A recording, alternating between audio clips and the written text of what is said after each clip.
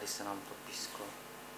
Šup, šup, šup. Tak, zpětná vazba odfiltrovaná. Jo, takže... 1, 2, 3, dobrý den, zdravím vás. 1, 2, 3, dobrý den.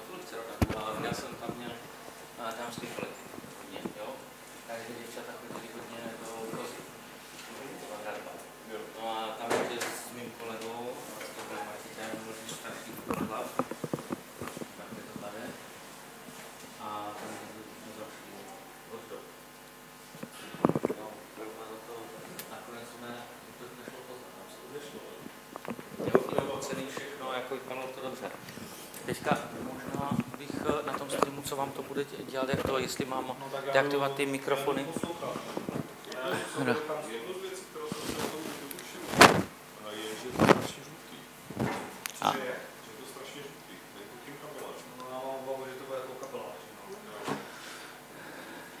Jo, máte pryč kabel. Tak dlouhý tam, ale teďka nemám. Teďka jsem dal 5metrovku a optiku nemám. A používáte optiku, nebo? Jo, tak si pořiďte optický. Ten jako není tak náchylný na některé věci.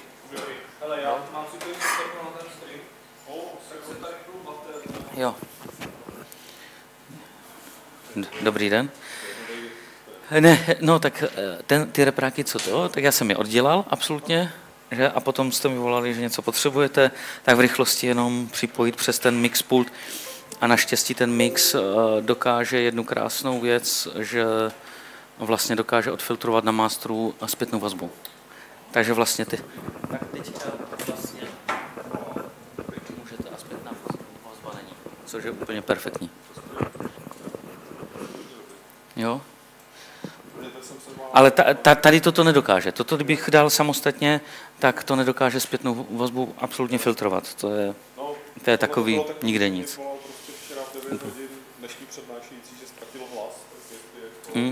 Tak uvidíme, jak to bude. Já ještě ráno jsem byl, malinko jsem pořešil ty mikrofony do sluchátek, abych si to pustil. Včera jsem tam slyšel, ono se nezdá, ono to i tu klimu bere. Jo, je tam slyšet mírně. Ano. Je to slyšet kompletně. V místnosti to bylo slyšet hodně a speciálně ta Alpha, která přetášela jako poslední, tak tam měla nejtěžší hlas a tam se jak jste mluvil teď o tom masteru a vazbě, tak krásně. Jo, super. No. No já jsem nezapnul video, Baterky jsou ještě pořád na plnou. Ne, já jsem je vyměnil. Jo, vy jste já jsem je vyzapnul, a když jsem tam dal nový, tak se to zapnul. Jo? Tak super.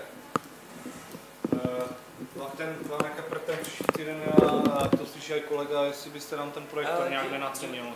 Jo, tak to se podívám, teďka záleží, co tady budete chtít. No tohle, potřebujeme využít celou tu obrazovku. Celý to plátno. No a teďka záleží, svítí semka, světlo, tak teoreticky ten laserák, my jsme to měli za dobré peníze a tam se to koupilo něco kolem 40 bez daně, jo, a plus jiný ale držák, protože tady ten už to nedrží, jo, protože tady to je tak na těch 4,5 kg. Musíme 100% dát, protože já pomocí softwaru potom počítám na vzdálenost, protože vezmu si rozměr plátna, projektor, jaký typ a na základě toho to musíme stejně celý posunout. S tím, že bych vám to na základě toho zredukoval, protože on už má HD-based, takže bych tam přišel HD-based konvertor. a hnali bychom to týpkem. Není rozpočet, jo, zatím, takže my bychom potřebovali od vás teď jenom kalkulaci. Kalkulaci, jo, já vám dám to, pokud všechno bude v dobrým, tak má být v květnu rozpočet. A teďka se vás zeptám, chodíte sem i s notebookem, promítáte? To znamená, že to, co na všech učebnách, takže HDBaseT konvertor a switch. Jo, asi to uděláme tak, jak to máte na učebně, my tady máme prostě HDMI, switch a... A vy tady máte, takže... No, ale já jsem ochotný a jako klidně to zrušíme. Ne, ten HDMI switch, co tady máte, tak ten se dá důřit, na to jste takovali dobrý. No tak, že bychom to třeba i zařízli tak, jak je to v těch... Jo, tak když jste to chtěli tak... Já bych to chtěl už jako pěkně. Dobrý, hele, tak děkujeme moc zatím. Můžeme se teda domluvit, že byste nám ten reprák nakonec tady nechal do toho čtvrtka, nebo ho budete potřebovat? Ne, já ho nepotřebuju. Pak stačí jenom tady na boku to vypnout. Zase tady to vypnout. Tam akorát už jsou poslední baterky, to znamená, máte tak středu. Takže já myslím, že na baterky, jak jsi říkal, litiové. Vemte si, to jsou ty energizery litiovky. Jo, já si ženu. Protože tady to byly poslední. Oni mají nejdelší výdrž.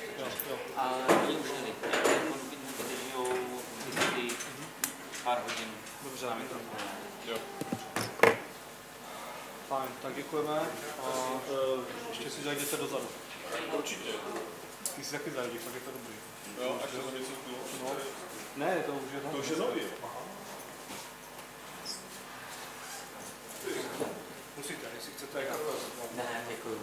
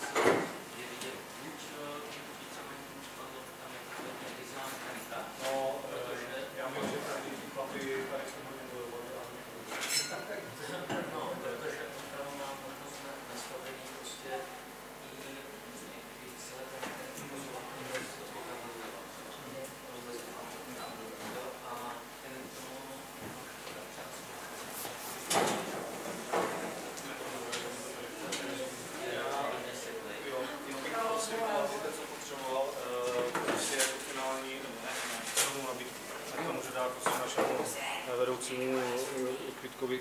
On pro nás má jako slabou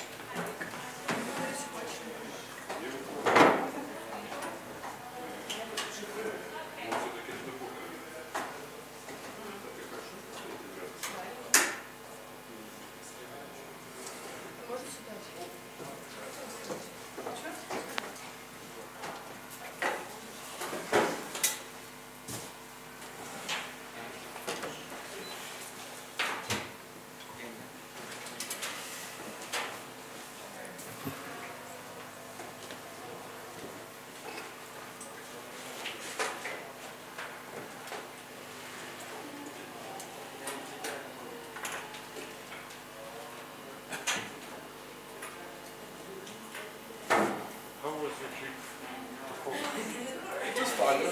I came back. It was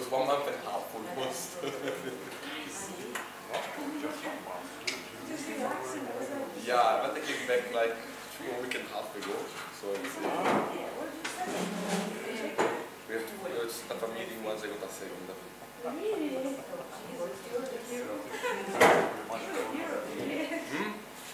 Give me the tip code. I was south, so I was the weird guy in t-shirt, everybody with cold. I was like, oh guys, it's fine. There are 15 degrees, it's more than summer.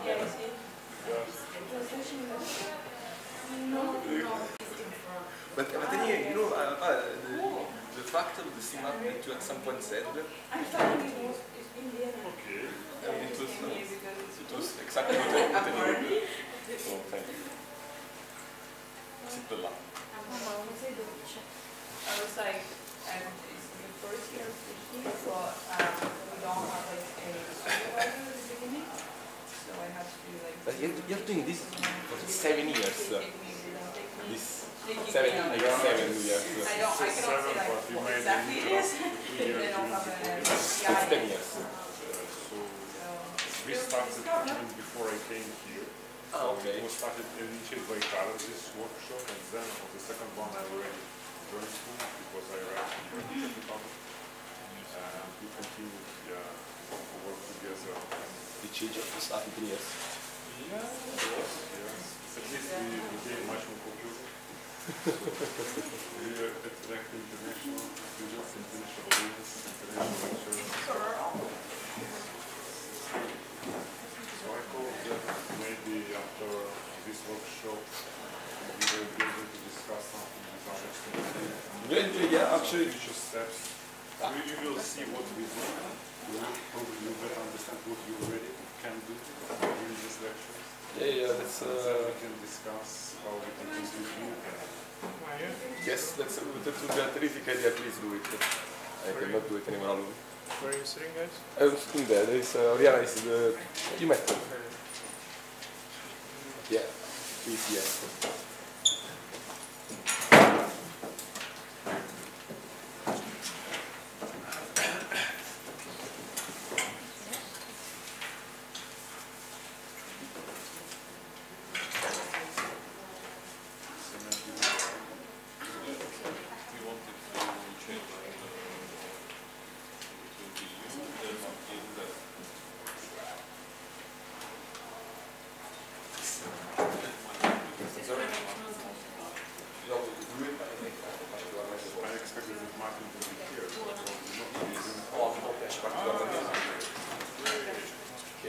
Che anche fatto pregiudizio. Právě.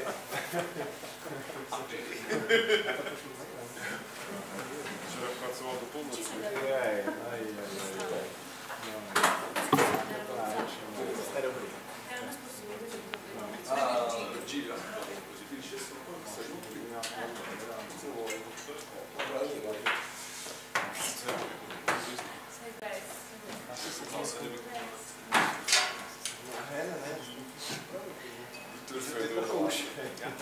Ok, tak to si dělám.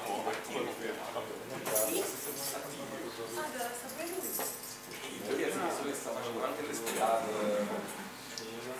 levare pulizio Hai applicato. no, perché Cash, ne? io da To se dozvíš, že budeš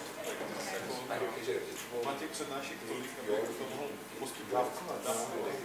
c'è da particolare cura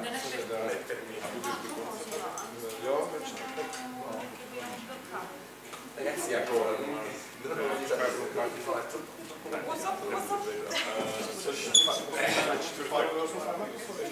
Jo, to fara kde to dělá to fara Já bych chtěl drápovat.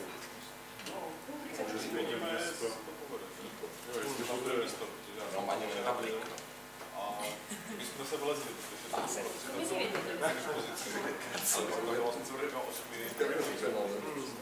Jo, ale profesory už naši čas.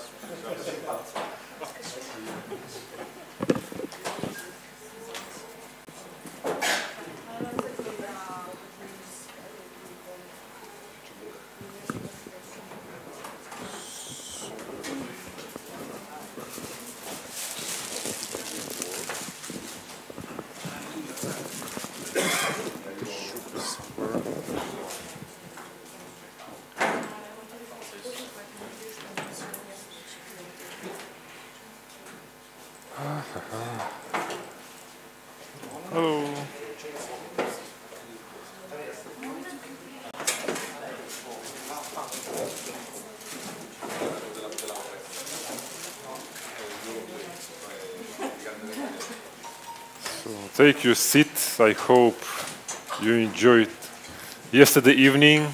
You are refreshed. So you will have enough power to survive this day. This is just the second day. So. This morning lecture will be about virtual screening. So I will just show some basic approaches, basic pipelines, what are available to discover primary hits.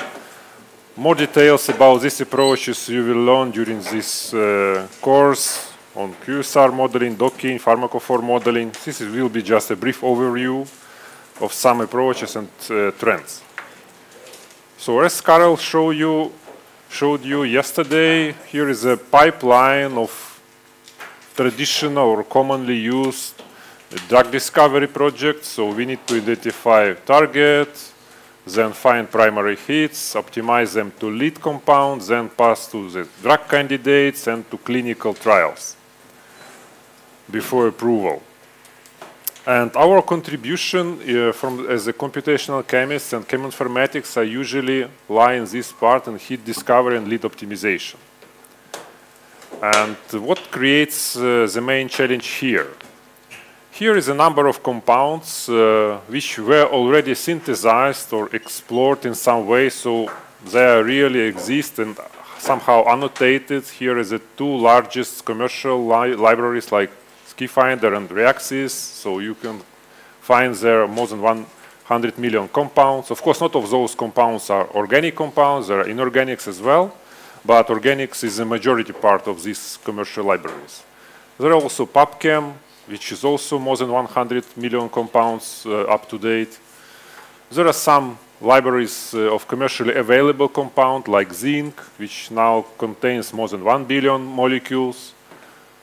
But this is still not the limit, and here is a virtually enumerated library, GDB17. So this is a compound with up to 17 heavy atoms, and they tried to enumerate them exhaustively, but they couldn't achieve this, so they had to apply some rules to shrink it, and they could enumerate already more than 100 billion compounds. But again, this is a large number, but it is not the final number as the size of a chemical space. Here you can see this GDB17. Here are some commercially available compounds from different vendors. Usually individual vendors propose you something like millions of compounds in stock, but they also can propose you some virtually enumerated libraries from which you can pick your compound, and they can be easily synthesized, those molecules, with a high probability to success. There are some virtual proprietary library, and up to date, the largest claimed virtual library has the size of 10 to the power 26. But even this really enormous library, which is very difficult to imagine, at least for me, it is still not that large as the whole drug-like chemical space, which we estimated as a 10 to the power 36. So, and this creates the main challenge. So we have to find something useful, hits in such a large chemical space. And how we can do this? There are some experimental techniques. For example, high throughput screening. It allows you to analyze and experimentally measure activity for up to 1 billion compounds, up to 1 million compounds. We also have such facilities, SciMTM. You will see this in the excursion on Wednesday, this facility. But it is relatively expensive. Okay, if the price for one compound is pretty low, it can be just $1. But if you need to test 1 million compounds, it already costs you $1 million. Because every compound tested individually in its own well, so it's a little bit costly. And sometimes it's difficult to tweak your assay to HTS conditions as well. So not every assays can be transferred to HTS, or this can be quite difficult procedure. Another approach, which is also experimentally based, is DNA-encoded library. I won't go into much details, but what was important, it allows you to test billions of compounds simultaneously. The major advantage is that it is like a combinatorial library, so you can test all molecules in a single vial. So you don't need 1 billion vials on plates. So this is just a single vial.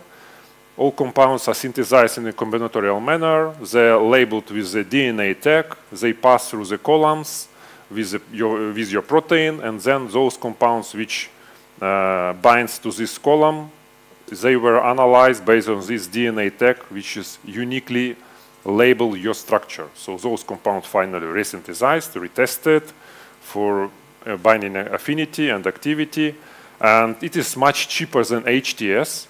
But again, not all reactions can be adopted to conditions of DNA-encoded libraries, so not every reactions can be performed because you have this DNA tag which can be fragile in some conditions. So not every reactions can be applied in this case. And here, some virtual screening techniques may help because they can pass much more compounds. Today, the trillion of compounds, I believe, can be somehow investigated in this way. Virtual screening, it's very cheap, it's very fast, but the output is very noisy, so the accuracy of those techniques are not so perfect. That's why the major goal is just to improve the hit rate of the final outcome. But it is very promising and they are widely used. Here is a major concept of a virtual screening of all kinds of virtual screening. So here we have some list of compounds and we assign them some scores. This can be docking score, pharmacophore fitness, QSR prediction, or something else, similarity search, whatever. It doesn't matter. So the idea is that we have compounds, we assign some scores, and then we rank all those compounds according to this score. And in blue, I highlighted active molecules. And the idea of virtual screening is to discriminate those actives and inactives based on this score.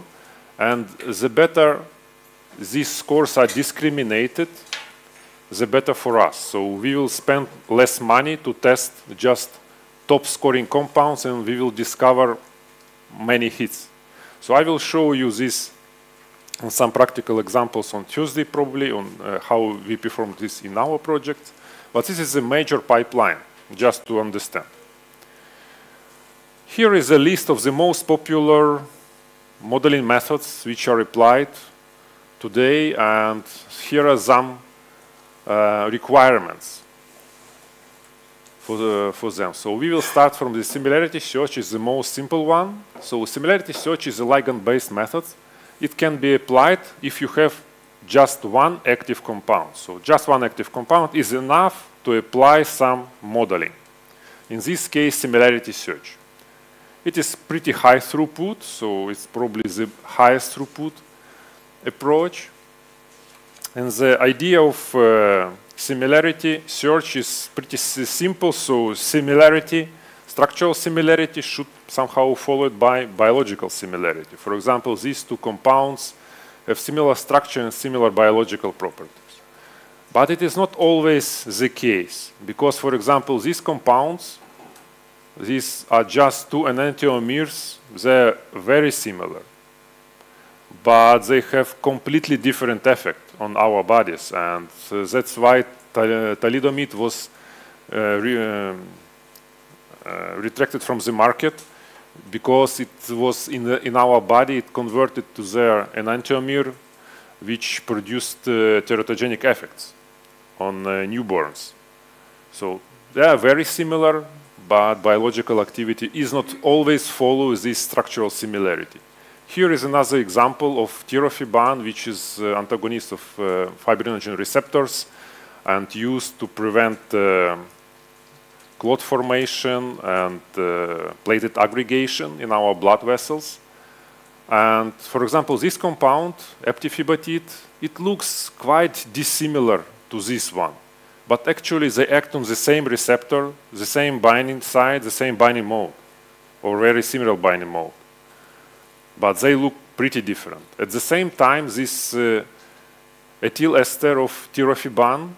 When researchers try to discover some prodrug, they try to synthesize these ester derivatives, and they found that first it was inactive itself, and the second it produced some severe side effects. So it was withdrawn from the further research.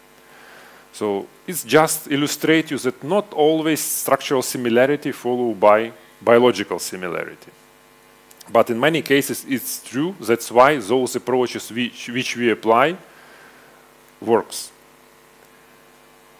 Here is just few examples. So we can, to perform similarity search, we can represent our molecule in different ways. This could be structural fingerprints, structural keys, or shape of a molecule in 3D space, so different representations. And then we can calculate the measure of similarity to our template molecule, using again multiple different measures of similarity: Tanimoto, dice, Euclidean distance, and so on. So I will not go into much details. I just want to show you that it's important for your projects which type of a fingerprint to choose and which type of a similarity to use, because here is an example, 3 molecules. Here is a template molecule aspirin, and we used 3 different fingerprints: atom pairs, Morgan fingerprints, and feature-based Morgan fingerprints.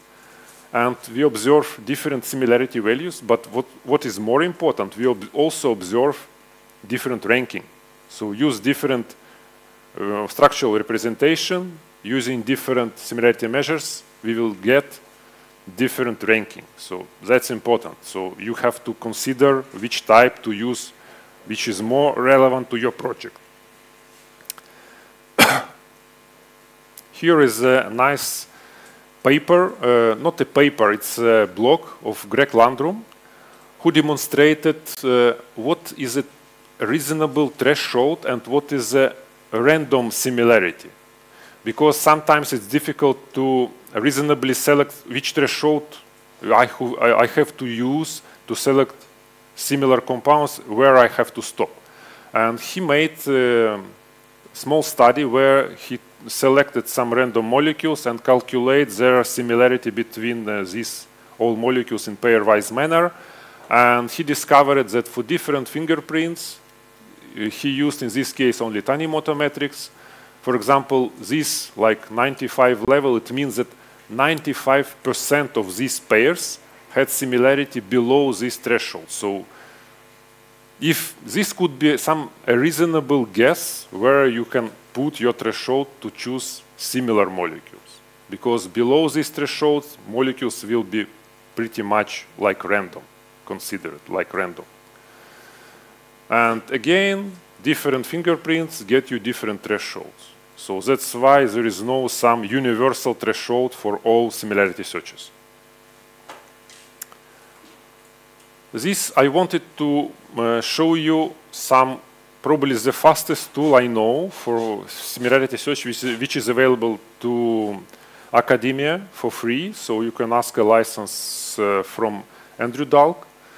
This ChemFP project is it supported multiple fingerprints, RDK, CDK, and so on. They provide similarity search in an extremely fast manner. In my experience, we use this, and for 200 million molecules, the similarity search takes just few seconds. So it even does not require some supercomputers with hundreds of CPUs or GPUs. So it was designed in a very clever manner, programmed, and it is extremely fast. So if you want to search really large libraries, you can split it on chunks and then search in these chunks, and it will take just a few seconds. Yeah. Is it like a library for Python, I suppose, or it's a software on its own, and how easy it is to use and implement? It has both. So it can be used from the command line, but it can be used from the Python as well. Yeah, thanks. So I think it's a really great tool. But it is not an open source, but it is free for academics. And here is just one of examples how the similarity search was applied in real projects. So researchers tried to find the agonist of CCR5 receptor. So they had these molecules as a template, as a starting one. Then they used feature-based Morgan fingerprints, screened 60,000 commercially available compounds, selected 100 molecules, which were tested, and they discovered 2 compounds which had higher activity than the reference one. Not that much higher, but at least a little bit. What to show here is that, okay, similarity search couldn't find something highly active molecule, but it is still useful to find some analogs. The disadvantage could be is that, for example, this molecule has a lot of common with this template. So it's not always possible to go too far from your initial compound, because here you can see some structural motifs which is available here as well. So they're just differently decorated. This also can be an issue if you want to patent your molecule, because in this case, if you have common scaffold, it will be more difficult to patent such compounds. But it is still useful, since it requires just one active compound. And it is extremely fast, extremely convenient. And yeah, as I told you, the results can depend on the descriptor chosen and similarity measure chosen. Okay, so the next is the pharmacophore search.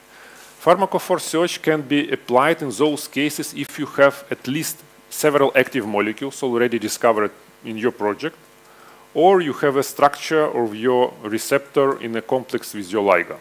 So pharmacophore search can be applied in ligand-based and structure-based scenarios. Here are just few examples of early pharmacophore models.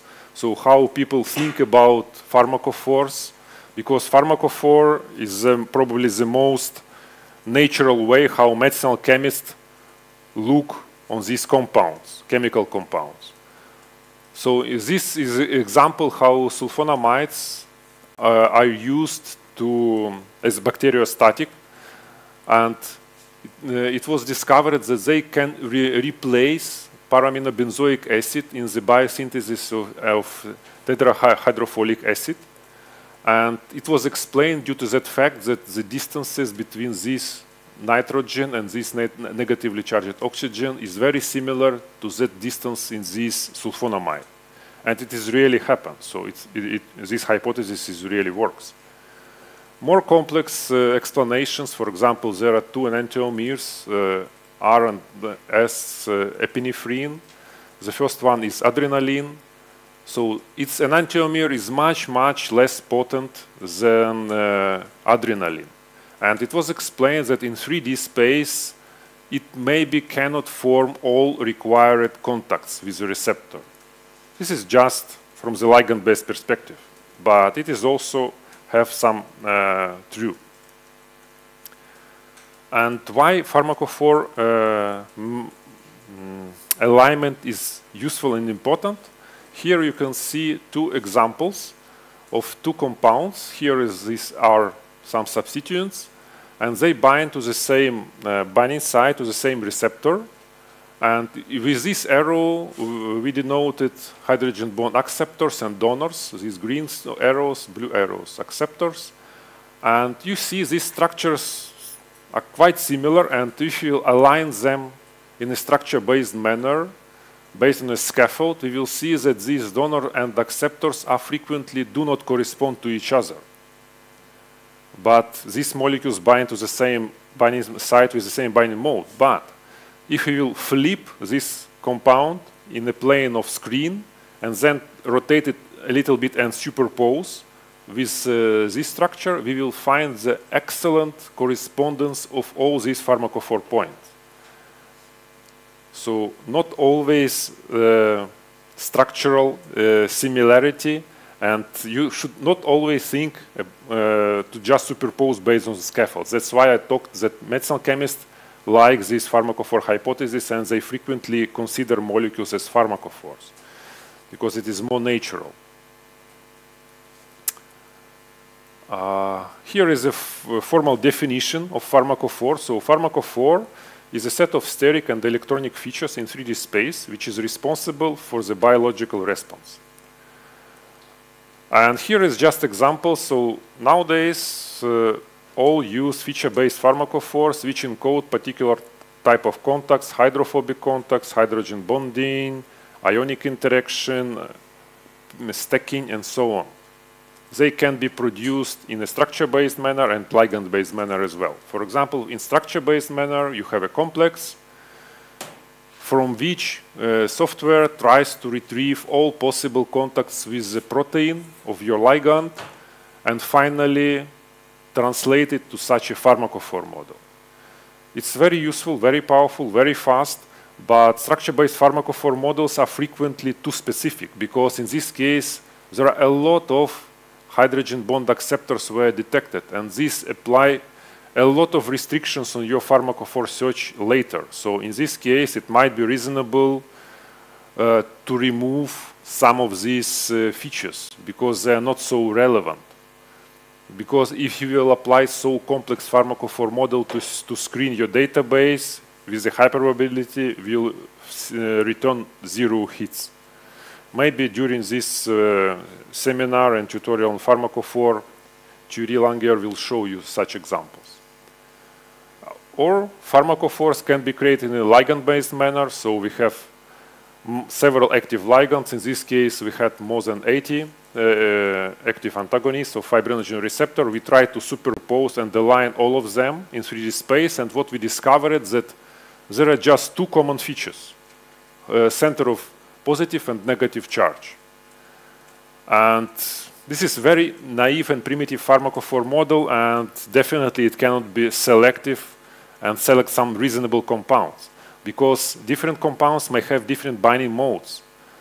That's why it may be more reasonable to analyze them separately, compounds with different binding modes. That's why we clustered all these starting molecules on different clusters based on their pharmacophore representation, and then we built pharmacophores for individual subsets of molecules, and we already observe more complex pharmacophores, not so trivial ones.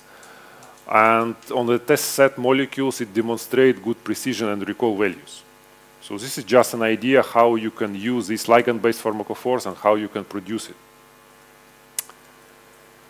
Pharmacophores can be also applied to analyze your MD trajectories. And it can be enhanced by MD simulations as well. Because during the simulation, you have multiple snapshots. And from each snapshot, you can retrieve a pharmacophore model. And then we proposed certain 3D pharmacophore hashes to quickly identify redundant pharmacophores, which are pretty similar or identical. And then we can reduce this set of pharmacophores, which can be thousands and dozens of thousands pharmacophores, to the non-redundant representative subset of pharmacophore model. And then we can match our compound of interest from the chemical library, how well it matches these pharmacophore models. And there are 2 scoring approaches. For example, you can count the number of pharmacophore models which were matched by a particular compound and calculate so-called common hit approach score, again proposed by Thierry Langer. Or we proposed an alternative way, so we can count how many conformers of your molecule satisfy at least one pharmacophore from this representative subset of pharmacophore models. And in this case, our idea was that the better flexibility of ligand satisfies the flexibility of a protein. So if all conformers of ligand satisfy at least some conformation of a protein, binding entropy would be more favorable in this case. So it will the ligand will lose less degrees of freedom upon binding. We demonstrated this in some prospective validation study. Unfortunately, I cannot show these results for you because we are still waiting for a patent application issue. But pharmacophore models in generally is very powerful to perform scaffold hopping and discover really new compounds. Here is one of such examples. These are peptide, which is a potent vasoconstrictor, and researchers try to find some synthetic molecules because with peptides it's more difficult to work and it's more difficult to approve them as a drug because there are questions about bioavailability, stability, and so on. So what they did, they replace all residues with alanine sequentially to identify the most important residues, and they finally identify this tripeptide chain is the most important for binding and for biological response. Then they performed they performed NMR to understand the geometry and restrictions of this cyclopeptide. Further, they use these restrictions to perform MD simulations, and from MD simulations, they proposed a 3-point pharmacophore model, which is quite simple. And they applied this 3-point pharmacophore model to search a commercial library of compounds. They found 500 hits, which were selected, purchased, and tested. And they were able to find this molecule, which nicely satisfies this pharmacophore model with a pretty high activity value. And the scaffold is completely different. So pharmacophore model is quite abstract representation, which allows you to change your structure completely and discover something completely new. Yeah, please. Yes. How does the NMR helps to understand the restrictions if it's like in a liquid, it will rotate over time? It may happen, but since these are cyclopeptide, you will see some preferable conformation. So it's not so flexible. So that's why it is possible. Okay. So you will see some high occupancy of particular conformers. Yeah, for example, linear peptide, it can be more difficult. But again, if this peptide is very long, it can create some secondary structure, which is also stabilizes structure even in water medium. And this can be discovered by NMR. So here are some conclusions regarding pharmacophore. The pharmacophore search is very fast. It's very universal from my point of view and from my perspective of medicinal chemists. But it gives you just a qualitative output. So it can say you that this molecule is active or not active, but it cannot say that, okay, this is a highly active molecule, this is a moderate one, this is a weak one. So it doesn't discriminate this activity level. And pharmacophores can be used to scaffold hopping, as I showed you in this example. So you can discover something completely new. Okay, so now machine learning. These approaches can be applied if we know some actives and inactive already. And we can train some statistical model or machine learning model which binds activity with a structure. So activity is a function of a structure. But usually in a commonly used or previously used before the deep learning era, approaches, the structure is represented by some numbers. So every line is an individual molecule encoded by some sort of descriptors. So we encode structure and then map these descriptors to the activity value. So here is how it looks like. So we have a structure, translate it into the number, and find the correlation with our endpoint values to build a model.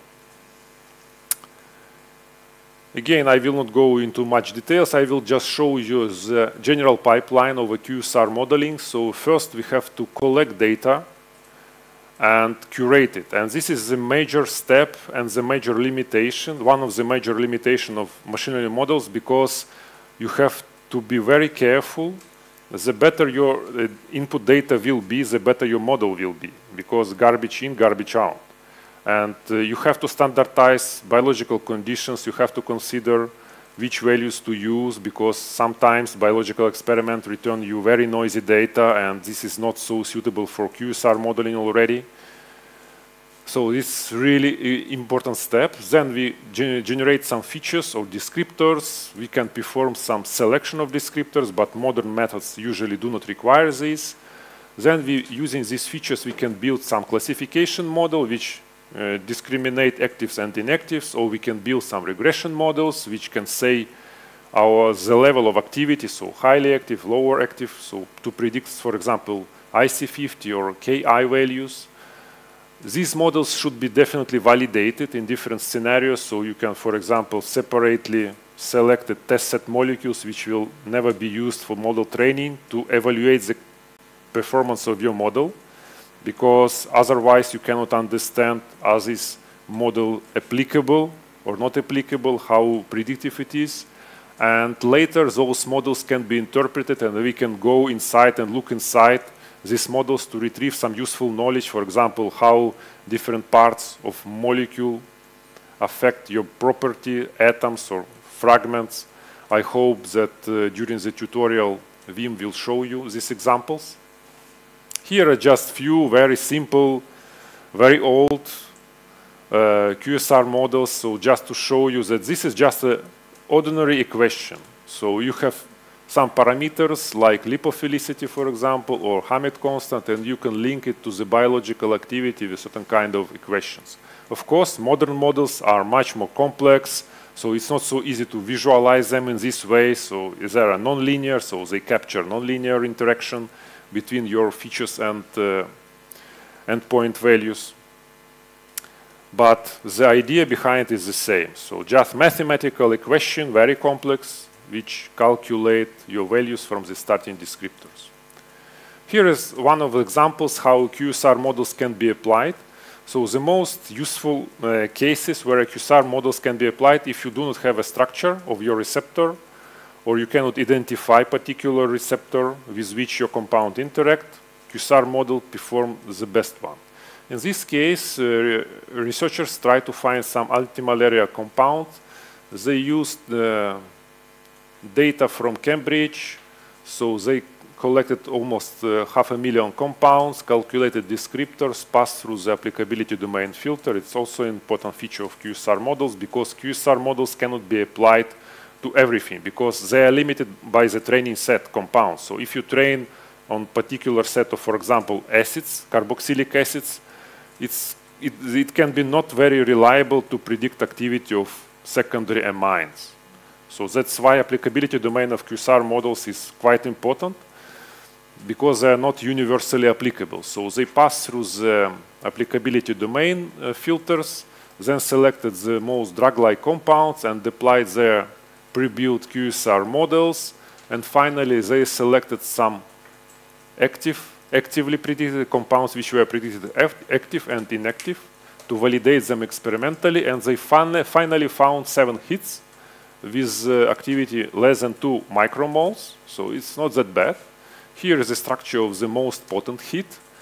The issue here in the QSR modeling is that novelty of compounds can be not so large, because you can reliably predict molecules which is pretty similar to your training set data. That's why sometimes you can have an issue with the novelty of compounds. And in this case, they demonstrated, they calculate similarity measure using the max structural keys and Tanimoto coefficients. They show this distribution of similarity. It is pretty high, so that's why it can be issue of some novelty of those compounds. Authors claimed that their compounds are quite novel, but in general, there can be questions to novelty of these compounds. Just to consider this when you apply your QSR model to some real studies. But QSR models is very great to design or find some close analogs and arrange them, rank them, and select the most promising ones. So this is the best scenario to apply QSR modeling. So they're also very fast, so they can process millions and even billions of compounds if necessary. And the last one is molecular docking. So this can be applied if you have a structure of a receptor. With ligand or without ligand, it doesn't matter. So if you have a 3D structure of a protein, you can apply structure-based approach, molecular docking. This structure can be taken from the AlphaFold. I personally do not see much more advantages and performance, but Karel told that he already read some papers where AlphaFold was successfully used for molecular docking, so I think that's possible. Just roughly, that molecular docking there are two major outcomes. So it predicts the pose, so the conformation of a ligand in a binding state to our protein, and it predicts also the score, so the energy with which ligand binds to this protein. Docking is very complex because it's like a puzzle. So you have very complex shapes and you have find the complementarity between these shapes. And complexity increases because all those molecules, I mean protein and the ligand, are flexible. So they move all the time. So you have to consider this. There are also some induced fit issues because protein can adopt particular ligand in a specific manner, and you will observe some specific conformation which will never be observed before. It also occurs in solvent media, so there are water molecules which also affect you a lot binding, because your ligand should be desolvated, binding site should be desolvated, then binding happens, and the complex is again solvated. So this can also increase the complexity. It is very difficult to evaluate entropic factor in docking. So we can nicely predict enthalpy of binding, but very hard to predict entropy of binding. That's also add some noise to our models and to our approaches. So it's really complex. Here are just, so since we want to find pose and score, there are two main, how to say, part of a docking algorithm. So first one is the searching, how we conformationally sample molecules. The second one, how we score them. Docking can also take into consideration the flexibility of a ligand and the receptor. The most commonly used when we consider ligand is flexible and protein is rigid. It is somehow a trade-off between the very fast and very simple and slower and more complex approaches.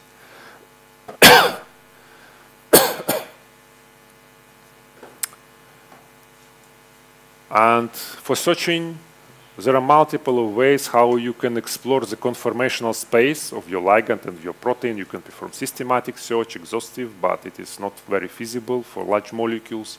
You can perform some incremental search, moving on some angle around rotatable bonds. You can apply some stochastic searches in different programs. They implemented different ways how to search this conformational space, but it is pretty important to do this efficiently, to search the conformational space and sample enough your ligands. There are different kinds of scoring functions. I will not stop on them in details. They do not include these modern deep learning approaches because from my point of view, they belongs to this class of empirical scoring functions because you train your scoring functions on the previously available data of complexes and affinity of your compounds. You just apply more sophisticated ways how you find the correlation between the 3D structure of a complex and the affinity.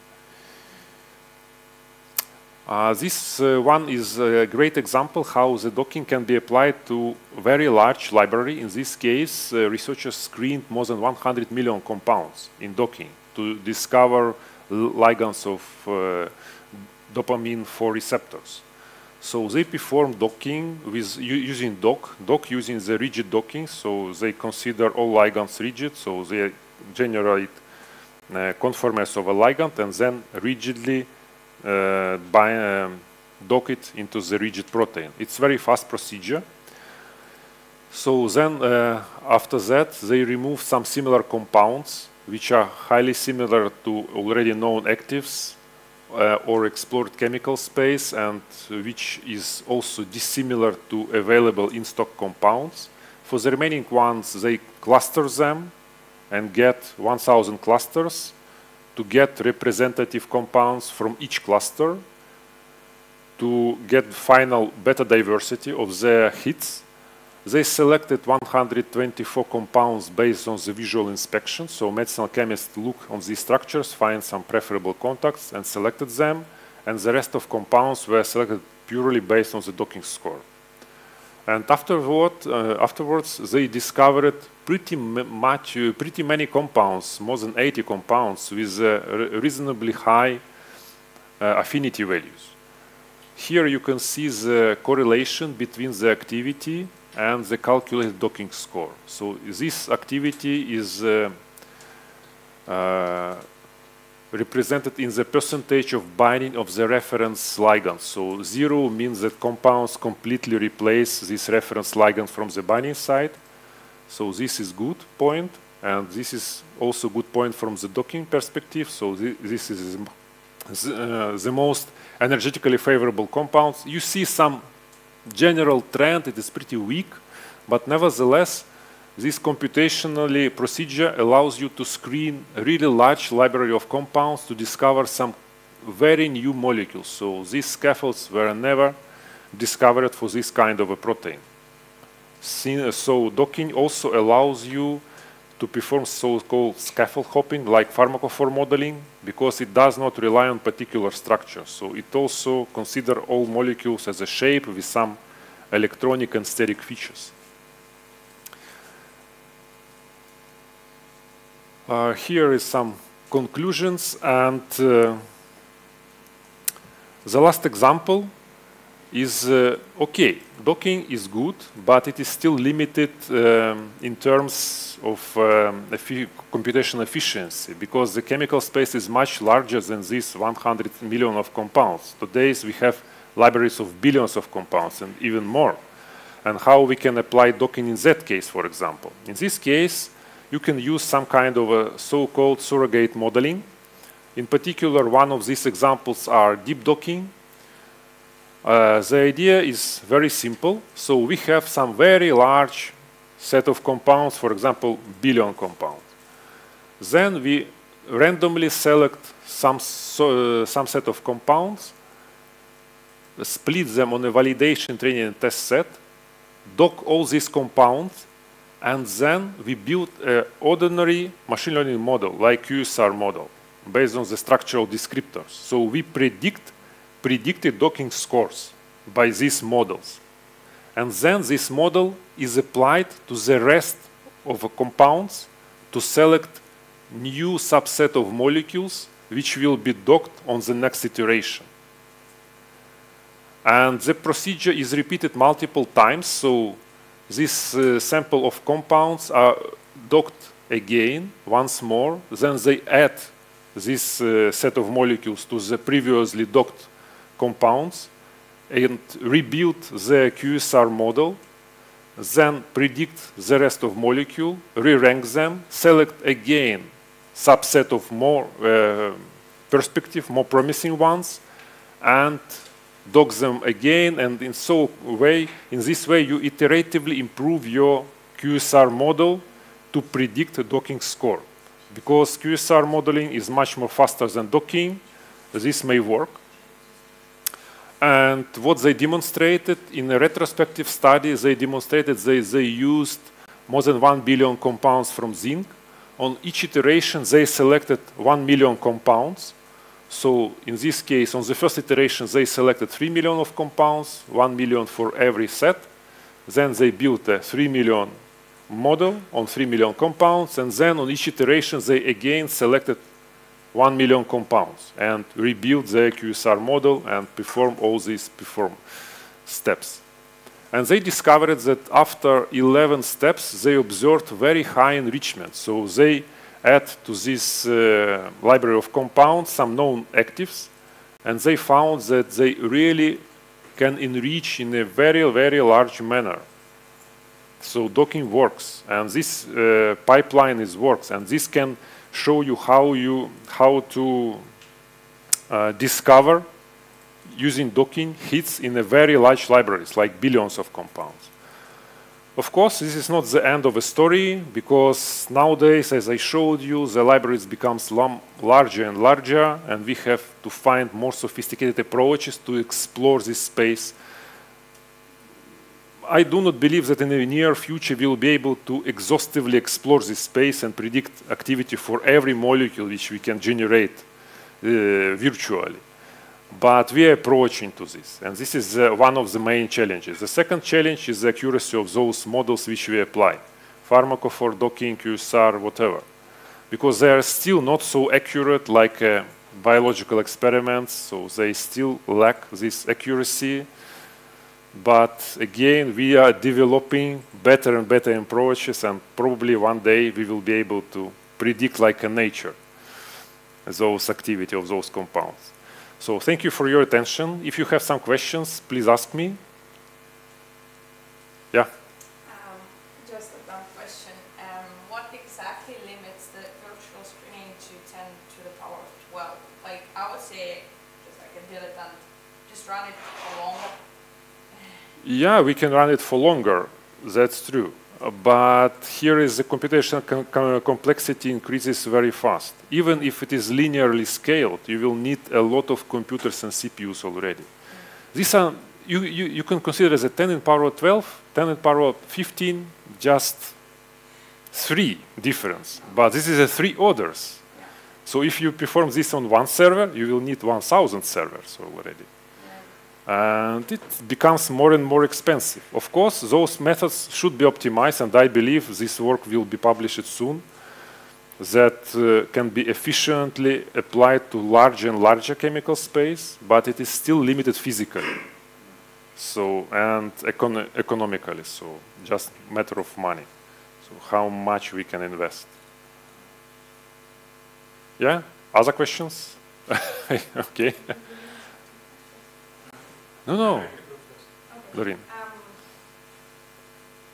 I was thinking if during this filtering you narrow and narrow space of the molecules more and more.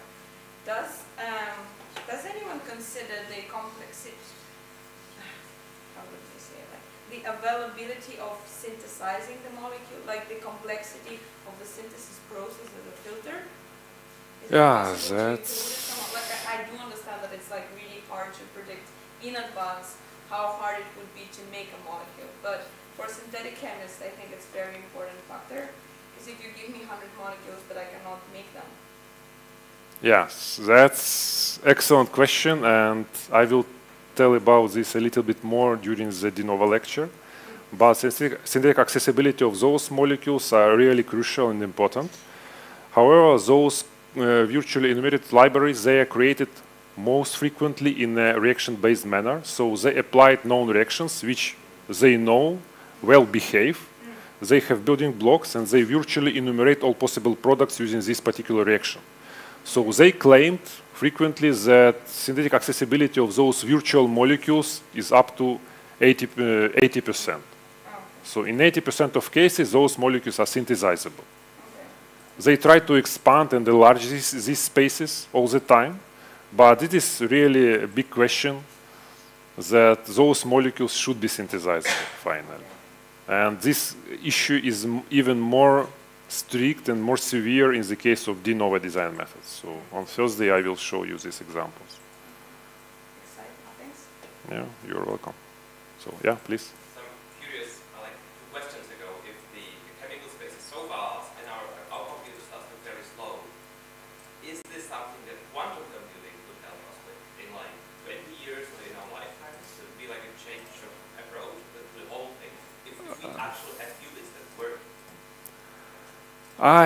I would say that it will not enough, because if you will, we made this calculation with my colleagues, how much computational power will be required even to store these molecules.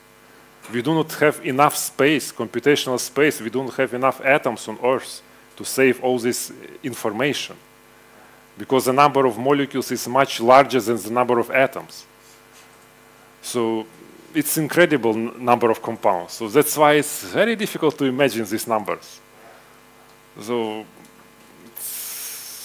even if you will do this extremely fast, less than 1 second per molecule, millisecond per molecule, if you will apply all these supercomputers which are available, it will not be enough to achieve in some reasonable time manner, like less than 100 years. It's amazing. But this is a challenge. Yeah, please. So that you run into obstacles with computational power and applying these modules on CPUs. Is there a possibility to use some of the new accelerators that are based on GPU architectures to speed up these calculations? In some cases it is possible, but not always, because it's a question of the architecture of the program, how to manage the memory. Maybe with new chips it will be more feasible. Currently it is not so frequently used, these GPU accelerators. In some cases, some commercial companies provide some products which use these GPUs, but actually the speed up usually not that much as expected. So it's not the orders of magnitudes. It's maybe one order of magnitude. So again, from the perspective of the size of the whole chemical space, it's not that much. So we need some really great advance in this field, something like 10 orders of magnitude. Then it will become really feasible for us to explore everything. Yeah.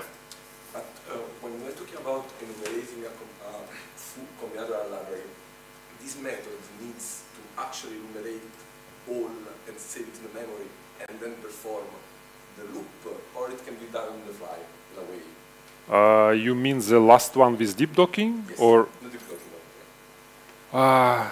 they applied this to pre-enumerated libraries, so they do not enumerate these compounds on the fly. But actually, yes, I think it is possible. So you can generate new compounds on the fly to predict on each iteration. They can be different every time, but this could be also a reasonable strategy.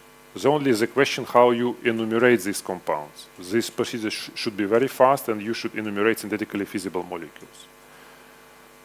But again, if we will use some reaction rules, maybe it will be more reasonable to apply already pre-enumerated libraries. But this idea is really good, in my opinion. So this can be applied. So this is very reasonable, I would say. But they didn't yet implement this. So you can be the first one. Next questions? No questions? I have a question about this scoring and ranking of the actives and inactives. When we rank them, are there some sophisticated methods to rank them even better, to filter out the inactives? When we set some threshold, there always be some inactives in our actives compounds, or we need to feed the scoring function explicitly for our project even better to do the ranking?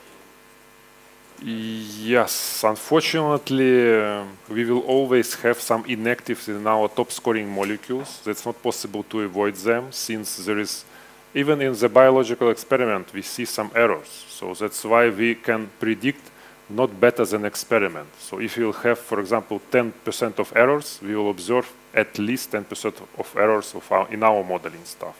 So that's why we cannot avoid them completely. But of course, for your particular project, you can build your particular model and tweak it better to get better hit rates. That's also possible. And validation actually is very important to apply all these methods. So if you will have some experimental data, you should validate your model before you apply it to trust it to better understand its applicability. But it is possible, of course, to make this on a project basis. So I think that we have to stop because, yeah, we're already a little bit late. So I pass the microphone to the next speaker.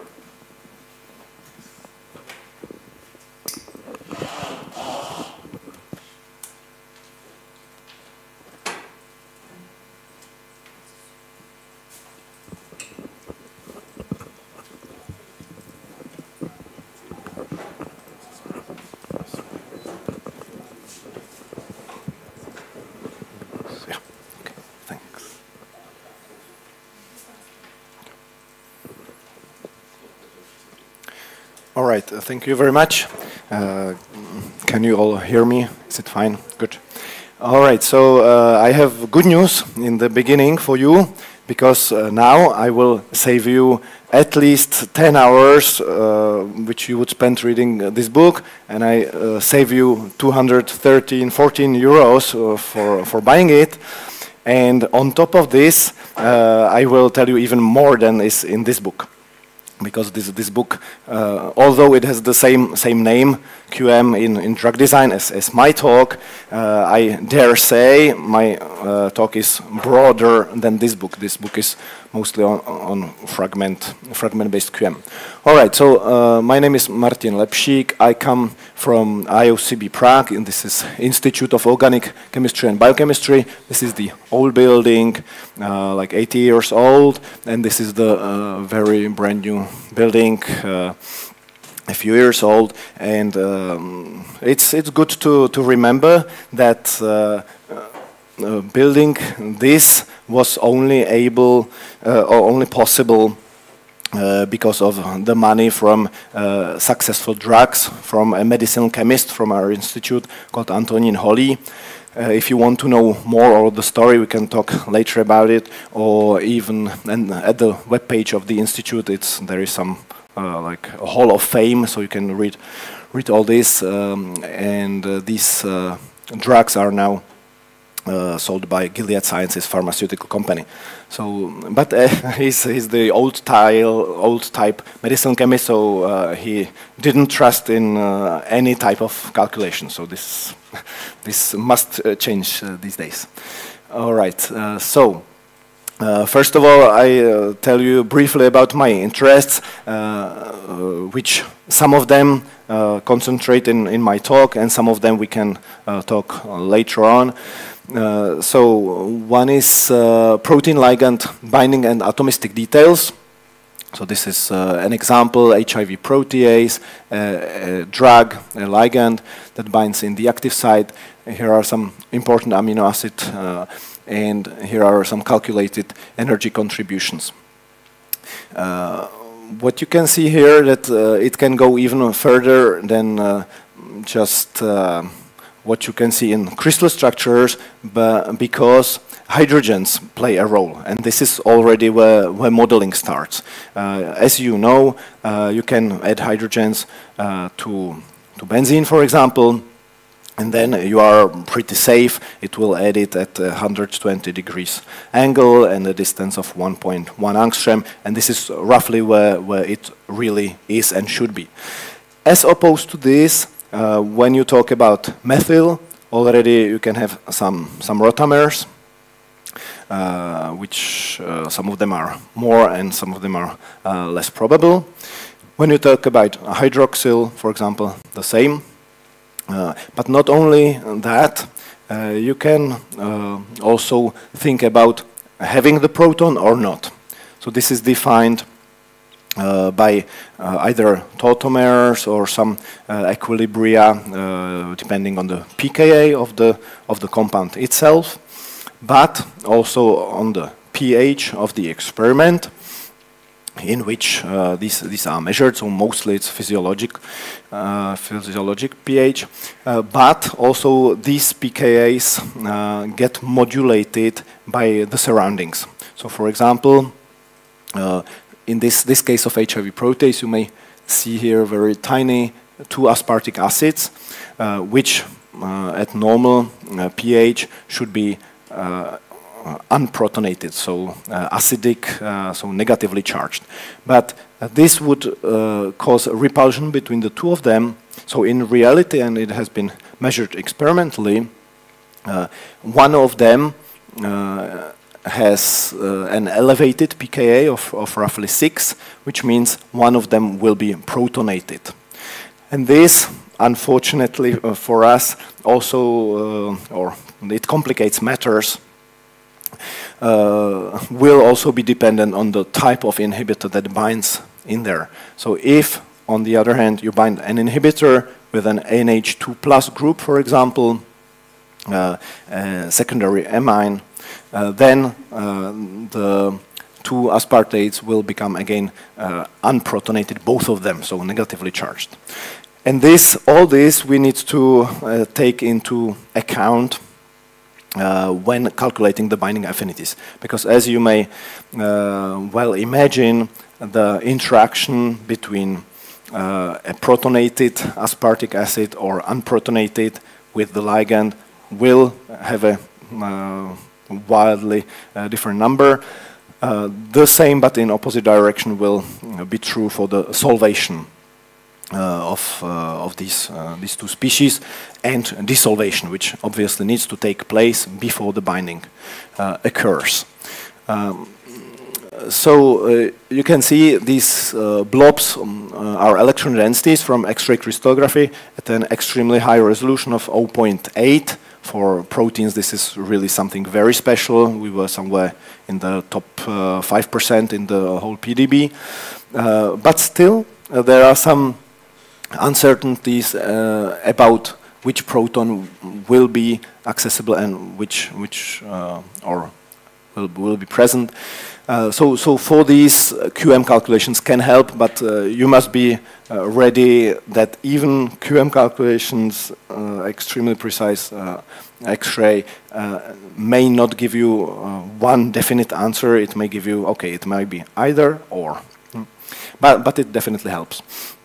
What is my next interest are non-classical, non-covalent interactions. You all know hydrogen bonding, and it's okay, everything is known about this, but also especially when you have some very strange compounds like this boron-based, there may become like hydridic hydrogens and so-called dihydrogen bonds. There may be some weak acceptors as pi electrons, etc. So this is a bit of a special area, but in other cases, as you will see, this happens with normal so-called ligands. The next and my major topic are semi-empirical quantum mechanical scoring. I will talk about this later in much details. But also I want to draw your attention that some quantum mechanical origin of the concept of partial charges, for example, even has bearings on classical molecular dynamics. In other words, what you use is fixed charges on individual atoms, partial charges. And as it is turning out, especially in highly charged species, as is, for example, like two cations in like calcium cations in the enzyme active site, such a description leads to in this case, over repulsion, so to say. So in this graph, you can see during 600 nanoseconds of molecular dynamics run, that normal 2+ charges of calciums will go in this black and red distances as opposed to the yellow crystallographic distance. And only the method of scaling these charges to something like 0.75 will give you this green and blue lines, which seem to be, which are in better correlation with experiment. I use these approaches also in some bigger receptors on membranes with huge ligands, so some parameterization of these for molecular dynamics, which again needs some quantum chemistry, the parameterization. So even when you go away from quantum mechanics to molecular dynamics, you say, okay, good, I'm in molecular mechanics, classical mechanics. There, as inputs, you definitely need quantum mechanics again. And the last topic that I will not talk about, but my postdoc Evgen Yurenko, who sits there and has a poster, so he will tell you about the poster if you wish, and Jiří Žák also has a poster on molecular dynamics in insulin analog and insulin receptors. And now let's get down to business. Quantum mechanics in drug design. So first I will talk about where it can be useful. Second, what are the advantages and limitations. Third, semi-empirical quantum mechanics method development. And the last will be SQM-based scoring function. Where can QM help in drug design? As you probably heard, there are two major areas. One is structure-based drug design, where we have the 3D structure of the receptor protein mostly, with the ligand or not. And the other area is ligand-based design, where we start with 2D structures and then already 3D structures of the ligands are modeled, and the receptor structure doesn't come in place. So in the structure-based drug design, as you saw with this one crystal structure, there maybe needed some QM calculations to distinguish which protons are there, but also about these different rotamers, tautomers. So QM is good in that if you use a robust enough method, you can trust the energies to within 1 kilocalorie, let's say. It's called the chemical accuracy, and thus you can distinguish which of the two tautomers, for example, will be present in solution and in the complex. Another thing is you can model the surroundings of metalloproteins or covalently bound ligands where general molecular mechanics methods fail. And that, again, you use in X-ray crystallographic refinement, because there are libraries for classical things, but once you get into slightly advanced things, you need quantum chemistry. And then the major area is hit identification via virtual screening, which entails docking first to get the structure of the complexes and scoring as a means of ranking the poses on one hand and the compounds on the other hand. And then obviously hit to lead, where you can propose some modifications which would give you better binding. Yeah, so docking scoring is there. I will talk about it. And for ligand-based drug design, QM is used in commercial packages also to determine partial charges on the ligands, which can further inform you about some electrostatic interactions. You can use QM to determine bioactive conformations, which you can rely upon. Obviously, you can use but then you never know whether they are accurate enough, so you anyway need QM for benchmarking. And also you can use them for PK prediction, which means like whether these will be protonated or not, the ligands. To set the stage for structure-based affinity prediction, we talked about scoring. So these are mostly data-driven approaches where standard scoring functions are very fast. As Pavel mentioned, Pavel went into the largest numbers possible in terms of compounds, so then you need to go to smallest times possible for evaluation of the energies. So they must be very fast, but due to this there are many approximations taken, and they cannot be accurate and thus reliable. Obviously machine learning models are kicking in the last years very much.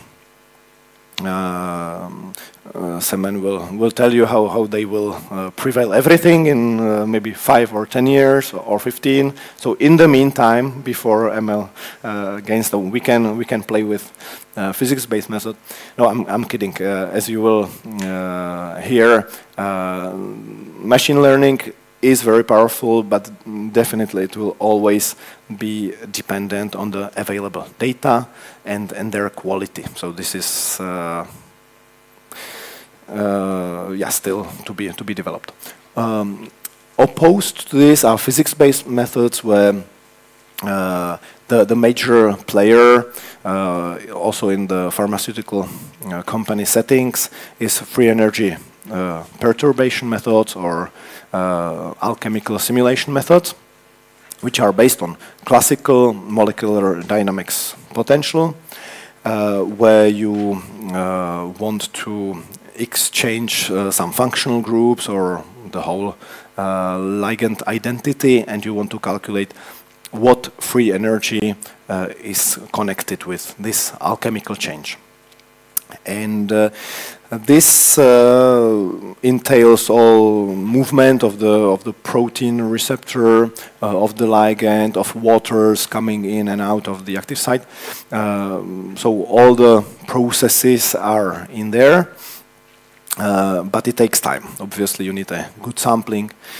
That's one thing, and the other thing, you mostly want to use GPUs, which make it available within few hours or days, but you are still dependent on the quality of the force field, mostly for your compounds. Protein force fields, one could say, it's a solved issue since 5 years. There is really not, at least for structured proteins, let's say, so there is not much to be developed further.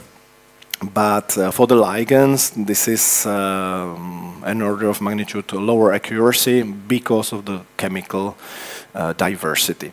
So this is an important direction. And then, like the real quantum mechanics is like DFT is kind of the golden standard for biomolecules, which is accurate, but it is slow. It would use tens of CPUs. It would take days, and there are limits due to the scaling in the size that you can treat. Yes. Functionals are good for biomolecules for these applications. Yeah. Good has several sides. One side is fast and the other side is accurate.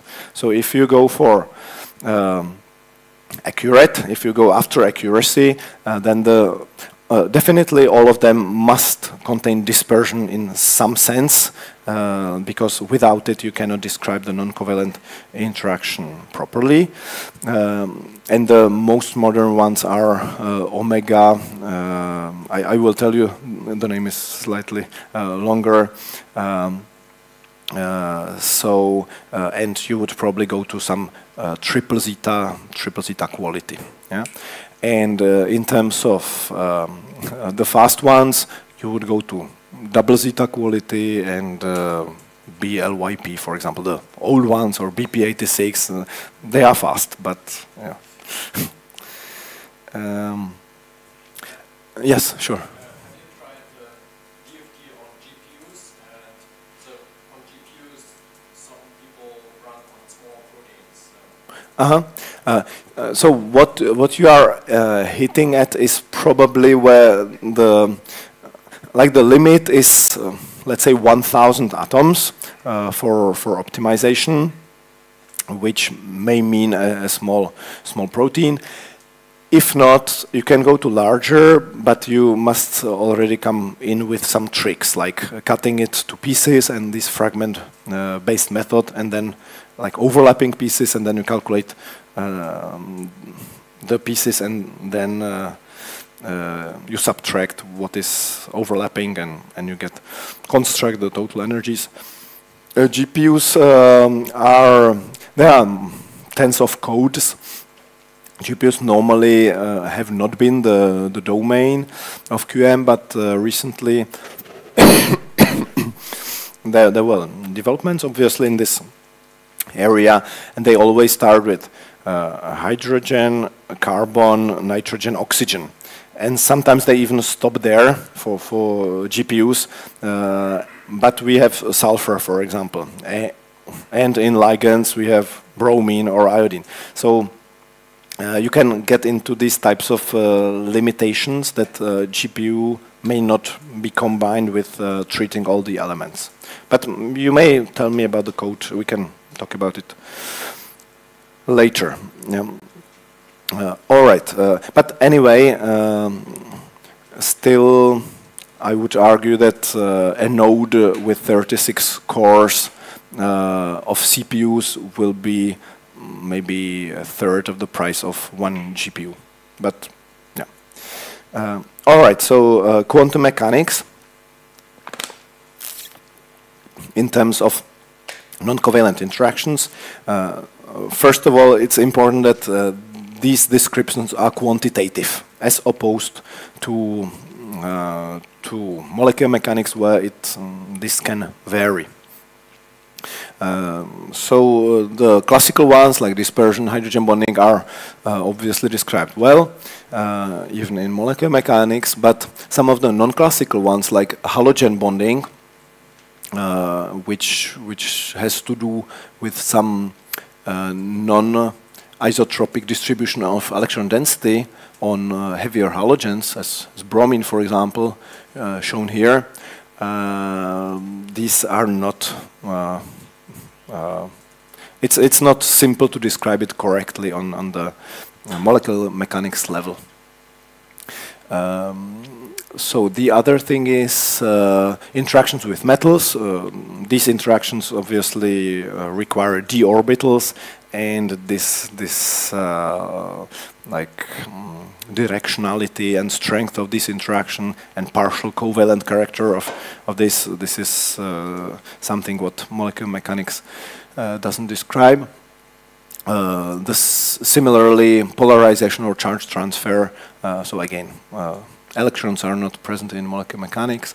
Covalent binding, the same, and it does happen in like few percent of the drugs. They are bound covalently, where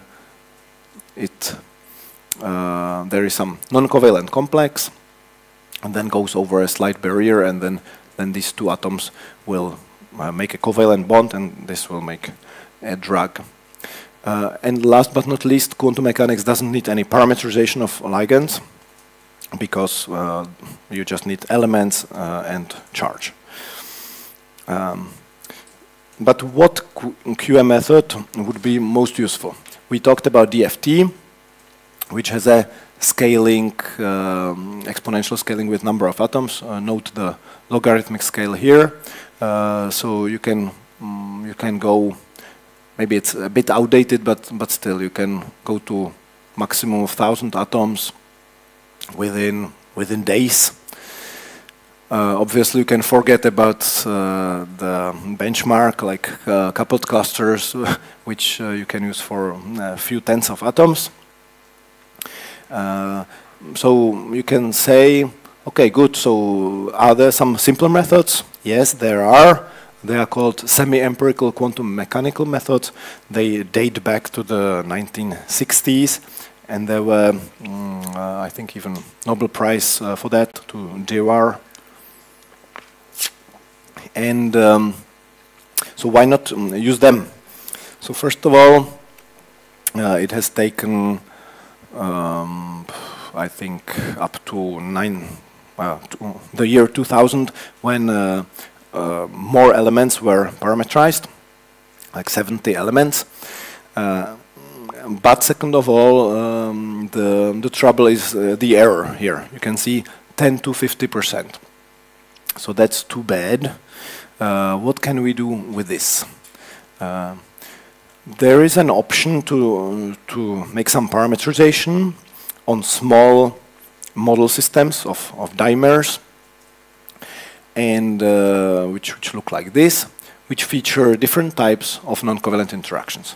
So you can see this methanol acetamide features an OHO hydrogen bond. This one is purely dispersion.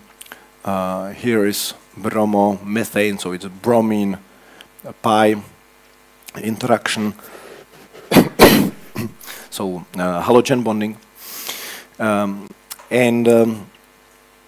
My colleague Jan Řezáč with my previous boss Pavel Hobza, they made this huge effort of more than 20,000 data points calculated at the most accurate coupled cluster level in complete basis set extrapolation, and then they saw the deficiencies in some semi-empirical QM methods and fitted the differences so that they obtained the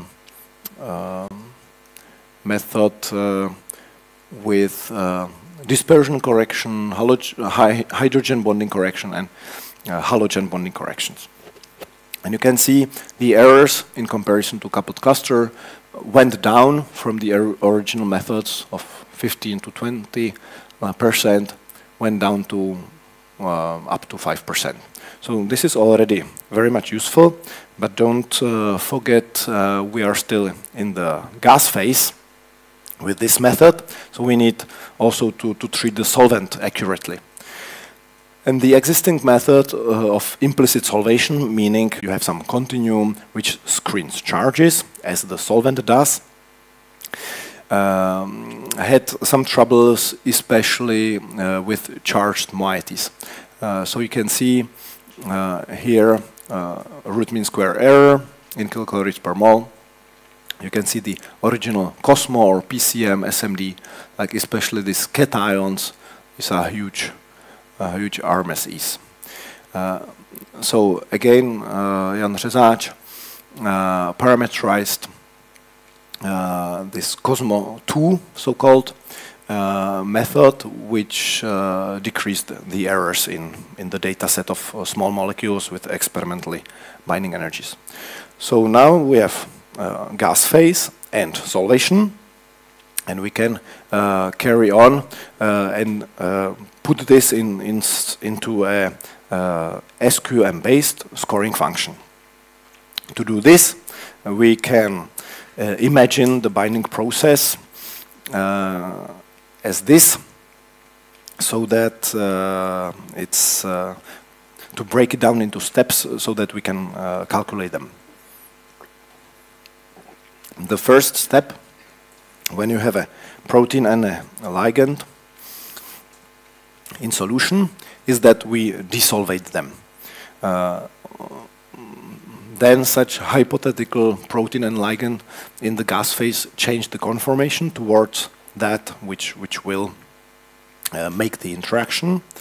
Then the complex is formed and the complex is resolvated. Obviously, this is not what happens in reality. You don't have a protein in the gas phase, although there are even conferences. There is a conference called Biomolecules in the Gas Phase, but this is something about mass spectroscopy, and this has nothing to do with drugs, really. And now that we have constructed these processes, we can see interactions in the gas phase.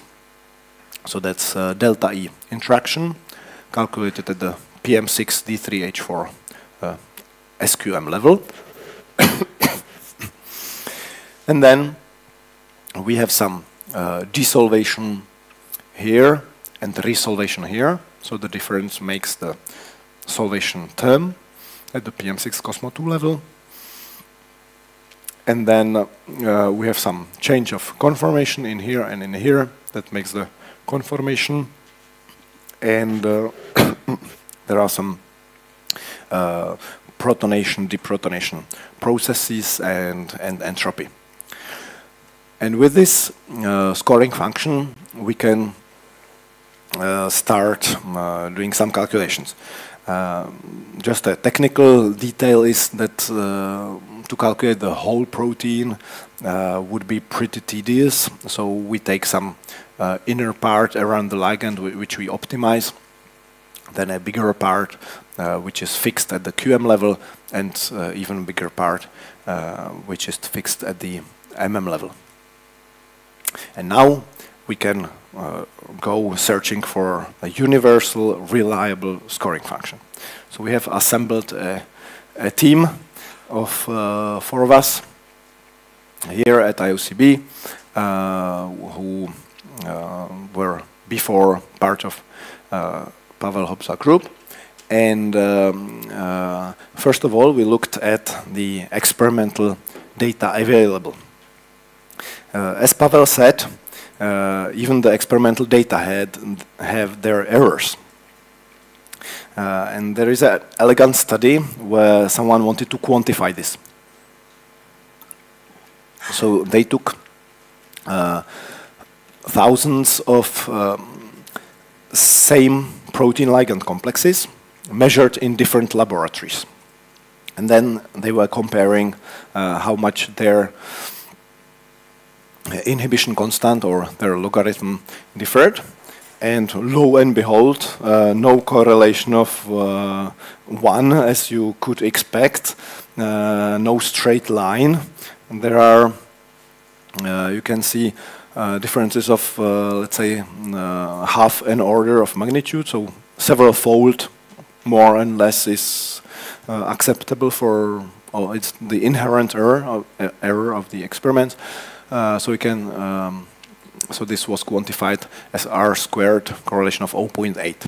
So as was mentioned, trying to train anything computationally, like to have 95% fit with the experiment is nonsense, because even the experiment is unreliable up to 0.8.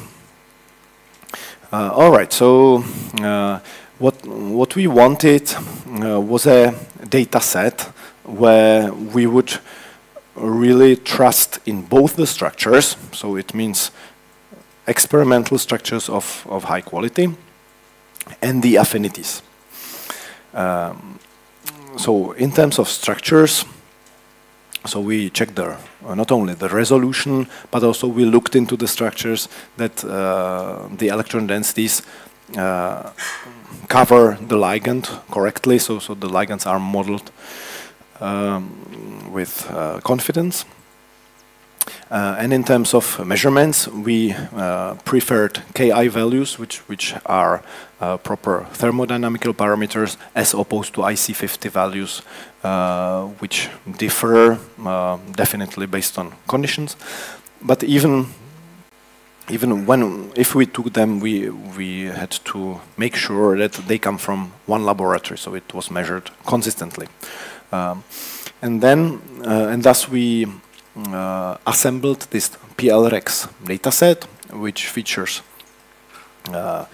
10 targets, each with at least 10 ligands, and you can see many crystals where we wanted to see that our scoring works for good reasons. So if it works, we wanted to make sure that it works for good reasons in terms of the structures. If you would like to use that data set for your calculations, it's possible to download it, even in terms of like with the hydrogens added and optimized via QM. And definitely we wanted to have a data set which would be difficult to see whether QM works. So on one hand, there are huge ligands with many rotatable bonds. On one hand, there are ligands bound through explicit water molecules present in the crystal structures. Also, we have ligands with bromines which bind through via halogen bonds to the protein. And also we have two metalloproteins where the ligand binds via zinc metal. We also rejected some systems when constructing the PLREX based on several criteria, wrong ligand conformations and maps in X-rays, only one X-ray, ligands replace some waters, also some which were very much flexible, so we cannot describe the dynamics with our method because it's an endpoint method. And as a first step, we wanted to compare to the existing scoring functions. We took this literature, let's say, tree or ranking of the scoring functions, and took some of those that were the best ones in the CAS-F 2016 challenge. these are assembled here as gray columns, and the R squared means the correlation with the experimental binding free energies derived from Ki values. Not surprisingly, these didn't score very well, and even the minimal values were quite low, so there were always at least one system which didn't work well. So this is average over the 10 targets and all the ligands, obviously. What you can see here,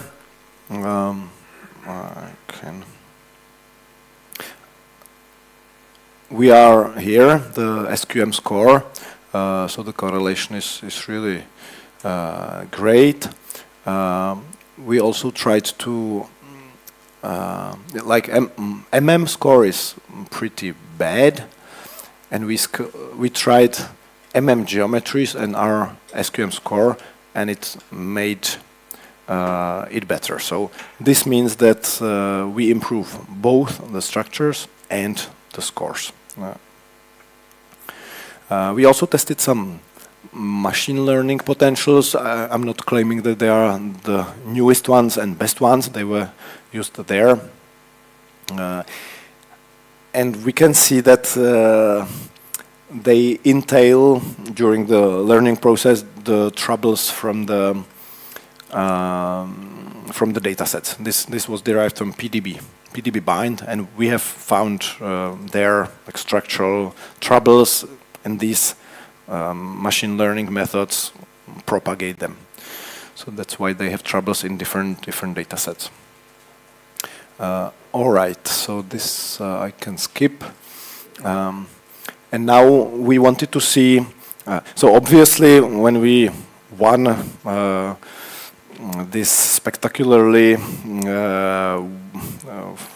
with something that gives you the score in 1 second, and we take half an hour, okay, it is not fair.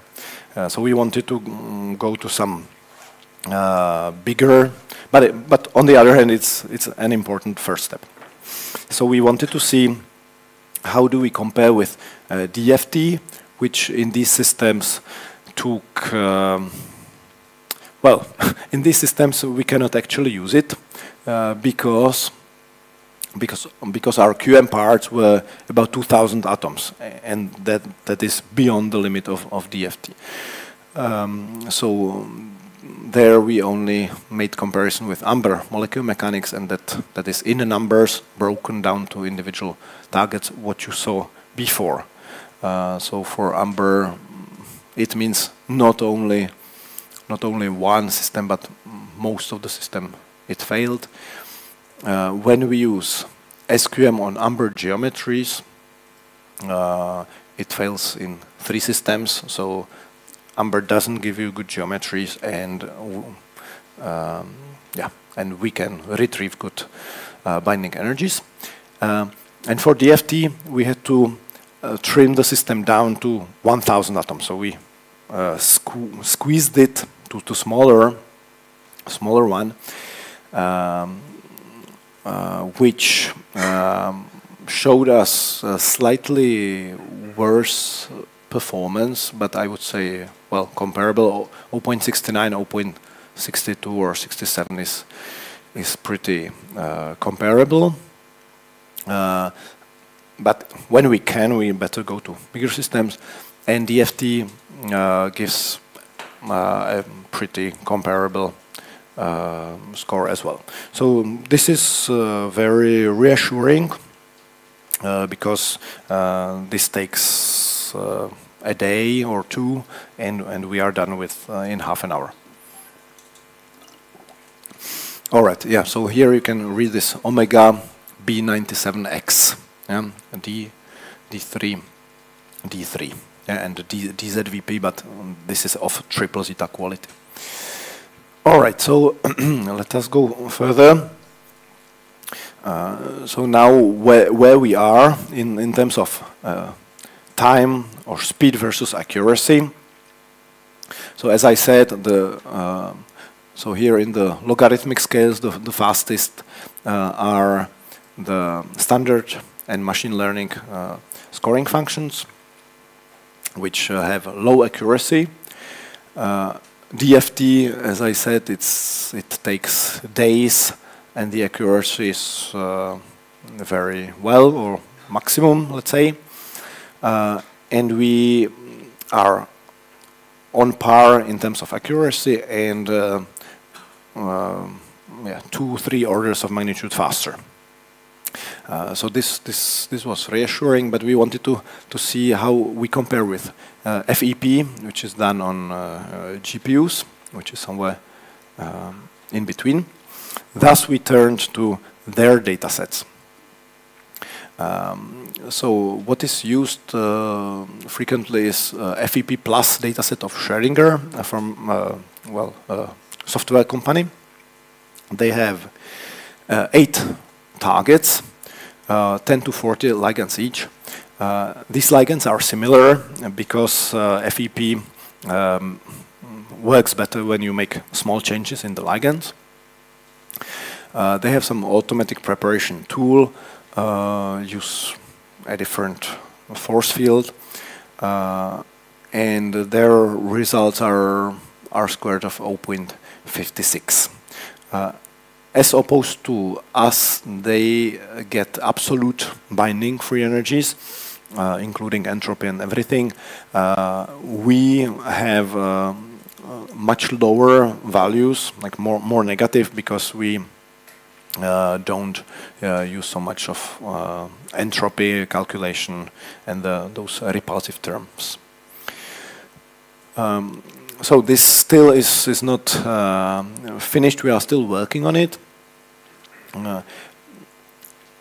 This is when we try to use FEP plus, or our colleague who is expert in FEP plus, he used it in our data set.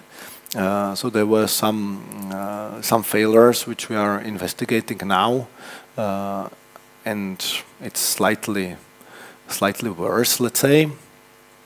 Yeah, the construction of our data set is quite unfavorable for FEP plus because we have pretty dissimilar ligands, and also the charges change between ligands, and these are two things that FEP methods don't like generally. So that's why we tried this their data set, where we failed. So we said, okay, so this is like when you have this fox and stork who invite each other on dinner, if you know the story. So everyone presents what he or she likes and the other dislikes it, and vice versa. So this is the case. But we looked in details, what's going on, why our favorite SQM scoring function failed. And we found these are not crystal structures, these are docked structures. And then they run MD on them. So whatever is incorrect in the beginning will get corrected, because MD is run for nanoseconds, and this will find reasonable conformations. So we tried like very simple fixes in the starting structures, like they were kind of wrong or high energy conformations, which we could immediately spot, and we compared with some other crystal structures. So with such fixes, we were able to go from, for example, from 0.29 to 0.56. Yes, sometimes it didn't help much. So yeah, we improved from 0.38 to 0.47. So it showed us the way to go, but like very generally, the way to go is to make the docking really like with some care for our methods. So we are working on it, And the strategy, how we use it, is that we generate a huge pool of poses with differing RMSD from the crystal ligand. Then we score all of them. Sometimes we generate it with multiple programs, like the defaults of 10 poses, we increase to 100 poses, let's say, and different settings, so that this huge pool of poses, we can see, we score all of them and choose by the best energy. So in this case, we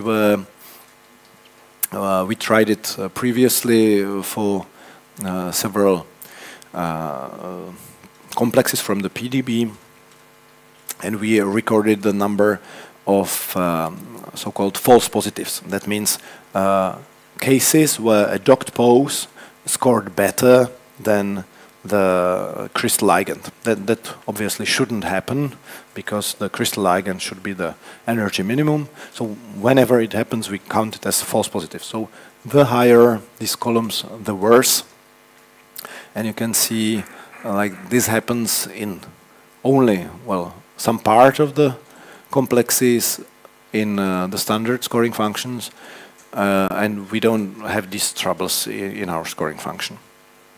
But you can claim, okay, so this is a simple case because you take only the ligand from the crystal, so it's preformed. But it was like the same comparison for other scoring functions.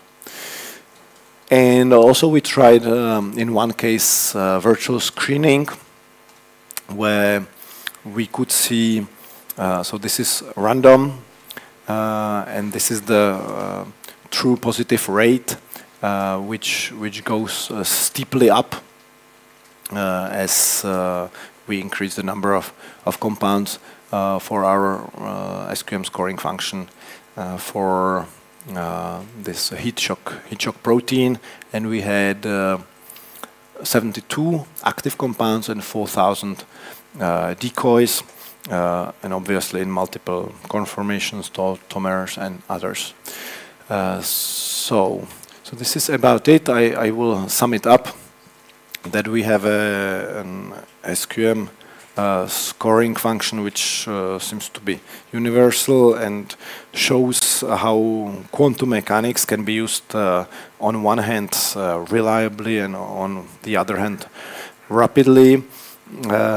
So again, I think still before machine learning will take over, we can still have a decade of some nice developments, and even further on we are working, Jan Řezáč is working on using machine learning on even improving this, and he has positive results. So we are definitely on the wave, and it can be used. Yeah. All right. So if you wish, we are still interested in other data sets where to try our scoring function, especially where other scoring functions failed. Yeah, we also have a trial license of the software. You can contact me, and now you can ask any questions that you are interested in. Thank you.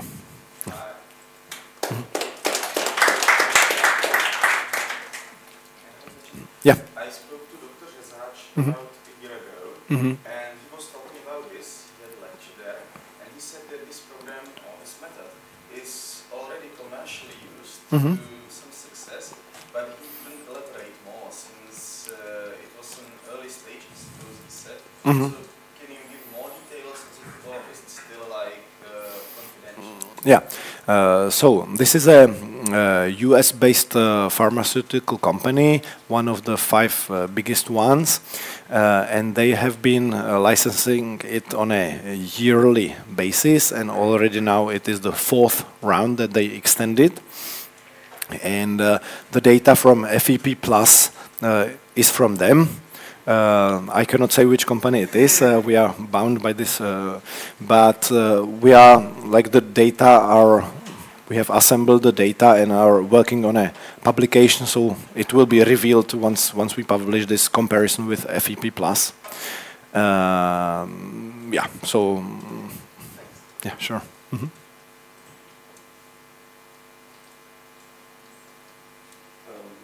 Besides the science behind it, that really covers it, how you want, I see trial license for the software, but how you deliver the software itself? Like, it's a method, it's a scoring function. So eventually you can use any kind of confirmation sampling method or any kind of everything and so on. So yeah. What's the... Yeah. So it is, so we use many open source tools. So one of them is MOPAC, that is this semi-empirical quantum mechanical package.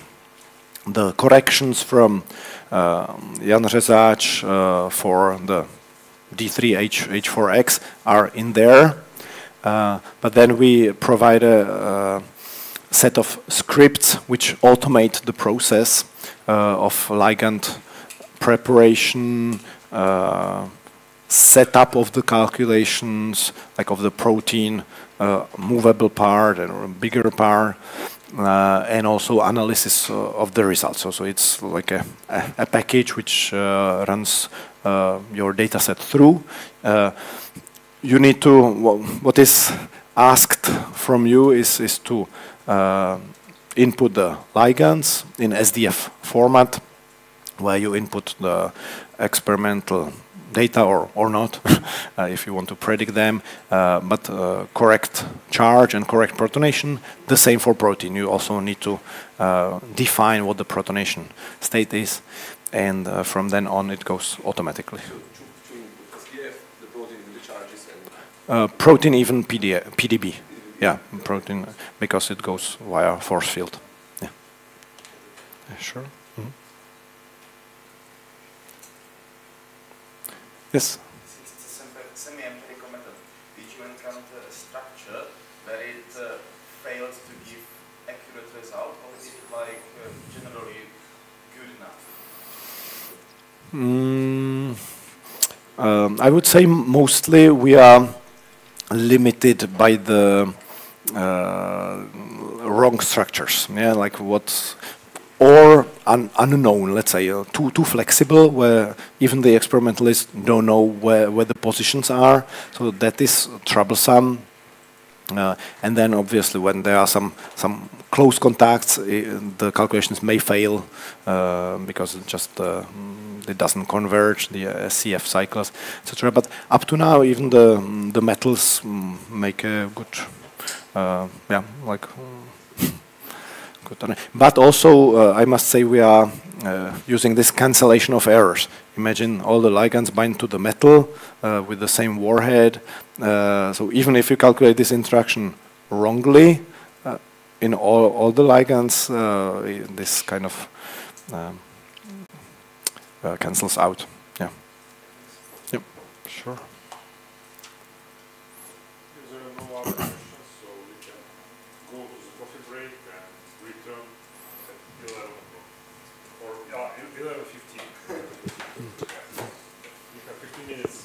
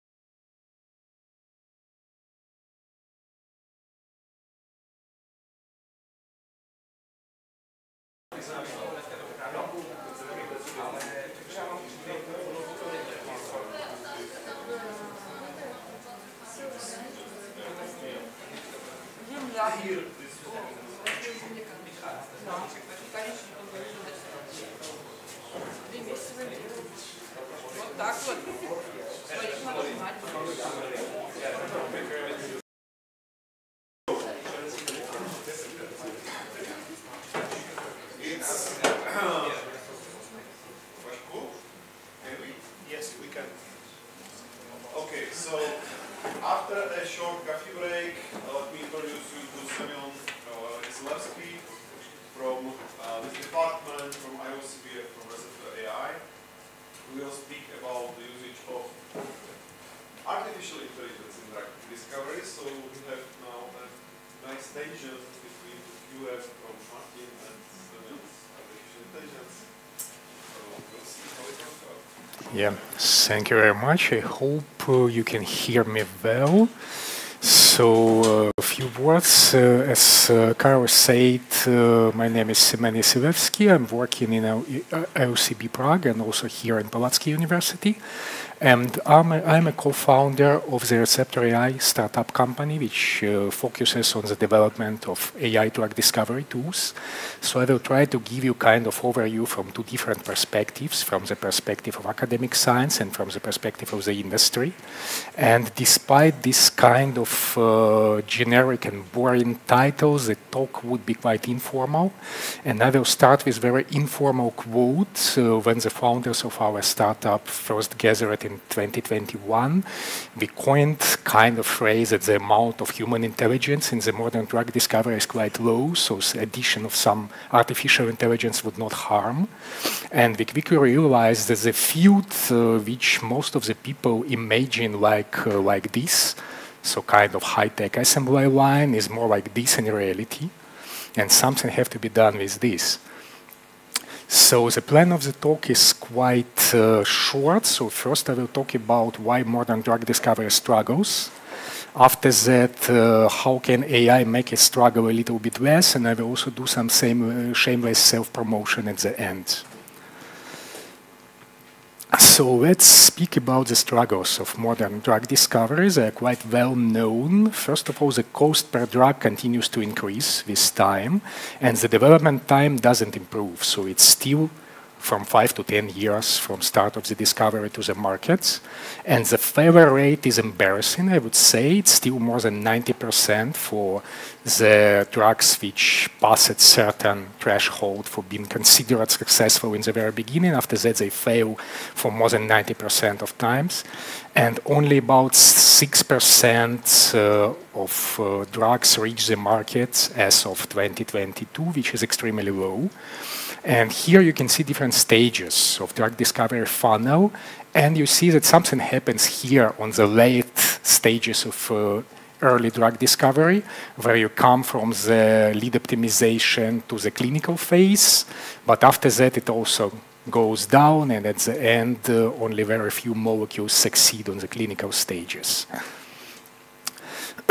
Actually, this plot is kind of indications that we could be cursed in the long run, because this is what is called the ERMS or ERMS law. The ERM is not a person, it's a Moore's law pronounced backwards. And actually the meaning is also kind of opposite. So the famous Moore law says that the computing power doubles roughly each year. And the ERMS law says that the cost of drug discovery per drug actually increases each several years. So there is an exponential decrease of the computational cost and exponential increase of the drug discovery cost. And as you can see, it's 2010, you are producing less than one drug for $1 billion, which is again quite embarrassing. And if you prolong this, that in 20 years we will produce 0 drugs for $1 billion.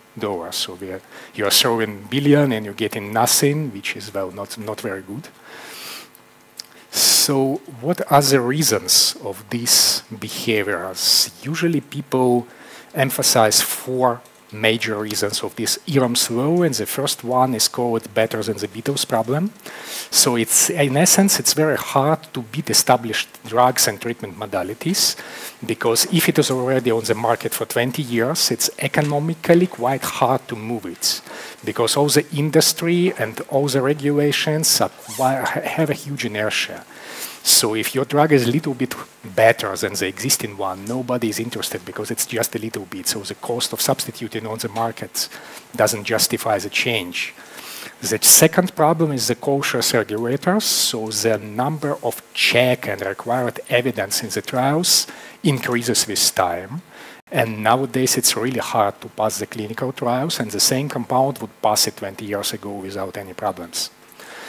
And the second is throw money at it tendency, and this actually says that if the pharma company sees that something works, they tend to invest a huge amount of money in this, and their thinking is like usually one woman gives birth in 9 months, so let's hire 9 women to do it in 1 month, and it doesn't work like this, of course. And the fourth problem is basic research brute force bias. So this is basically the tendency to overestimate the ability of the academic science to provide reliable evidence for drug discovery.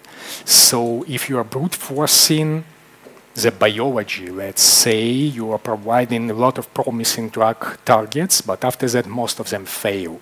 So this information is not as good as pharma companies want it to be, and not as good as they think it is. So how AI can actually help with this?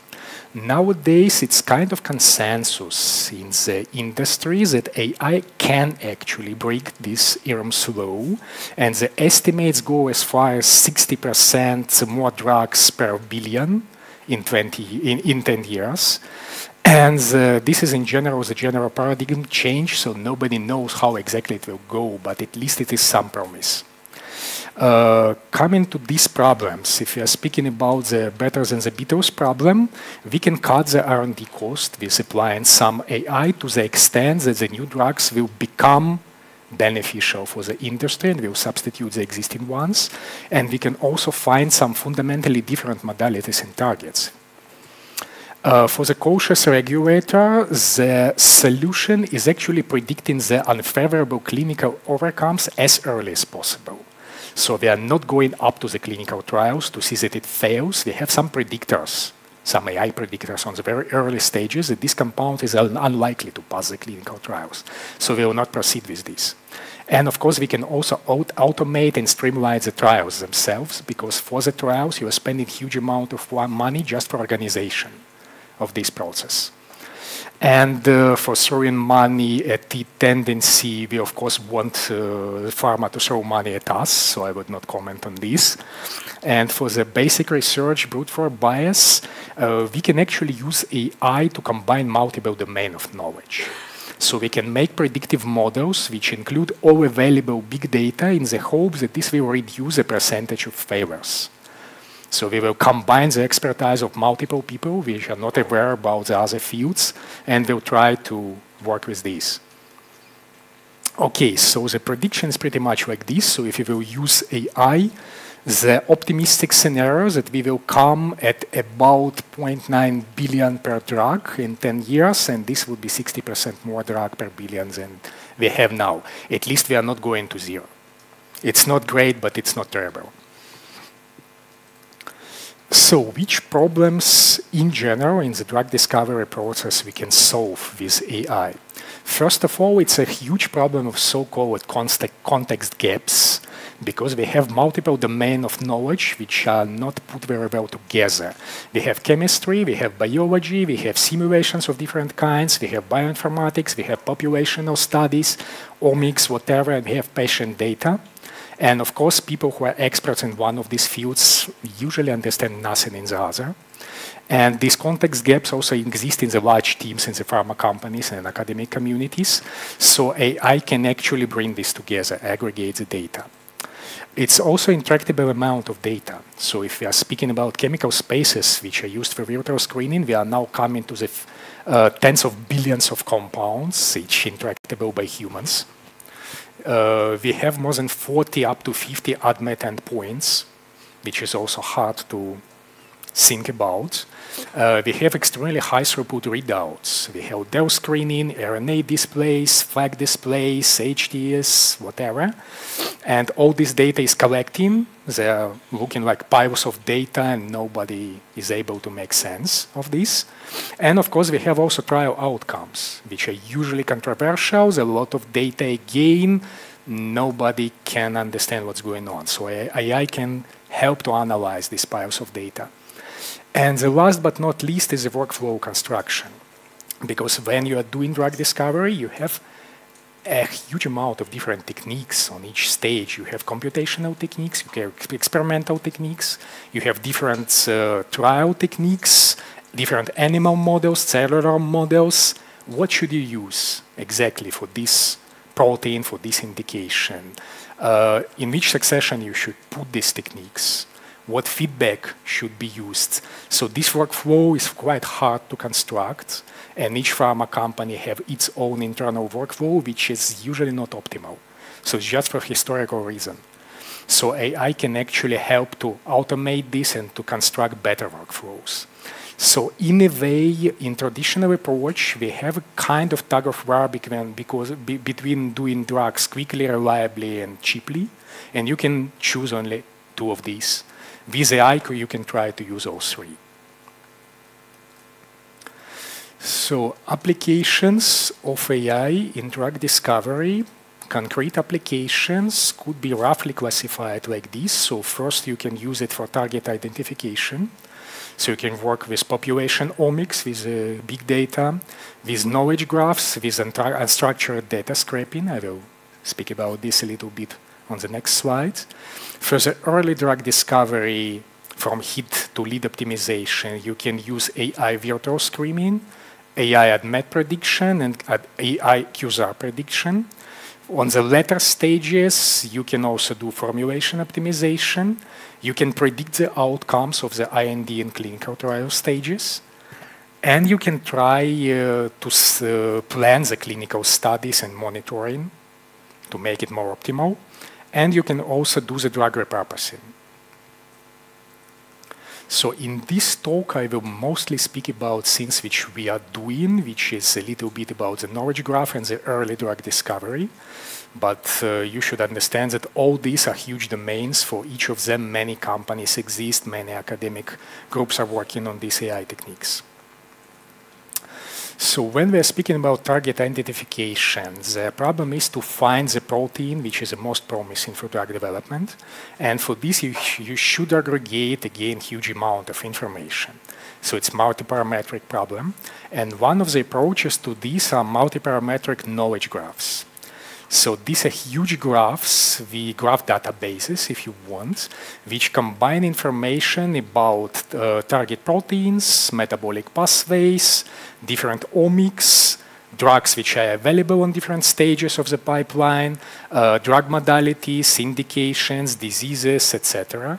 So all this information is collected and relations between these entities are established, like relates to, depends on, and so on. And you have this huge graph database. In order to build this database, you need to scrape the data, of course. So it's quite easy in case of the structured data, if it is already machine readable. But if it is not structured, you can use the large language models to scrape the data from the papers, from the patents, from clinical studies reports, and so on. And the example of questions you can ask is, please find me all protein targets which are associated with, let's say, immuno-oncology. And these targets should be targeted by monoclonal antibodies, but they should lack small molecules on the clinical stage. So these kind of queries are actually possible, and here you can see how it looks like in kind of pseudocode. And you can get the list of such drug candidates. So the usage of AI here is creation and continuous updating of such graph and generation of queries. because this query could be very complicated. So using the large language model as a natural language processing, you can actually ask the question in natural language, and you will get the reply. And after that, this reply is again something like this, which I would say incomprehensible. So you should ask large language model again, please analyze this and give me the plain language summary. What we see here and which proteins are actually the best. There are some open questions. Since the LLMs are so powerful that nowadays if you will provide this query directly to the LLM, it will give you the result which is kind of the same you are getting from the knowledge graph. Because all the information is already scrapped, at least the public information, it's inside the LLM. So why to bother with the knowledge graph? Let's just use the LLM and train it additionally to have some more relevant information inside. Another problem is also a limited amount of the public data. So it's hard to get the competitive advantage on the market if you are doing this kind of stuff because everybody is doing the same on the same data. And of course, there are tons of information inside the pharma companies. There are deposits of data. They are not sharing it anywhere. And you cannot get access to this unless you are working in this pharma company. Okay, switching a little bit to the early drug discovery. So in the early stages, you can use AI in different things like protein structure prediction, chemical space generation, and ligand pose prediction.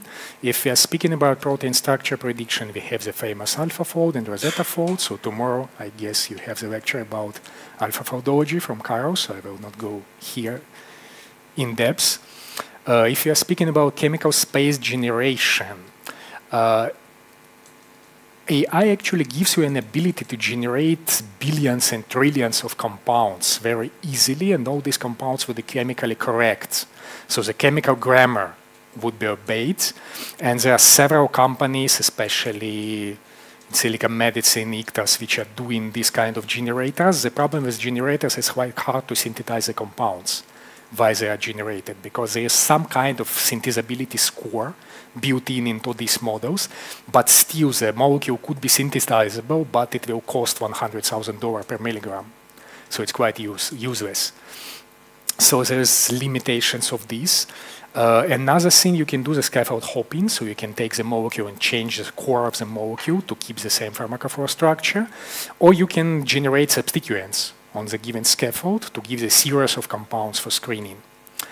And after that, when you have the compound, you need to do something like docking, and for this we have AI for ligand pose prediction, and there are different techniques, including our own solution. I will go into the details a little bit later. And there are also non-AI techniques, like MD for protein conformation ensembles generation, and artificial binding pockets. I will explain later how it helps to train the AI models. If you are speaking about AI virtual screening pipeline, it looks pretty much like this. So you start from the target proteins. So nowadays, for example, we have more than 9,000 curated protein structures. After that, we are usually doing MD simulations to get the ensemble of conformation, because nowadays it's not enough to work with a single conformation anymore. You have to have an ensemble. And from the other hand, we have the chemical space. We have very big vendors like Enamine, Wuxi, and other companies, which are providing tens of billions of compounds. Everything could be combined together. And altogether, you can get about 30 billion compounds, nowadays even 50 billions. And after that, you have to do the screening. And for screening, there are different approaches. We are using the approach with two-stage screening. First, we are doing very fast initial screening with AI models, which combine the ability to find that compounds A bind to protein B without knowledge about the structure of the protein. And another model, which is aware about the structure, but it's agnostic to the nature of the ligand itself. And these models are actually self-balancing. After the screening, you are getting few percent top compounds from this huge chemical space. And after that, the critical step is actually to filter out the compounds according to the ADMET properties. Because as I said, you have to do the ADMET as early as you can in order not to produce the toxic compounds or compounds which will fail later.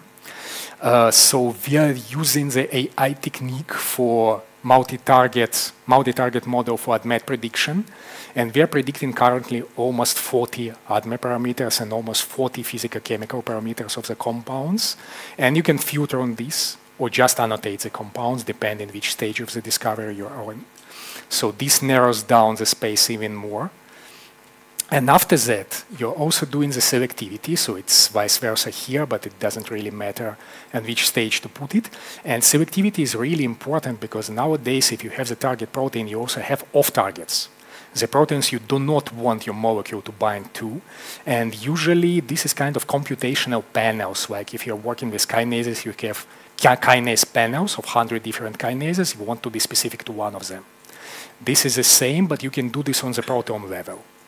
So with AI techniques, which are extremely fast, you can afford taking each compound and verifying if it binds to each of the proteins in the proteome. So all the combinations, and after that to filter the compounds. So if it binds to 100 proteins, it's unlikely to be selective. And finally, you are going to the secondary screening. And the secondary screening is pretty much docking. But here, instead of conventional docking, you can use AI post-prediction, aka AI docking, which is much faster. And on top of this, you can also use the scoring based on AI, because one thing is to produce a pose, another thing is to score this pose. As Martin said in the previous talk, it's quite a challenging problem. And what is also important with AI, you can feed back all the data from the validation of compounds that you generated and validated experimentally in either cellular assays or in vitro. After that, you are feeding back all the information about positives and negatives, and you are retraining the models and doing the next iteration if necessary. Okay, so if we summarize about AI virtual screening, so first advantage is very fast. The AI virtual screening could be up to 3 orders of magnitude faster than the traditional techniques, and this provides very efficient initial filtration of the chemical space. It's also, as I said earlier, self-balancing. So if for particular proteins you have many known compounds, ligands or drugs, then the ligand-based approach used for virtual screening is prioritized. If you have few compounds, but you have very high-quality structure, many different structures, the structure-based approach could be prioritized. And this balance is actually automatic. It's also possible to have the separate models for different protein tier lists, depending on how many compounds or structures are known, and these models usually work better if you train the model for proteins which have from 5 to 20 compounds and from 20 to 100. These separate models would be more performant than a single model trained on the whole data set.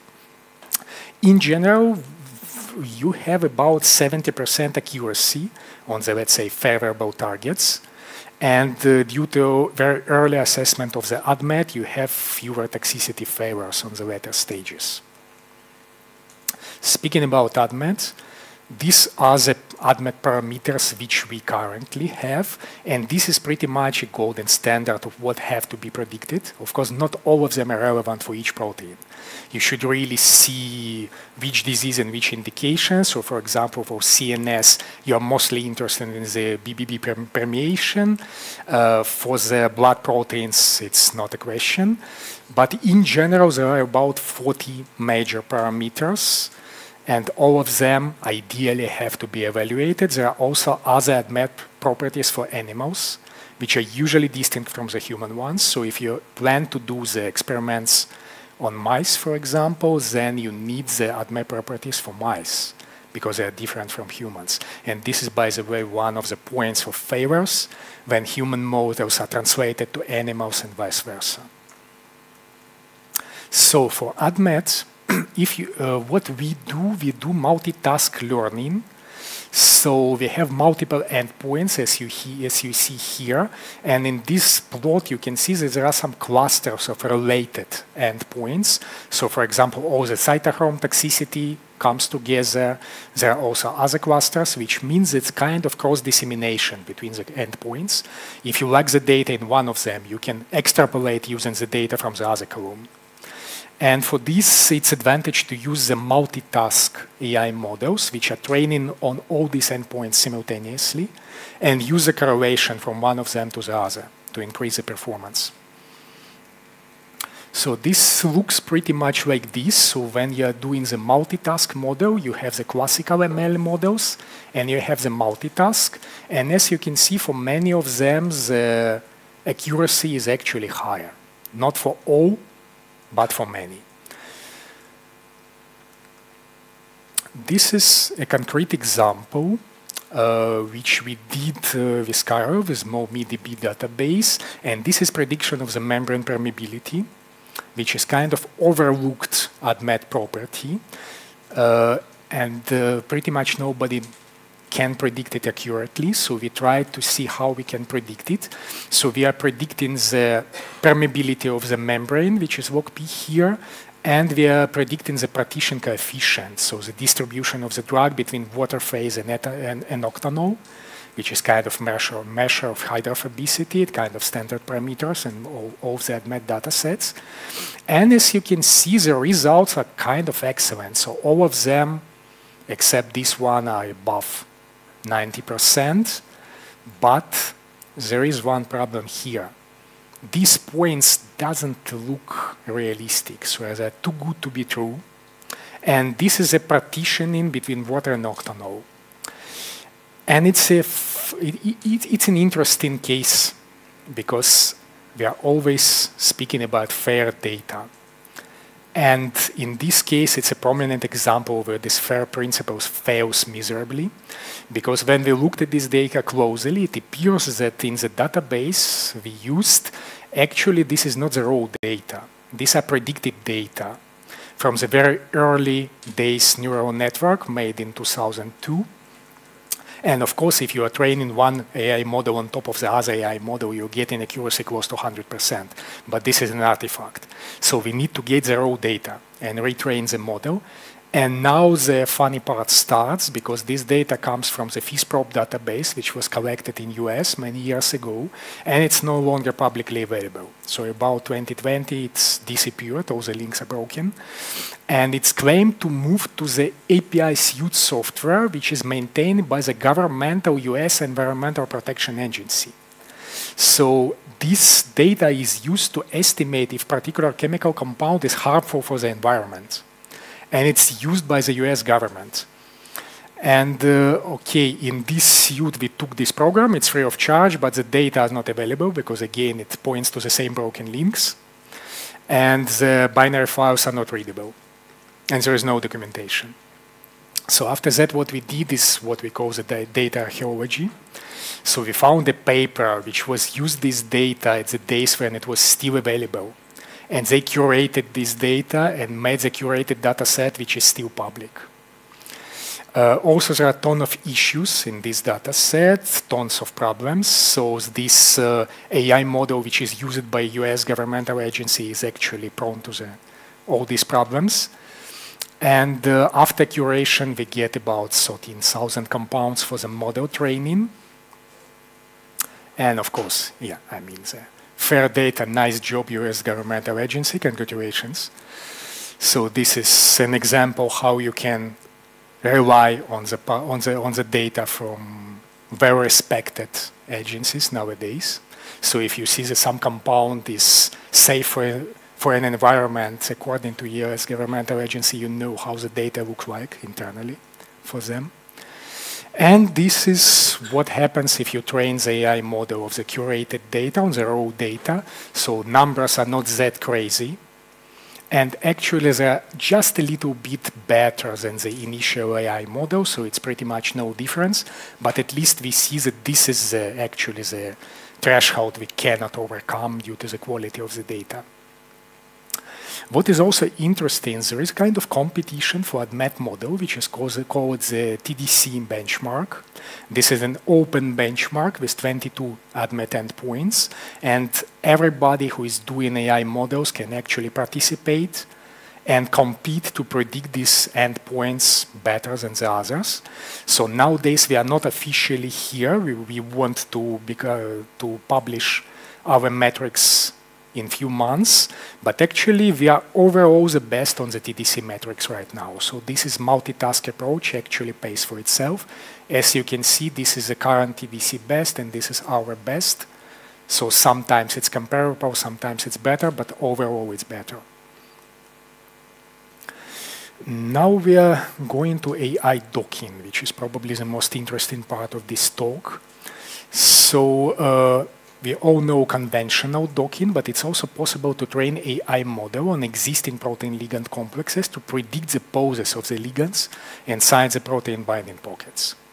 So this method is not physics-based. There are no force fields, no scoring functions. So in principle, it should be less sensitive to things like metals and ions in the structures and less sensitive to certain errors which are common to the crystal structures. As an input, you are getting the smile of the compound or 3D conformer of the compound and the binding pocket of the protein. And an output, you are getting the optimal pose predicted by AI model. You may get initially not the 3D coordinates, but the distance metrics between the atoms of the ligand and the protein, and after that you will need some post-processing, but at the end you are getting the same information as from the conventional docking. You can also use various representation of the proteins, like all-atom representation, or residue level representation, or distance matrix representation, like in AlphaFold. And you can also make it flexible in terms of the balance between speed and accuracy, which is not always possible in conventional docking. But of course, there are some problems. And the first problem is the scarcity of the structures.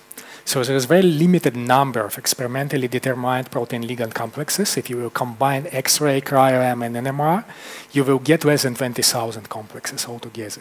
This is quite unfortunate. If we are speaking about high-quality complexes annotated with the binding affinities, you only have about 10,000, so even less. Moreover, these data are quite redundant.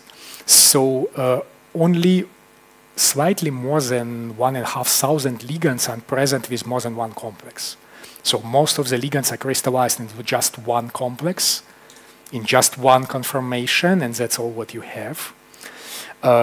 Speaking about proteins, 1,500 proteins bind to 80% of all the ligands. So this is quite understandable because you have a protein like a serum albumin. It binds to everything. So you have thousands of crystals. And for some rare proteins, you have only one. So it's a huge imbalance. And in terms of the protein families, only 100 protein families represent over 60% of all the diversity in the data. So again, the same problem.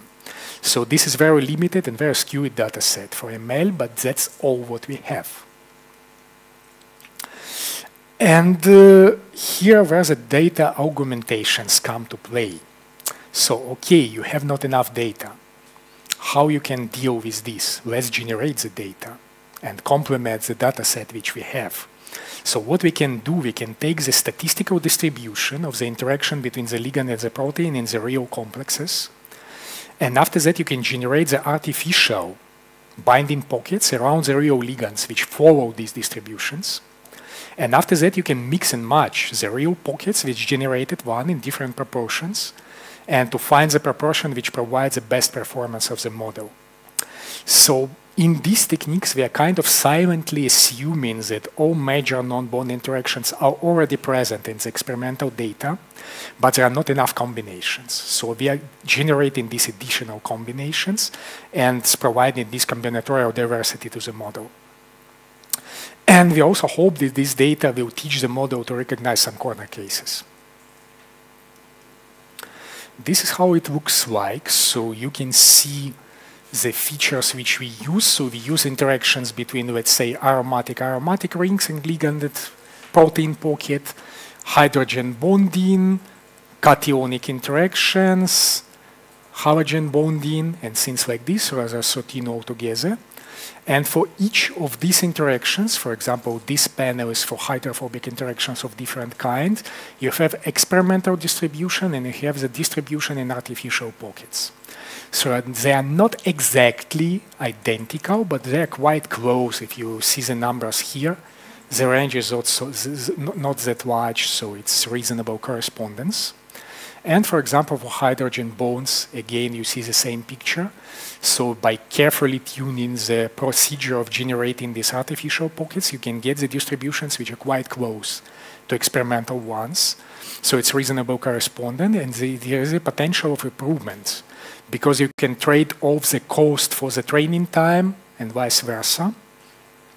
And it's also possible, which is very important, to add explicit ions, water, and cofactors to this model. So these are the areas where conventional docking doesn't work very well.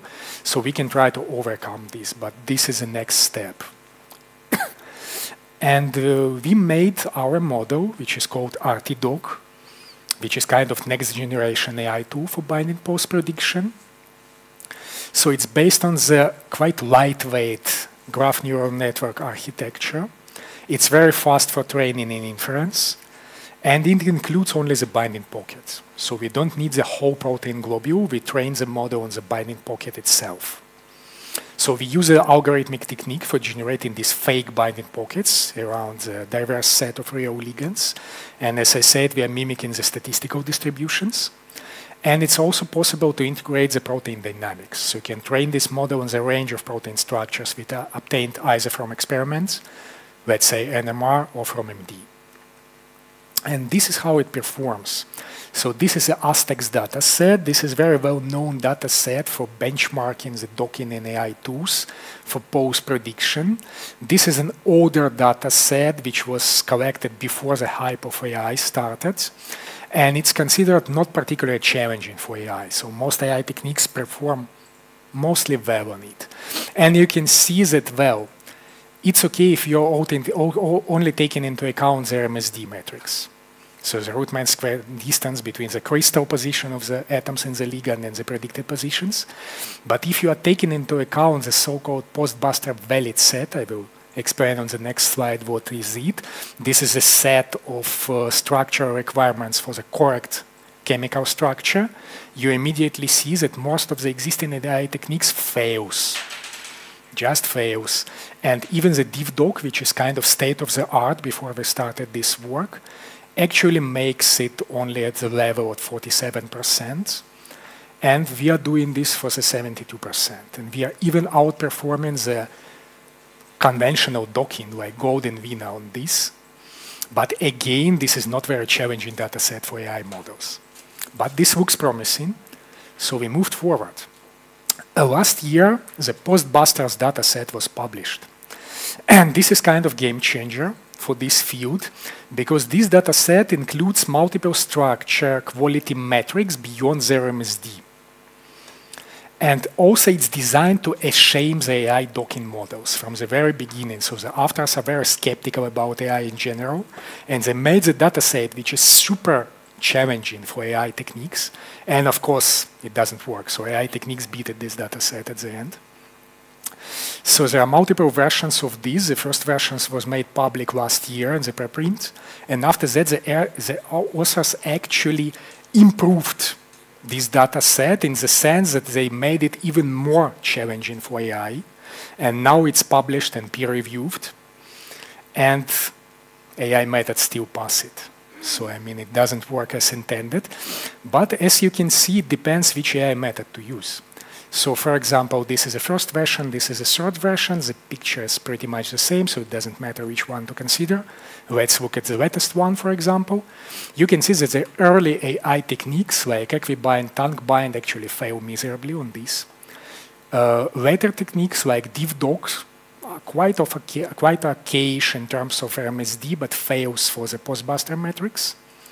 Then you have the Unimo, the Chinese company, which is producing kind of AI technique with little information about how it's trained and how it works, which is usual for Chinese companies, unfortunately. But it performs quite well. And after that, we come to play, and you see that we are actually beating everybody for the post-Busters, and we are on par with the docking techniques, but not better. So again, this is because this data set is actually tailored to be favorable for the conventional docking. But we are on par. okay, you can say you are on pair, great, but what's the difference between your technique and the conventional golden Wiener? And this is the difference. The difference is the speed. So if we are speaking about the time you are spending per one molecule when you're doing conventional docking, so with Wiener, for this particular data set, you are spending 3 minutes to go through all the compounds. For gold, 1 and 6 minutes. For DivDoc, it's about the same. Glide, which is kind of industry standard from Schrödinger, it's faster. It's about 20 seconds. And after that, we're at 1.5 seconds. So we are kind of 2 orders of magnitude faster than the conventional free docking programs, and folds faster than Glide and commercial programs. And this is a comparison with AlphaFold, because nowadays AlphaFold is training the next model, AlphaFold latest. It's kind of work in progress. And this model is capable of predicting the protein ligand complexes as well. And the results are really excellent, but the inference time is enormous. So for one compound, it's 15 minutes, So it's impossible to use it for any virtual screening. And if we are speaking about this post-buster metrics, as you can see, there are different metrics of chemical validity here. And some of them are actually excellently covered by all the techniques. These shadow bars here are all at 100%. But if you will look at some of them where most of the methods fails, our technique actually again overperforms some of the docking techniques. Yeah. This benchmark, the time benchmark, was done on which hardware? It was done by you on some... This is on the same machine. I don't remember which GPU and which machine. It's kind of virtual machine in the cloud on AWS, but it's the same machine everywhere. Yeah, so I mean the numbers can differ. Of course, if you do this on the laptop, it would not be that great, but the tendency would be the same. It's also kind of problem with GPUs here, because some of the techniques are GPU accelerated, some are not. For AI techniques, it's always a combination. You are doing inference of AI on the GPU and post-processing on the CPU, so it's sensitive to both. And another detailed comparison, again with Glide and Unimode, this Chinese development. So why this Glide? Because again, Glide is kind of industry standard. So everybody is asking you how it compares with Glide. Because everybody is in the industry actually praying for Glide, they like it very much. Well, it's hit and miss result, I would say. So this, what you see here is as a metrics of prediction for different RMSD cutoffs, starting from very tight cutoff and up to 5 angstrom cutoff. And you see that for a very tight cutoffs, Glide actually kind of outperforms AI techniques. But if you go into more realistic cutoffs, about 2 angstroms, actually it's already on pair. And Unimo is not the greatest here. And if you go up, you can see that these PB valid scores are dependent on the RMSD cutoff. And for Glide and our techniques, they increase with the cutoff, as it should be, because you are loosening the cutoff, so the chemical structure have more space to accommodate, so the metrics become better. For Unimo, it's pretty much constant. We don't know why, so it doesn't perform as normal technique should perform. Again, the absolute values for RTDoc and Glide are comparable. For Unimo, they are low for higher cutoffs. So in general, we are performing the same as Glide, but the speed is almost 20 times faster. So we came to the conclusion here. So if we speak about general applicability of AI in modern drug discovery, we can say with confidence that AI comes to stay. So in the next 10 years, it would be the mainstream. And pharma companies are adopting this, so its adoption level increases, and everybody understands that it's needed to overcome the problems with the ERMS law and with the cost of discovery and the time of discovery. The data mining and analysis seems to be dominated already by the large language models, and in few years we can expect that it will dominate completely. So if we are speaking about knowledge graph approach and things like this, it's kind of replacement for this. And there's also a trend for progressive substitution of the physics-based techniques like conventional docking by the data-driven techniques, like the post-prediction by AI models. So the question is, will the docking finally die? I don't know, but I hope so. Let's put it like this. And again, this is another evidence that the data is a new oil, but nobody wants to collect it and curate it, and this is a problem. So again, we hope that some AI techniques will help with this in the future. And thank you for your attention.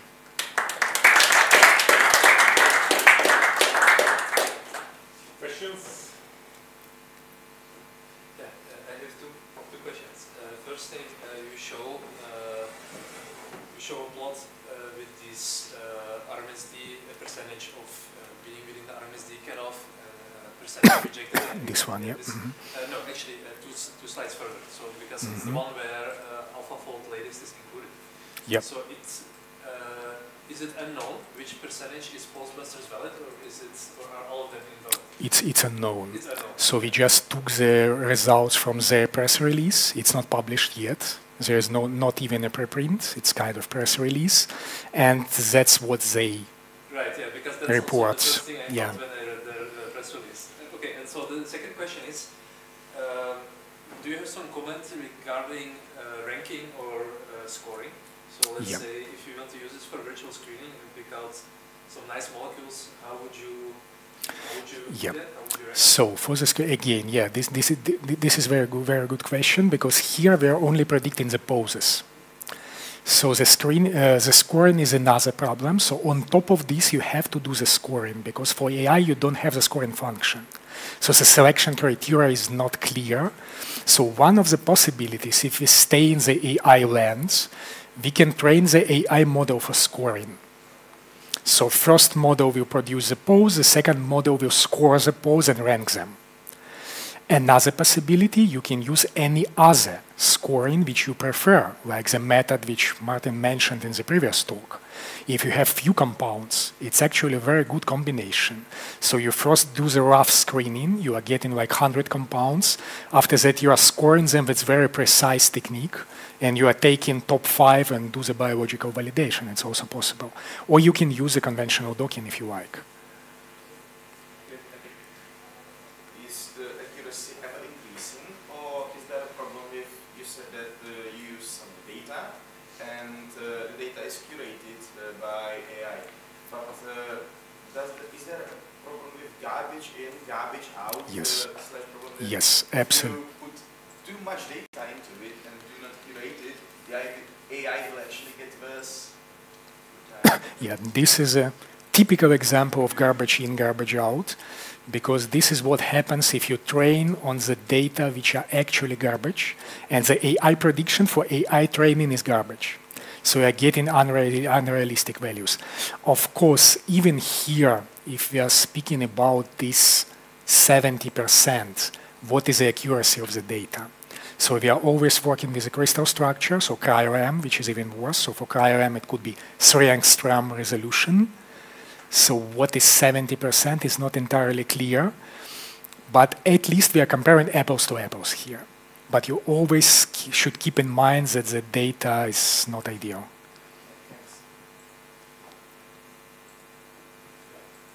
Thanks for this beautiful talk, and the results are really amazing.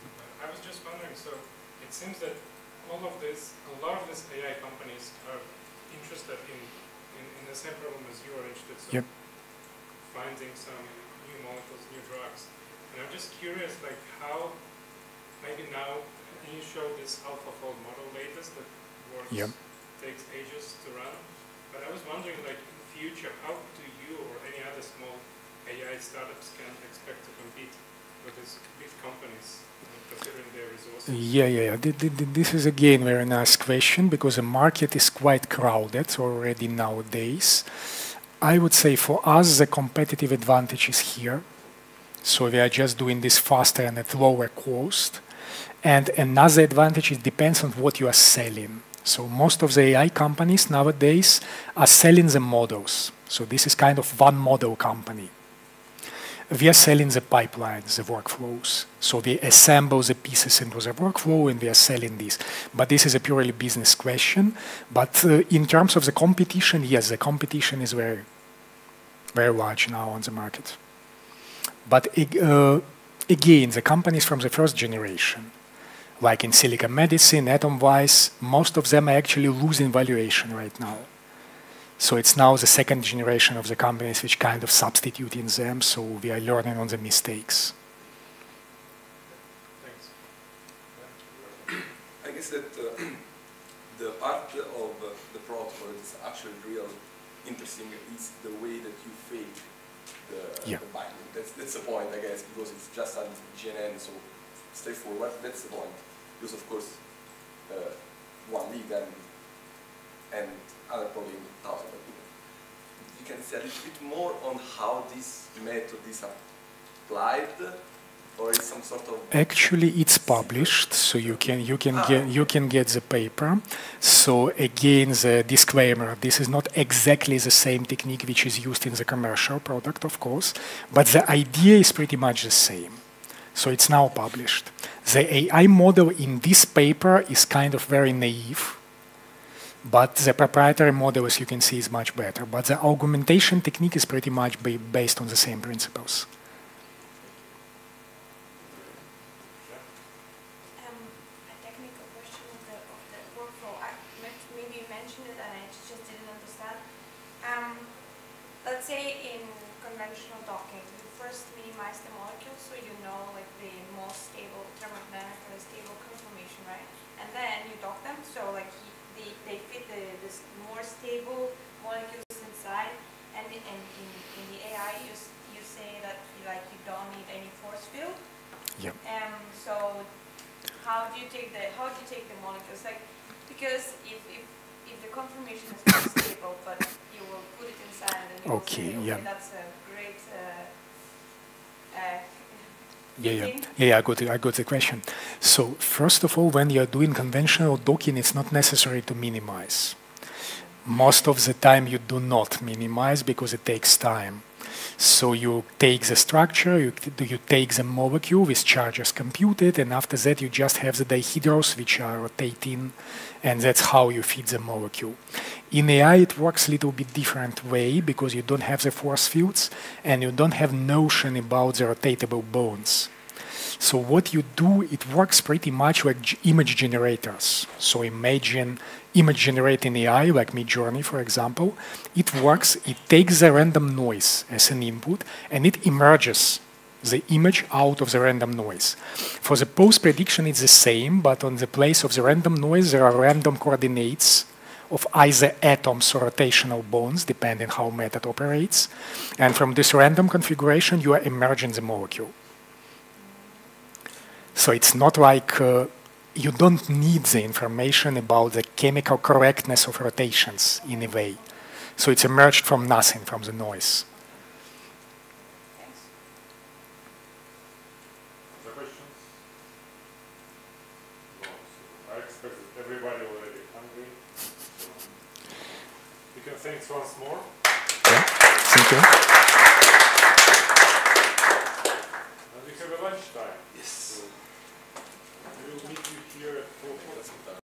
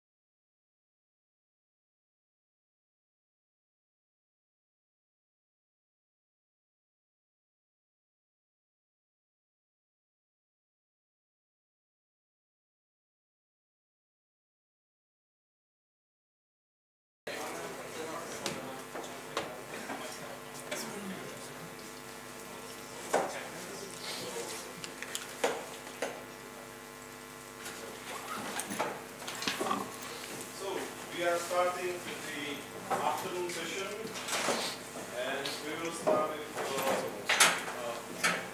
you might lecture Johannes Kirschmeier from University of Vienna, who will be speaking about how to tackle assay interference associated with molecules. Thank you. Thanks.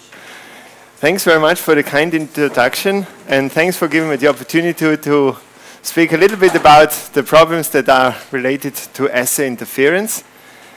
As all of you may know, small molecules can cause assay interference, which means mostly false positive readouts, sometimes also false negative readouts.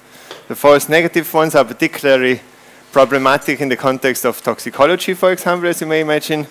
And the false positives can easily fool us to invest into compounds that are not really good. So just a brief background. So our lab at the University of Vienna is currently, we are 20 people. It's a very international group. And what we try to do is we develop and apply computational methods for early stage drug discovery. So this includes in particular machine learning methods, but also any other kind of approaches. We do a lot of virtual screening, we do protein structure design, homology modeling, and so on, to come up with interesting compounds, which we then, together with collaborators, optimize. So we don't do the experiments ourselves, but we basically provide guidance to experimentalist groups, not only in terms of affinity or bioactivity prediction, compound optimization, not only with respect to bioactivity, but also with respect to all different kinds of properties, ADME properties, toxicity properties, and also we always like to illuminate a bit the target spectrum of these compounds using target prediction methods. Most of the models that we develop in our group are available online via this website, which you can look up at some point. So we have models in particular for metabolism prediction, for cytochrome P450 substrate prediction, for inhibition prediction of cytochromes, sites of metabolism, metabolite structures, and so on. Today I will mostly be talking about this one. This is a machine learning model for frequent hitter prediction.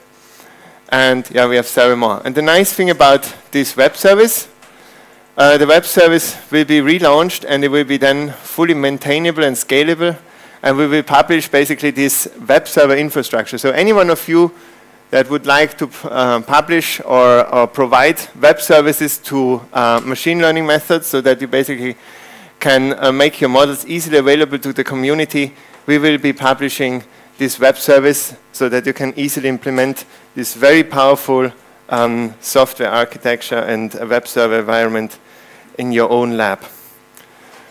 May I ask who of you has a drug discovery background? Who is familiar with drug discovery? Intimately familiar? Few. Actually, the minority, if I see this, or around half. Okay, so you know, so this is a PDF, so it doesn't show you these nice animations, unfortunately. So it's not as excited as I envisaged it to be. But you may know this slide where they always say like, oh, drug discovery is a risky and lengthy process. We need 10, 15 years to do blah, blah, blah. This is the advanced version of it, and it should emphasize on one point. A point that is important in the context of today's lecture, and this is we can never bet on one horse. So in drug discovery, you don't ever want to be in a position where you have a single compound or a single cluster of compounds and you say, this is where I put my money in and I'm sure it's going to become a drug. Because the path from here to here is very hazardous, and if you have only one group of compounds, it's unlikely that you will ever succeed and come to a drug. That's the first emphasis. In our context today, this one is even the stronger emphasis that I would want to put on further assays. So this means that whenever you have a bioactive compound, you have an assay running and the assay tells you this compound is nice, it's bioactive, I wouldn't trust it. You know? So basically, what is basically the state of the art and what is pursued by any decent pharmaceutical company is they get confirmation with many different assays, with assays that use orthogonal detection systems, orthogonal assay setups, and so on. So the important thing here to make is one assay may not tell you the full story. One assay and the assay results may fool you, so you need to always look into multiple assays. So this is where the relevance of today's lecture comes in here. So high throughput screening are very elaborate technologies. They are established since a few decades now, and today high throughput screening technologies enable you to, in principle, screen 1 million compounds or even more a day. So these technologies are essential to not only the pharmaceutical industry, but also the agrochemical industry, cosmetics industry, and to some extent even the food industry. A substantial number of drugs originate from such high throughput screening, and the interesting thing about high throughput screening is that you may find compounds that you could never have thought of. Something that binds in a completely unexpected manner, something that even induces transient pockets, so basically new pockets that you couldn't even expect from looking at the structure, trying to understand it. So these compounds that come out of high throughput screening, they can be highly innovative. So they are very interesting. And so the high throughput screening is really one cornerstone of early drug discovery. The primary challenge in this context are false hits. So basically compounds that trigger a false response in a biological assay. And just to visualize just how big of a problem this is, I just want to show you this example. Maybe you know quercetin.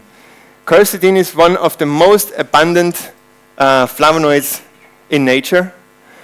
It's a small molecule that is thoroughly investigated, and it every now and then, so actually many times, pops up as a bioactive compound. So the PubChem bioassay database, one of the largest biochem databases, so that stores basically biological assay data, it lists quercetin as active on more than 250 out of 400 tested proteins.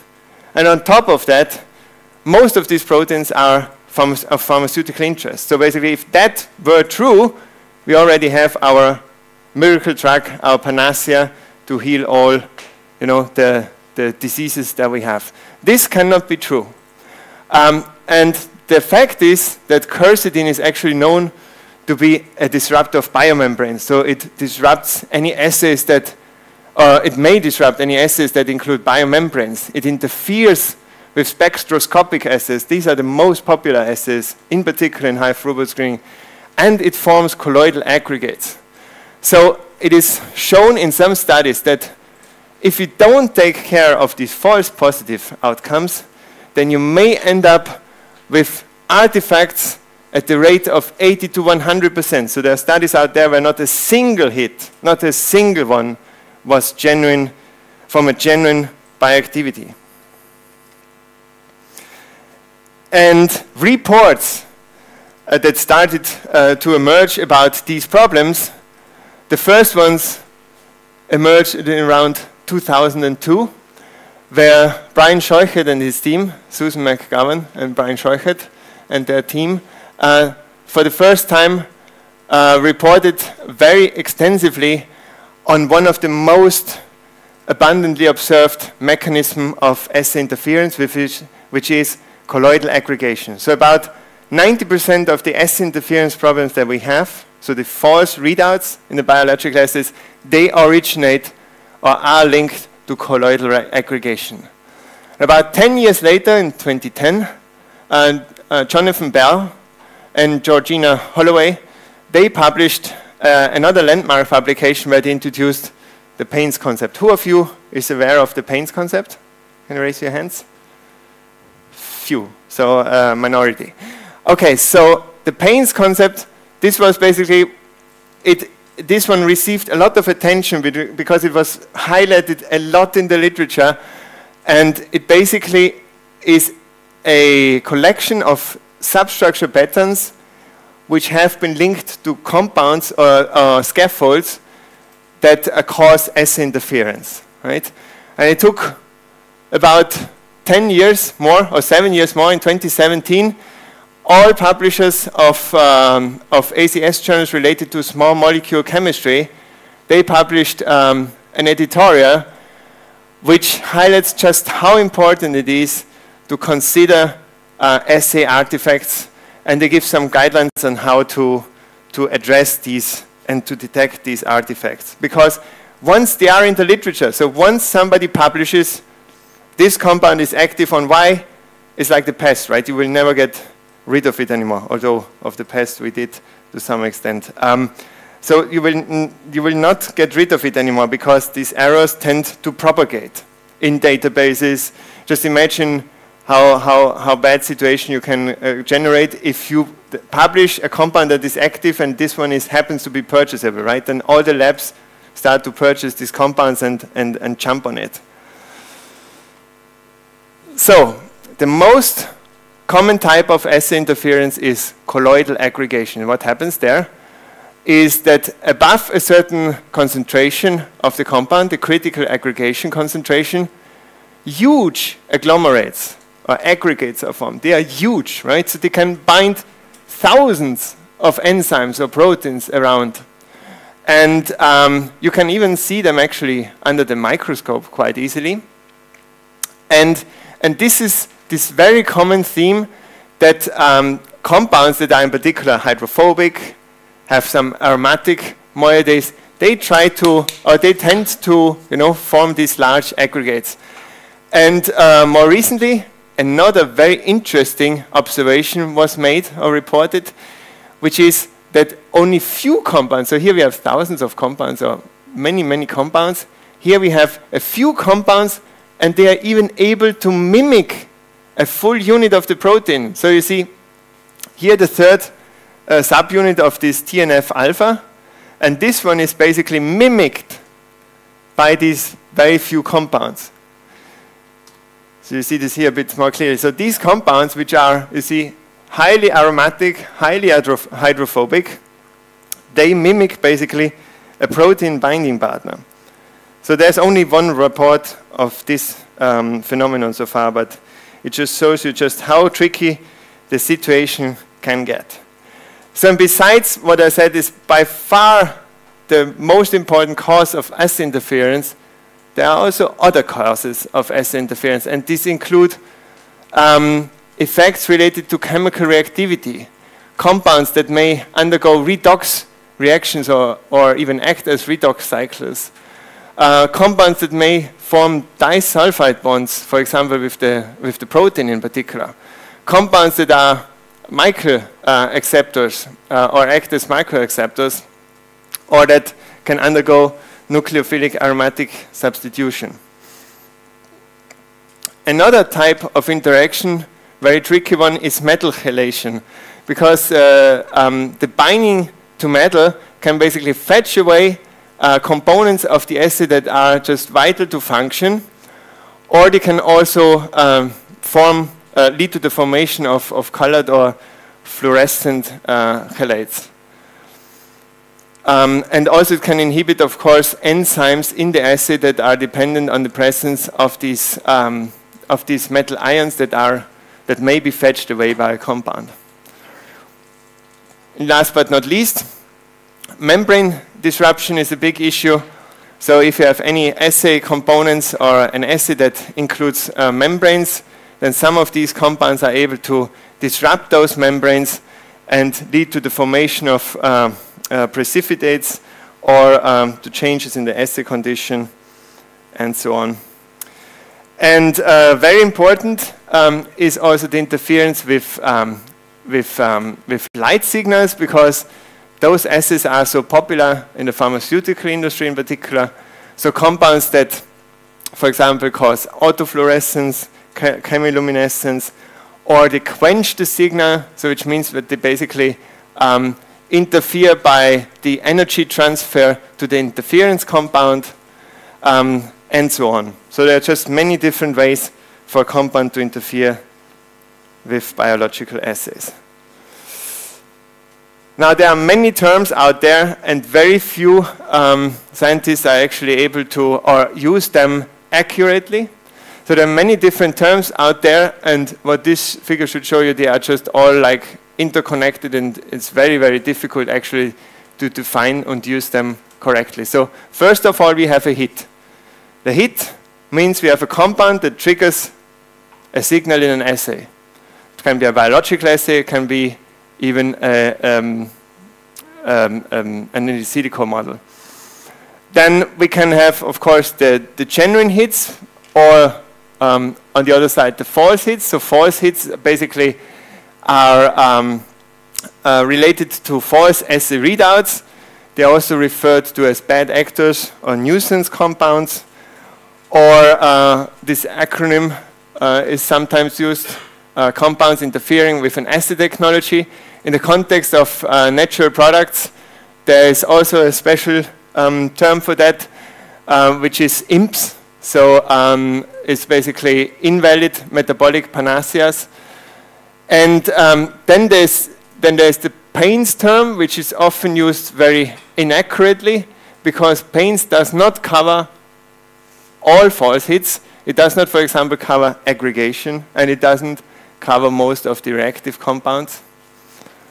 Then you have the colloidal aggregators, so which I just showed you, which basically can form these huge aggregates and lead to protein sequestration and so on. Then you have chemically reactive compounds.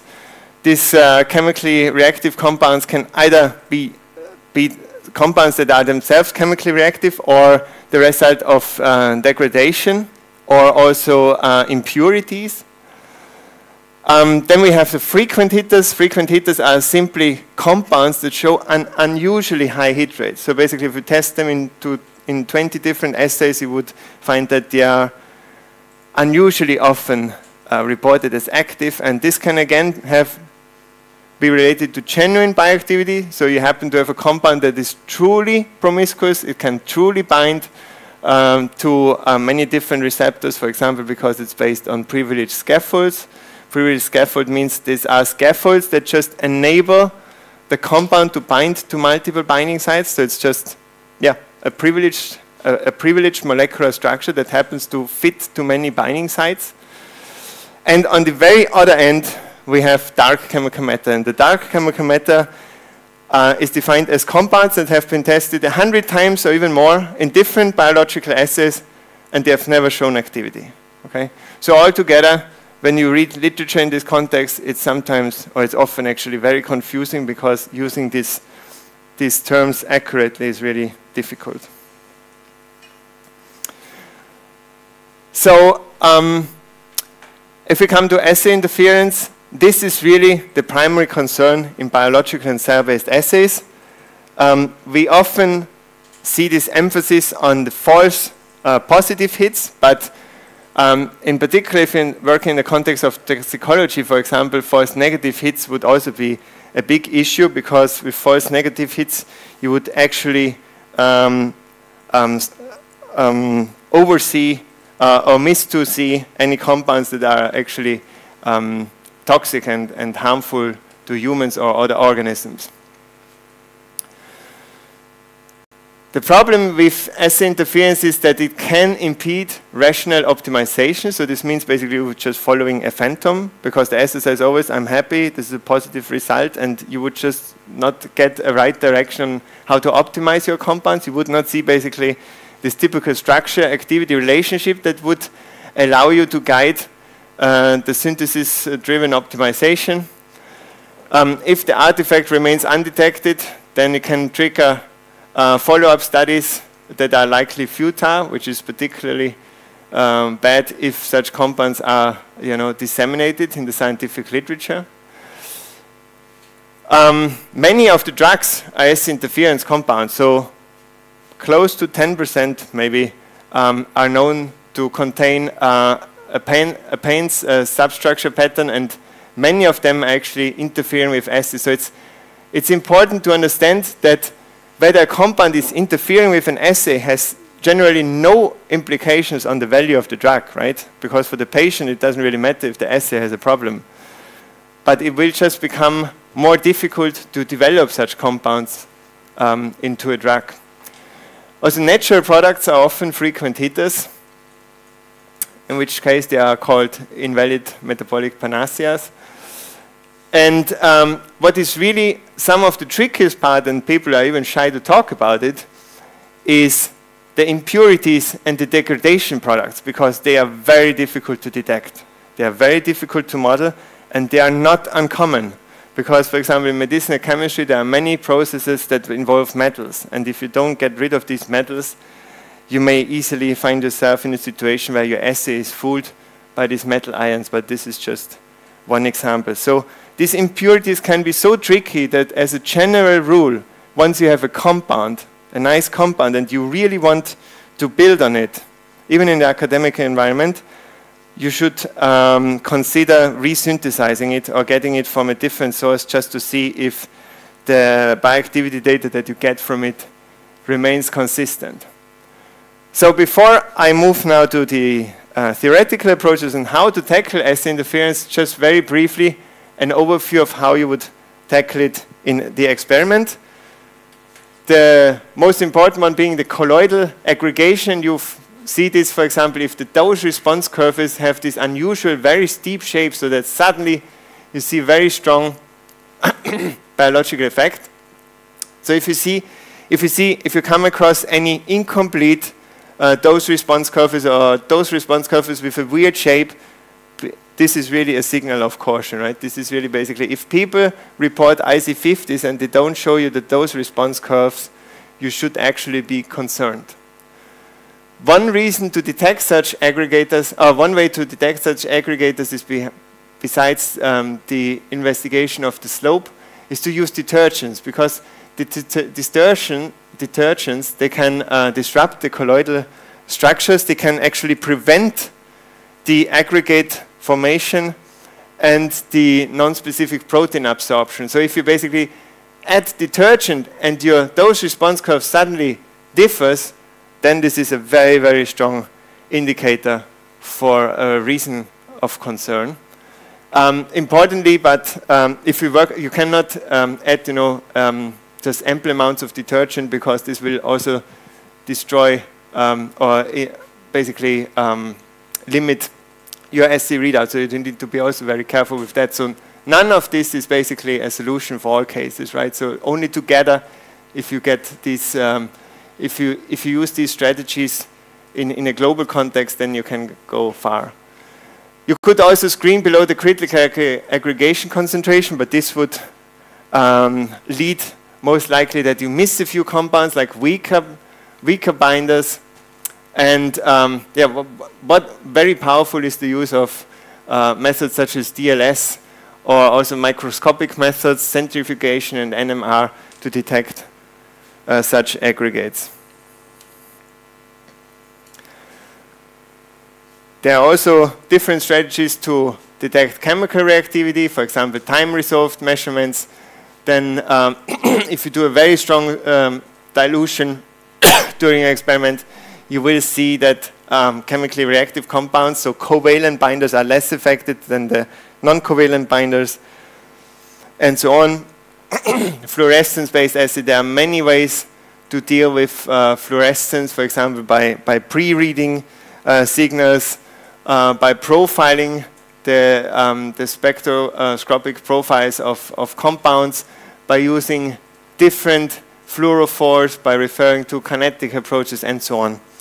So there are many strategies out there actually to tackle assay interference. And nowadays, any decent high throughput screening approach would use a whole process to triage hits, right? So basically to distinguish the many hits to identify the genuine active compound. So this starts with assay design, where first of all, and also of course molecular library design, where you try to already remove the nuisance compounds from the library from screening. Then the assay is designed in a way that you select the most appropriate technologies and reagents. And there are some interference measures that can already be in place, as for example, dose response curve analysis, even during the primary screening assay already. And this primary screening assay should never go alone, right? Because this one is fooled every now and then by these interference compounds. So there are two different huge domains basically of assays that can be connected to such a primary screening assay. This is on one side is the counter screen assay. With the counter screen assay you would screen those compounds for anticipated assay interference events, right? So if you have basically an assay that is susceptible to or fooled by autofluorescence, you could have a counter screen that measures such autofluorescence events. And the orthogonal assay follows a different technological approach, right? So the orthogonal assay is an approach that basically should not be fooled in the same way by the same compound. And only basically if these three assays greenlight the compound, then it's something, then you should have something reliable in front of you, some genuinely active compound that you can further build on. So now, let's switch gears and look at the theoretical approaches for tackling assay interference. There's actually many things we can do, the most obvious being we can automatically assess the goodness of such dose response curves and the changes as we add, for example, detergents or other reagents. On the other hand, we can use classical QSAR approaches or clustering approaches to detect outliers, compounds that we cannot explain. For example, bioactive compounds embedded in a dense space of inactive compounds. So something may be not right here of this compound. So if you see basically such outliers, we should try to understand the reasons for this underlying these measurements. Then rule-based approach, these are the most simple approaches. We'll look at several of them. So rule-based approaches just encode basically substructures and patterns that are linked with assay interference. Then we have similarity-based approaches, which basically just use usually fingerprints to just assess the similarity of compounds, for example, to known assay interference compounds. We'll look at all of these in detail. Statistical approaches, which are mainly used in the context of frequent hitter behavior to basically assess whether a compound is is likely a frequent hitter or not. And last but not least, the dominating technology nowadays, which is machine learning approaches for assay interference prediction. First of all, where do we get data for building such models? The most relevant ones, or the largest one in the public domain, is the PubChem bioassay database. The PubChem bioassay database is very interesting because it contains a lot of high throughput screening data, including also the counter screen data. And since you have also this counter screen data in there, lots of machine learning models make use of that. So it's basically to understand which compounds are inducing a certain type of assay interference. Campbell database is also a very large bioactivity database, but follows a different composition, because this one is mainly reflects the publications of medicinal chemistry literature data, and some of the high quality data of PubChem also goes into Campbell, or is available via Campbell. Then some further database, for example, the European Chemical Biology Database, which is continuously built. It's a result of the EU Open Screen Network, so there's also high throughput screening data mainly. And then there are many more specialized data sets out there, for example, sets of known aggregators and known well-behaved compounds.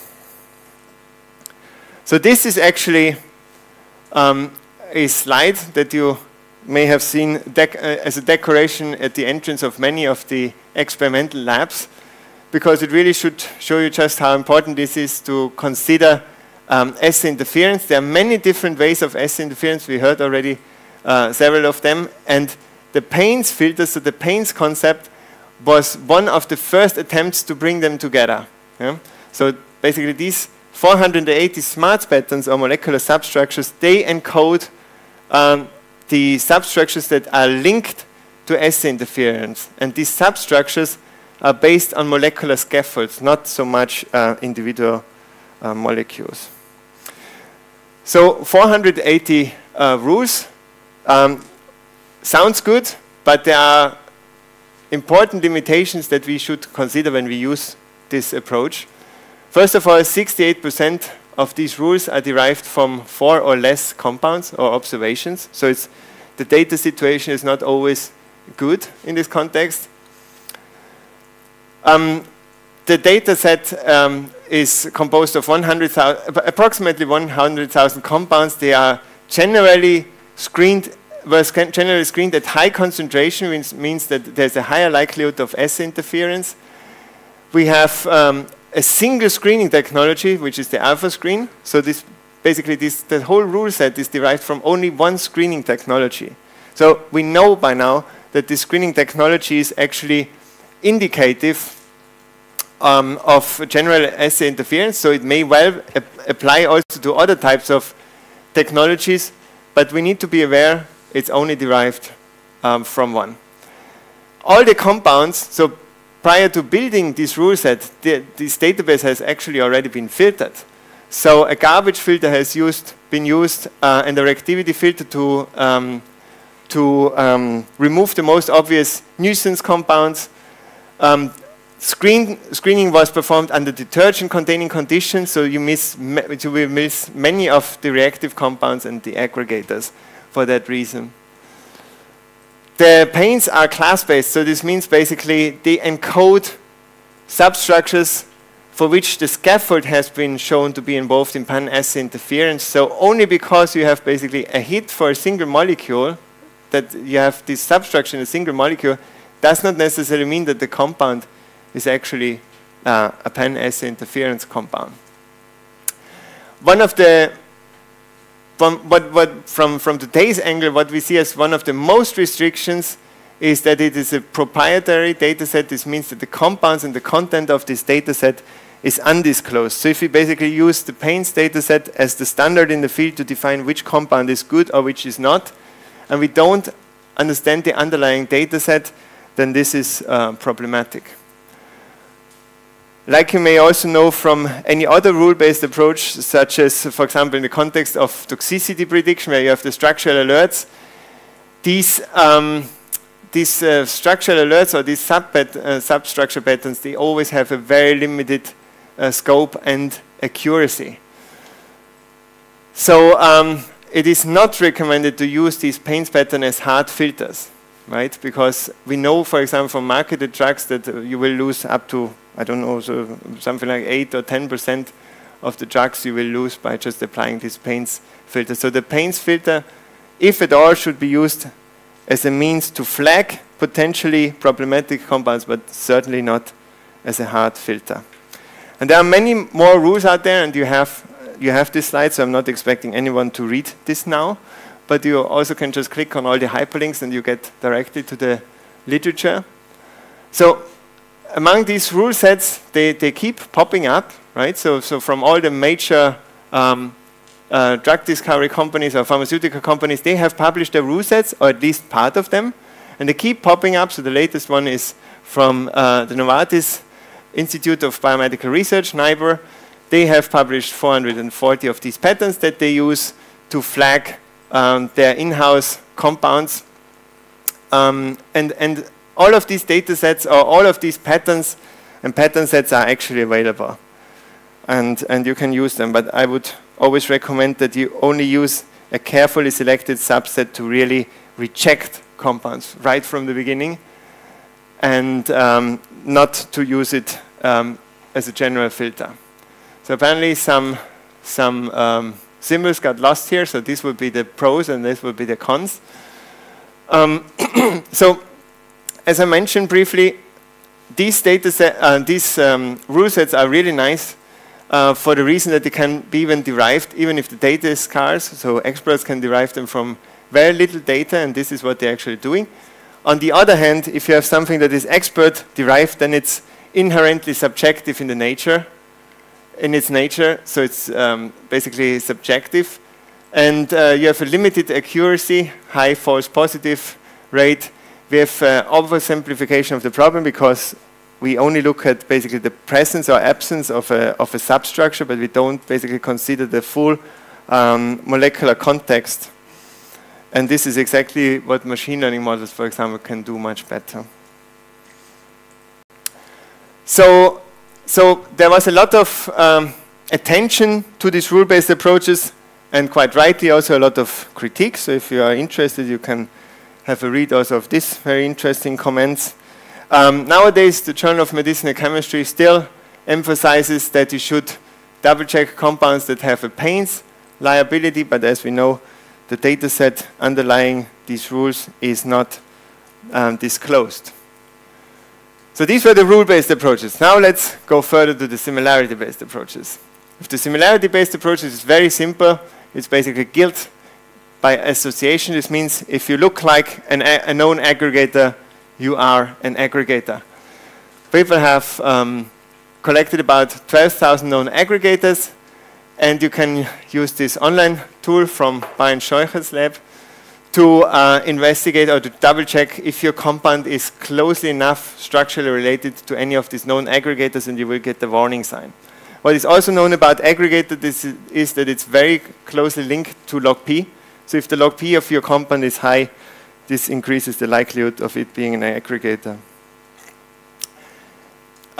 Importantly, one would need to consider the assay conditions, because aggregate formation is very strongly bound to the specific assay conditions. It's not said that like you just need to always see this on any condition. That's not the case. And of course, just because this aggregator advisor does not throw an alarm, does by no means mean that your compound should be green-lighted. Then there are the statistical approaches. The statistical approaches basically try to address the question whether a compound shows an unusually higher hit rate in biological assays. So what we usually use here is huge bioactivity matrices that are, of course, usually incomplete, right? So it's many compounds tested against many assays and targets, and we ask ourselves the questions, is there a compound that shows an unusually high hit rate? Maybe this one. And there are some very simple representations of this problem, and there are more sophisticated ones. The simplest would be to just count how often is a compound active, but this of course depends on how often it also was measured. The second most simple one is the active to tested ratio, which basically puts into relation how often a compound was active compared to how often it was tested. So this is a very intuitive approach and actually works quite well. And then there have other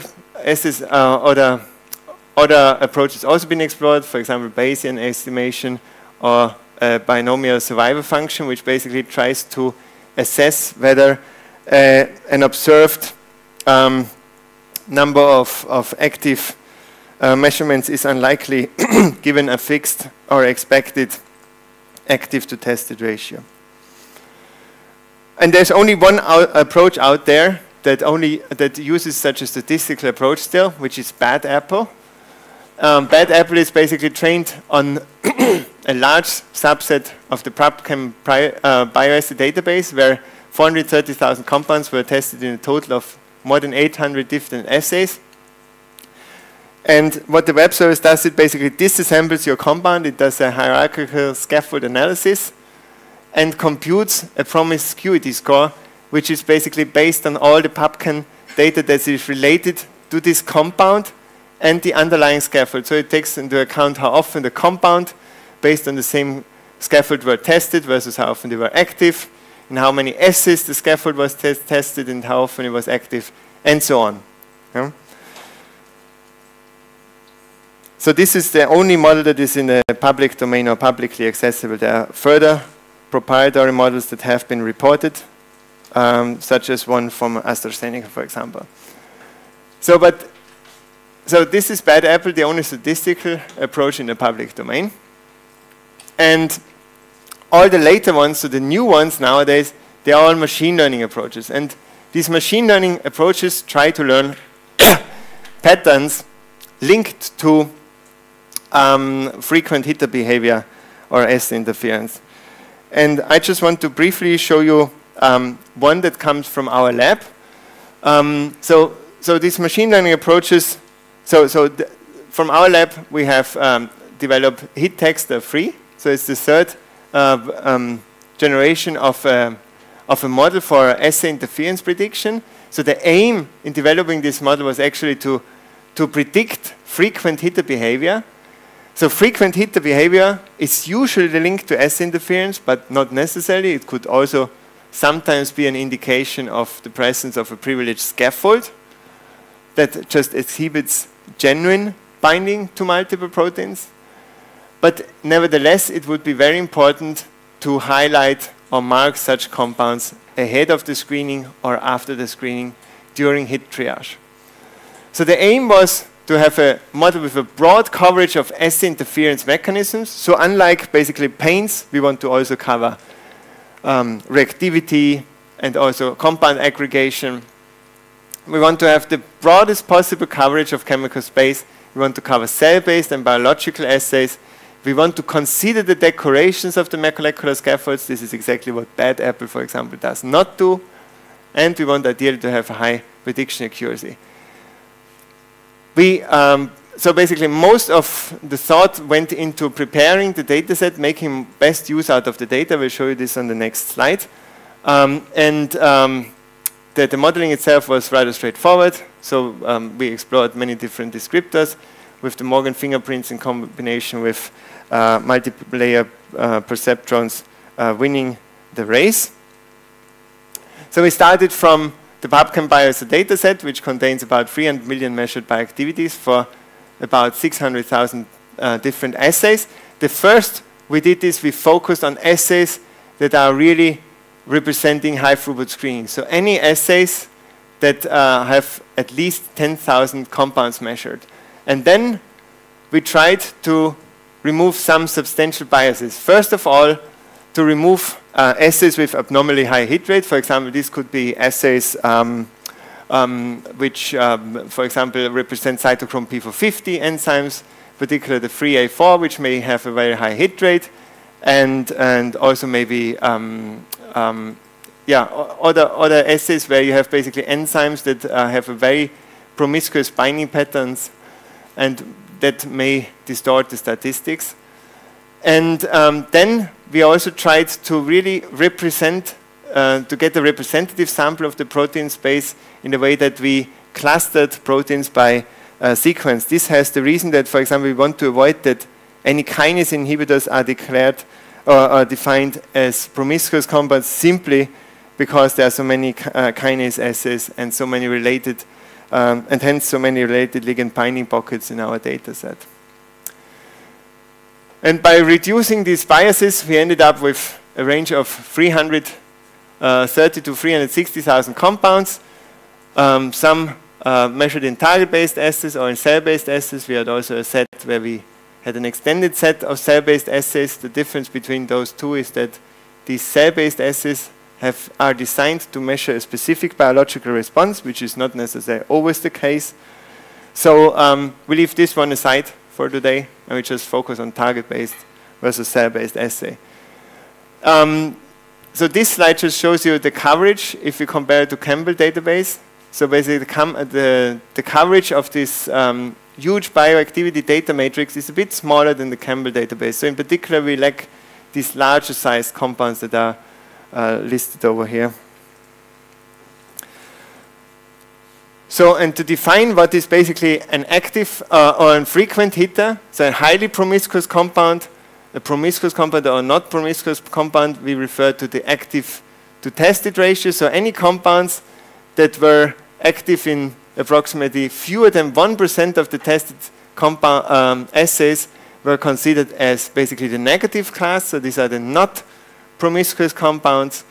And the highly promiscuous compounds are all that have an activity to tested ratio of more than 5%. Right? This means basically in 5% of all assays, these compounds have shown activity. And for the cell-based assays, this is actually in the same range, and these are the sizes of the data sets, so they are respectable sizes also of the test sets.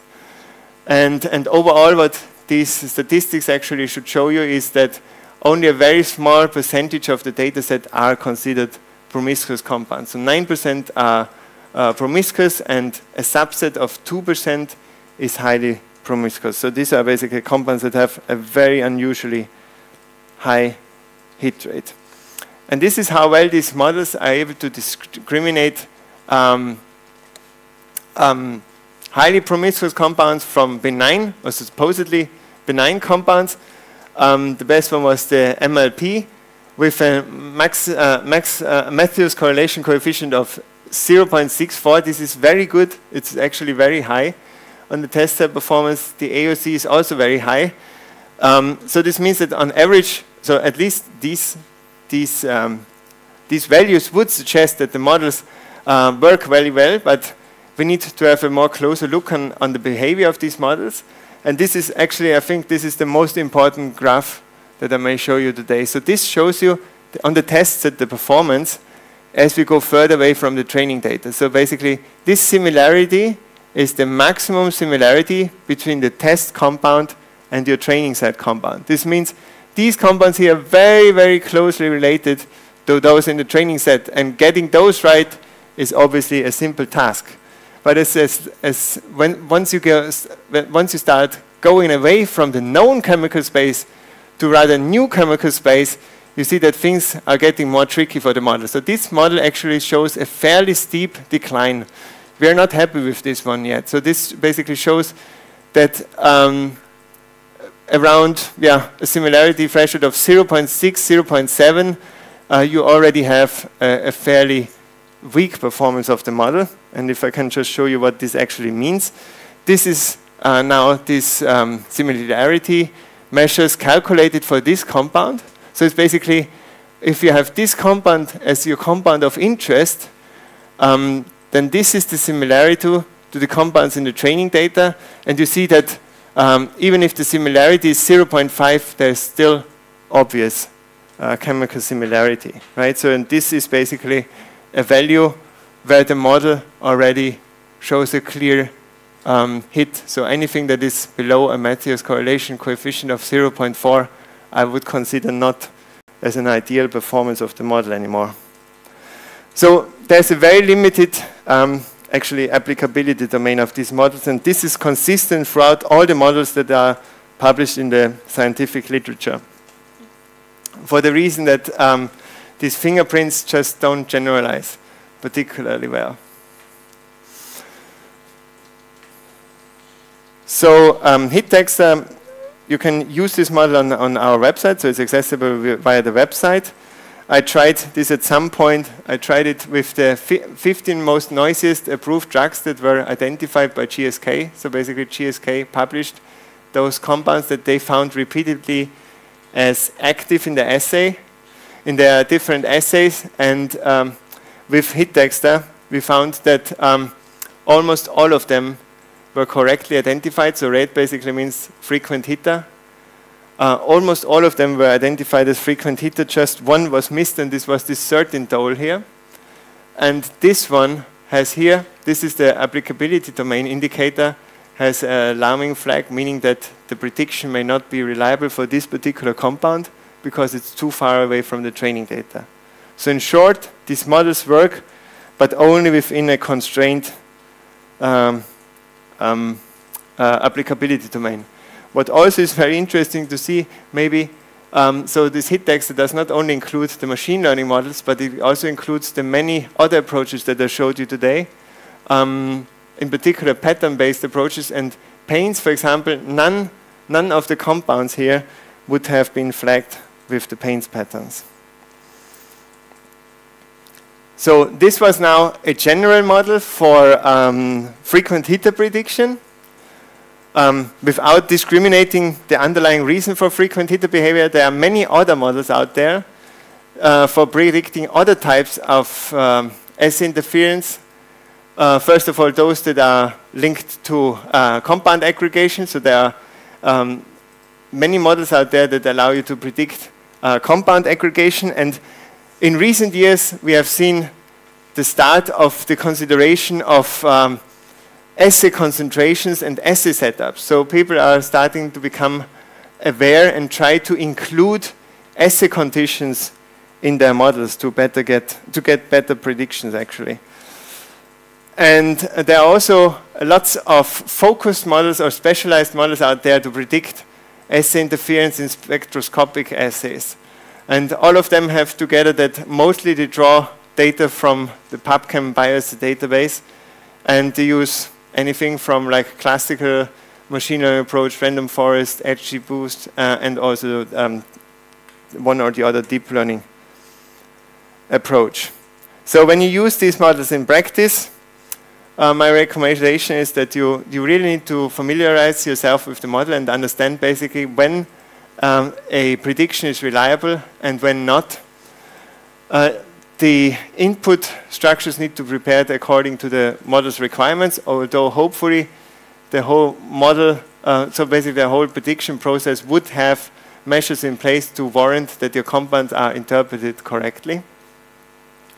Ideally, you should always rely on more than just one model.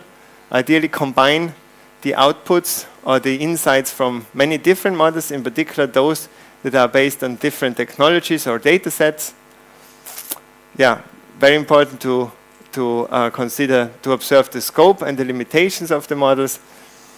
And overall, don't throw away compounds just because they have because they get flagged by some of these models, but just increase the awareness and try to verify the genuine bioactivity of these compounds with, for example, an orthogonal assay.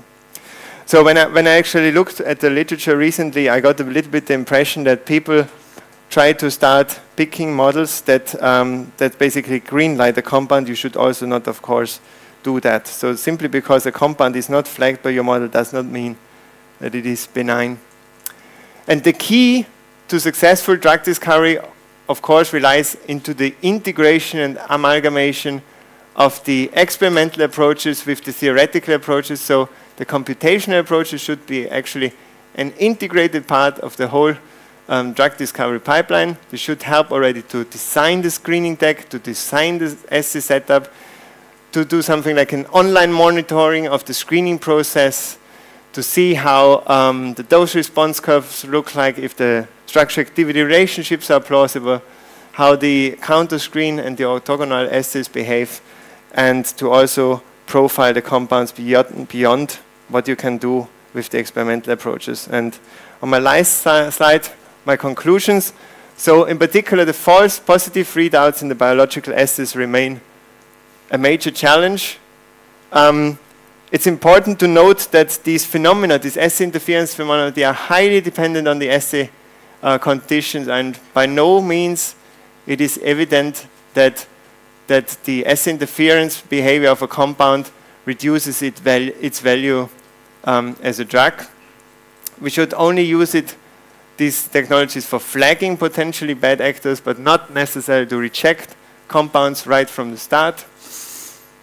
We should always be conscious about the scope and limitations of the models. And a huge potential lies in the further development of the machine learning approaches. We are now in the stage where people start to consider assay interference mechanisms, assay technologies, use, for example, language models to interpret assay protocols and so on. So this is still all very much in its infancy, actually, and good things will come up. And with this, I would like to thank the many people involved in the development of these approaches, in particular in HitTexter, which was mainly Konrad Stoch. From then, it was still University of Hamburg and Vienna, and now he's at BASF in Germany. And I would like to thank you very much for your attention. Thank you.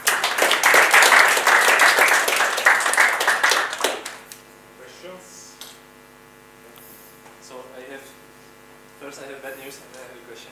The bad news is that Apple web platform since a few months is down. Oh, I don't think so. I used it very recently. Well, I have it open right here. So maybe it's geo-blocked after the news from the Czech Republic. But, in any case, yeah. A collaborator of mine who's been working at CZ OpenScreen in Czech Republic, OpenScreen said that he cannot use it because it's somehow down. Okay, that's the bad news. Maybe it's not properly done. So now a question. One of the things that HitTexter predicts is DCM, dark chemical matter. Oh, the dark chemical matter is based on proximity to known dark chemical matter. It's a simple similarity-based approach. Okay. Yeah, I see. So my question there is, I've always interpreted this as actually rather positive way. So rather, what it says is the compound is really kind of inert while still being kind of direct. So when a compound is flagged as a DCM, how would you interpret it? Is this something neutral or positive or negative? Well, there are different interpretations to that, but the good thing that you can interpret into it, if you find bioactivity of it, there's some indication that it's a very selective binder, right? It depends on really what you are looking after. So I mention it because the Novartis people who originally published this, yeah. They did a follow-up paper where then they did another 100 screens, and it shows some of these DCM that are actually active. Yeah, but like quite a big percentage. Yes, I would fully expect that. So if you would just have double the panel of assays, then you would just have half of the dark chemical matter. So I wouldn't take this too seriously. It's just mainly some indication that these compounds are surprisingly selective, I would say. I would not say they are like dark chemical matter, not as dark as the name suggests. Yeah, yep. Absolutely. Yeah. Thanks.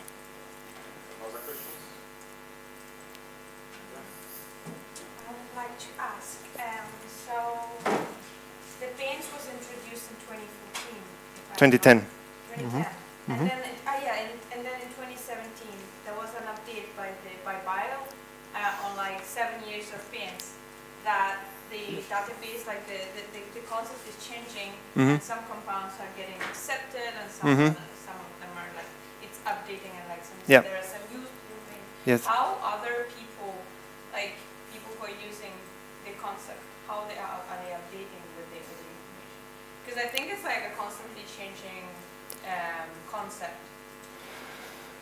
Yeah, so in 7 years later, there was the 7 years of itch, I think is this paper called, right? By the inventors, where they basically emphasized on the fact that many people just misinterpreted their earlier work, right? It's many things about, many aspects about what does it actually mean to have a compound that matches a Payne's pattern, right? So in this direction was the thing. So I think that the Payne's patterns haven't changed much since then, right? But what has changed is how to use them, right? So that people get conscious about it. It's an indicator. It's just a flag. It's not more than that. And something that hits a Payne's can be a frequent hitter or can be infrequent interference compound. Interference does not necessarily need to be a frequent event, right? So I think one should see this like as a global theme, which means that people should just not jump to the roof in full of joy just because they see one active compound in one assay. You know, so it's just we need to be more conscious about measuring full dose response curves and really use these filters and orthogonal assay technologies to really get a strong evidence that you have a genuine binder. So it's just, you know, as a whole concept as a whole, not necessarily the Payne's patterns on their own. Yeah. What about these covalent modifiers? Like most of the Payne's patterns, which are at least indicated on the main image of the paper, they are like indicated as a covalent modifier. But now they are emerging again, and covalent binders are actually stated as potential, you know, drugs of the future again.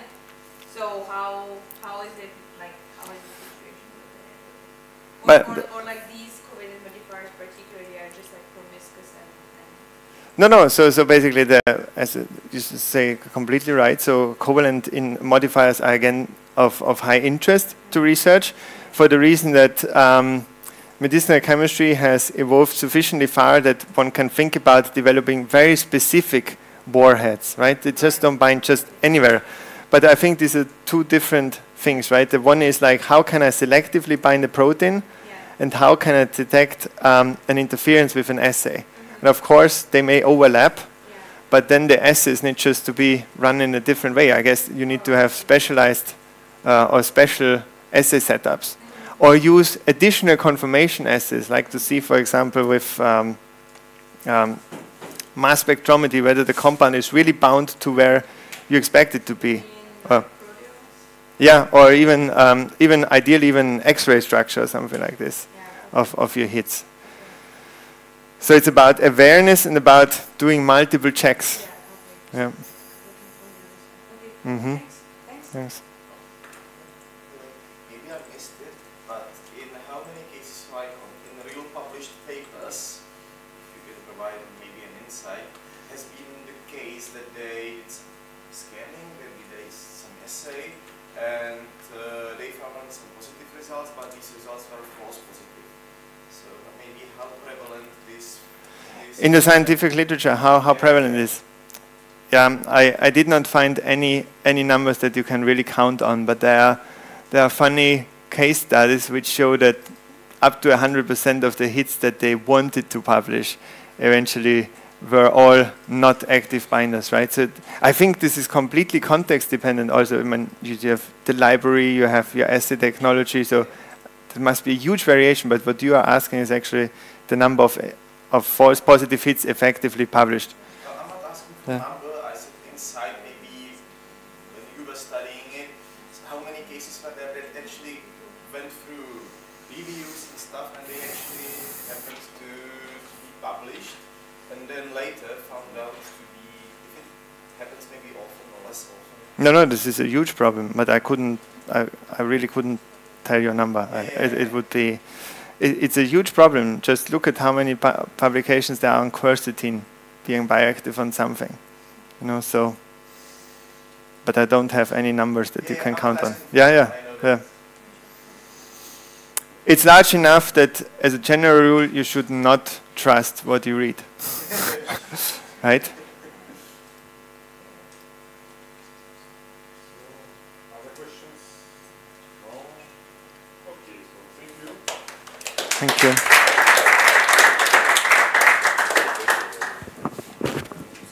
We can switch to the next presenter, who is Vic the guy.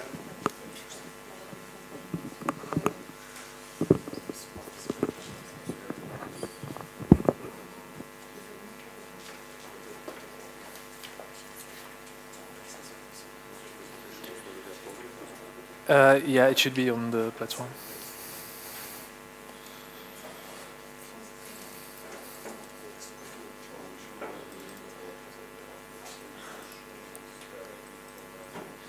Yeah, you can get it directly from the 7ADD website. I think if you go back here, you will probably... Yeah, I should be... Yeah, here. Yeah.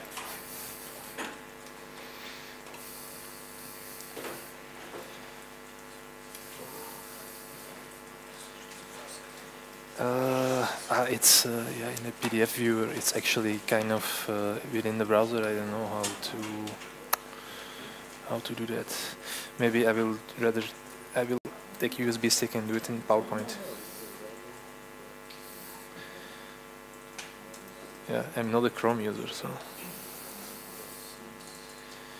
Yeah, but Johannes was doing it. So.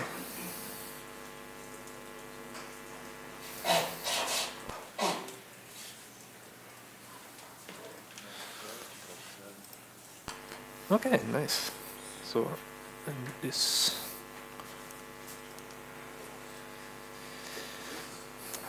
Okay, so welcome everyone. The presentation I'm about to give is going to be a little bit more basic than what you saw today, but nonetheless it's going to be very useful because it's going to be the lead up to the QSAR tutorial, and that one is going to be quite useful in working with the challenge of this workshop. Actually, you will have some pretty nice techniques in there. So first, let me shortly introduce myself. Who am I? My name is Wim de Haan. The Czech translation of this name would be Willem Kohout. That's what it means. I was born in Leuven. I studied, did my bachelor in KU Leuven, and I did my master in Antwerp. In those days, I was still organic chemist. Nowadays, let's say I'm theoretical, computational. I do cheminformatics, molecular modeling, and so on. Currently, I work as a joint postdoctoral researcher between the laboratories of Dans Fossil, who does cheminformatics, chemical machine learning, and so on. And in the laboratory of Pavlo, who is medicinal chemist, she has a synthetic medicinal chemistry group where she's investigating natural product, synthetic natural product analogs. And in her group, mainly I'm doing structure-based drug design, so things like docking, structure-informed molecular design. Okay, my interests are quite broad. As I said, I still have an interest in organic chemistry, medicinal chemistry as well. Cheminformatics is one main activity of mine, and beyond that, I'm also quite interested in signal processing, specifically of audio. Okay, so just a quick overview of what this presentation is going to look like. So as I said, it's really kind of basic, high-level overview. First, I'm going to give some definitions, explanations. What's QSAR? What does it stand for? What do we mean with it? What's the historical context? What's QSAR without a Q? What are structure-activity relationships? Then I will talk about some of the important steps. So how do we deal with data? How do we source data? How do we clean up data? How do we featureize our data and so on? Then I will talk about some common basic methods. How do we validate it? How do we see if our QSAR methods make sense or not? Whether the results can be interpreted and whether they are meaningful within which domain. And this is why I will also briefly talk about the concept of the applicability domain, which in QSAR is very important, and also shortly mention interpretability. And then I will go over some applications of QSAR where it's commonly used. Okay, so what's QSAR? It stands for quantitative structure activity. Well, usually they say relationship, not relationships. But okay. There are various variants, so depending on how broadly you interpret what the word activity means, if you predict a property that is not biological, you can call it QSPR. For example, when the compounds you are modeling are fragrance or other chemicals, occasionally within the literature it's even called QSOR. It's industrially actually quite important subcategory of QSAR. My personal definition of what's QSAR would be, or my opinion would be, it's medicinal chemistry meets physical organic chemistry meets statistics, or let's say the roots of QSAR are in these three fields. Here below I have a definition from one famous QSAR practitioner, from Alexander Tropša. He calls QSAR the application of data analysis methods as well as statistics to developing methods that can accurately predict biological activities or properties of compounds based on their structure. So you can see here he has quite a broad definition. So he's talking about properties of compounds generally, which can be quite a generic thing. Another way to put it is the concept of QSAR is predicted biological activity is the function of some structural features and perhaps some kind of error of what cannot be captured by the structural features. Like, for example, biological mechanism dependent things. Okay, here is a really high-level overview of, let's say, a QSAR workflow from beginning to end, how it will look. Next slide actually is going to have a flowchart with more or less the same thing in there. So we begin by picking some appropriate data. And this means, in general, in the context of QSAR, molecular structures, compounds, and some kind of endpoint or property of interest, typically biological activity. We have to clean up our data, we have to regularize our data, we have to choose how do we featureize our molecules. We have to make sure that we don't have useless features, or we don't have correlating features that will complicate our methods and so on. So there's a lot of techniques to deal with that. Then I would say quite an important thing, there is model building. So we have to do an appropriate choice of the model. There are various methods in general with QSAR, let's say standard machine learning methods, standard, let's say, data analysis methods can be chosen. There is a really wide diversity available. And of course, we have to choose appropriate data splits, cross-validation, and so on. Then we need to rank our models. We need to see if our model is good or not. We need to evaluate it. For this, we have certain metrics as well as analysis of the interpretation and applicability domain. Then what do we actually use our QSAR models for? Here are some 3 very common applications. We can do virtual screening, so try to find some active molecules in a large set. We can do hit optimization, for example, optimize certain extra properties like of target effects, or even optimize the main property, some biological activity.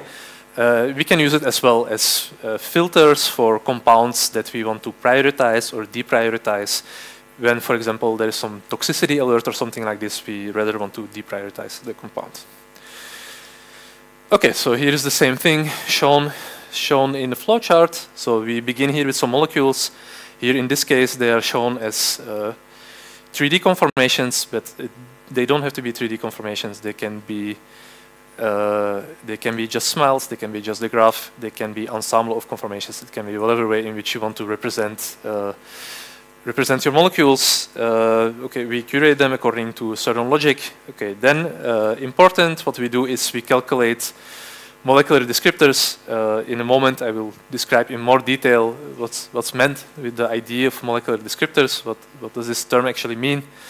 We do some cleanup, pre-processing. Then we split our data, select our features, and we choose our modeling method, and we evaluate how well it works using various validation methods. And then finally, we select the best QSAR model and we apply it. Okay, actually, what is QSAR? Where does it begin and where does it end? It's kind of a fuzzy thing. So you could say, or some say, that QSAR is kind of a form of traditional supervised machine learning. Typically, when people talk about QSAR models, they're not talking about deep learning models. They are talking about, let's say, traditional classification and regression. For example, the kind of classifiers and regressors that you may find in a Python package like scikit-learn or something like this. Now, recently, actually, there was some nice review where they introduced something they call deep QSAR. In my opinion, it's kind of semantic discussion. Okay, where is it just deep learning? Where is it deep QSAR? But let's say the big difference is that in case of deep QSAR, you will have learned representations, embeddings, those kind of things, which in general in QSAR will not be used, where you will use context-free descriptors that are just calculated from the molecular structure. Virtual screening is one classic application of QSAR models, be it for activity, be it for certain properties, but again, we need to keep the applicability domain in mind. So now let's begin with talking about the history of QSAR. So actually it goes back quite far into the 19th century. So first of all, actually the concept of fitting a line basically is relatively modern.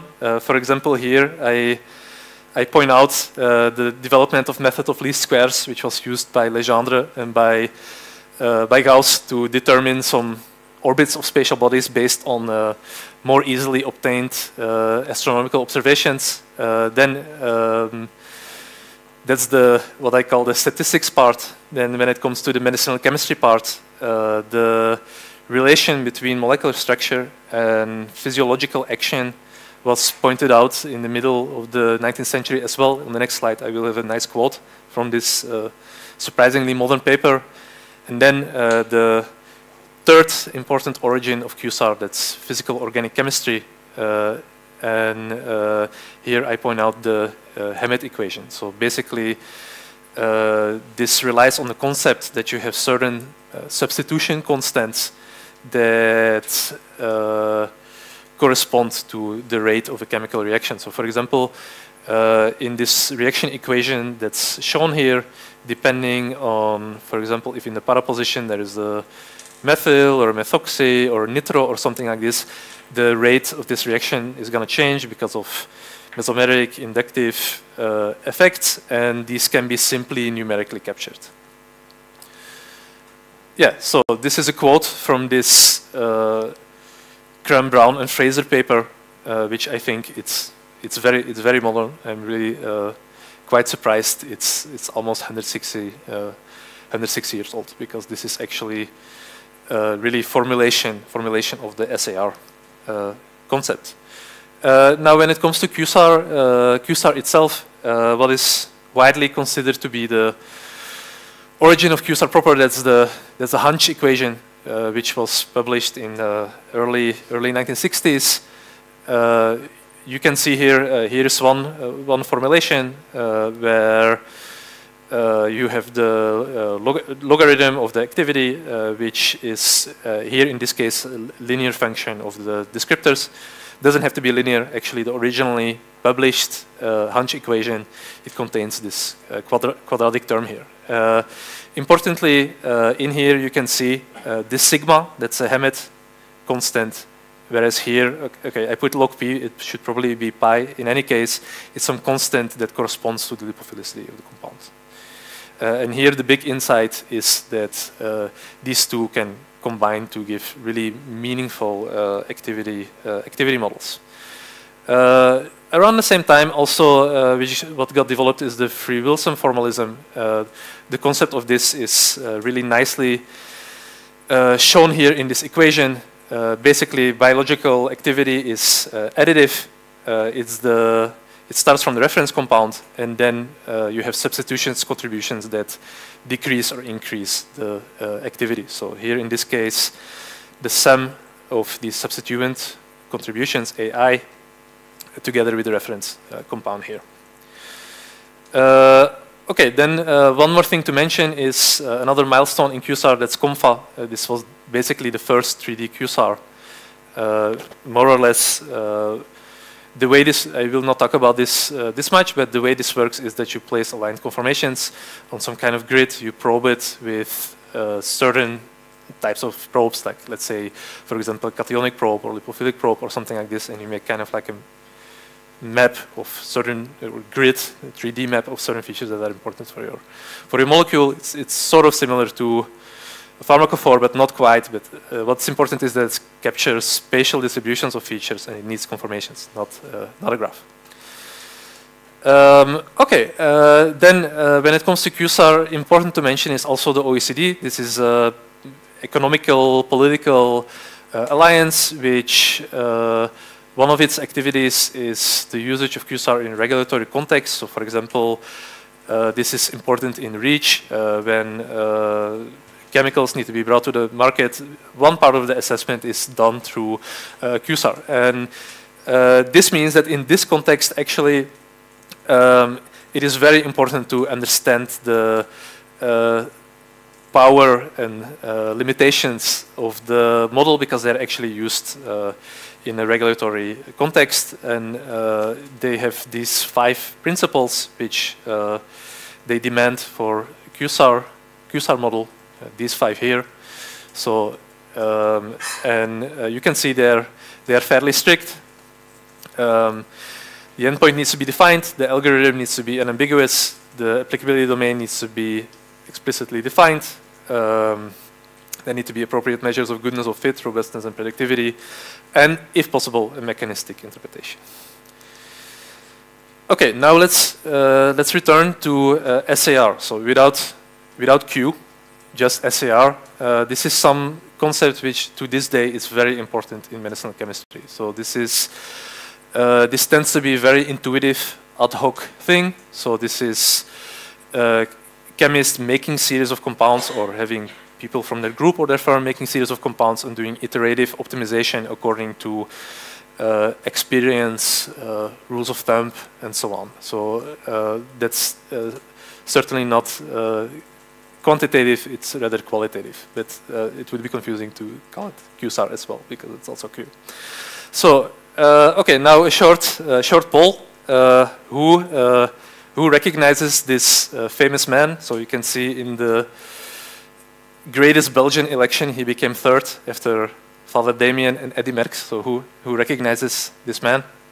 I think I see 1, 2 raised hands. So this famous man, that's Paul Janssen of Janssen fame. He brought 8 drugs to the market, and he's kind of emblem of this trial and error, fuzzy, intuitive SAR approach that the medicinal chemists are taking.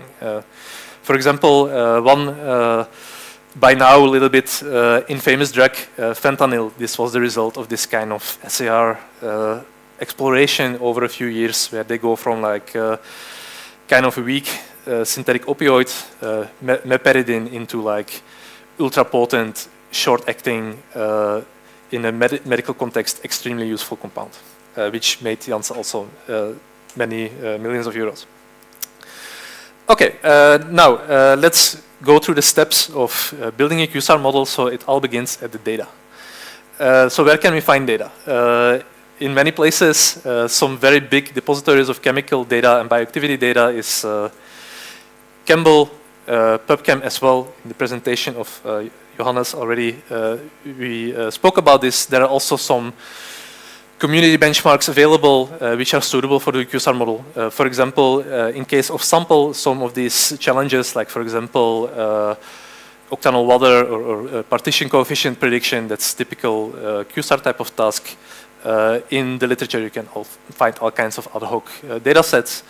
There are also commercial databases where you can find data, but there a word of warning. So these have hundreds of millions of compounds, but one time I attended a SciFinder meeting.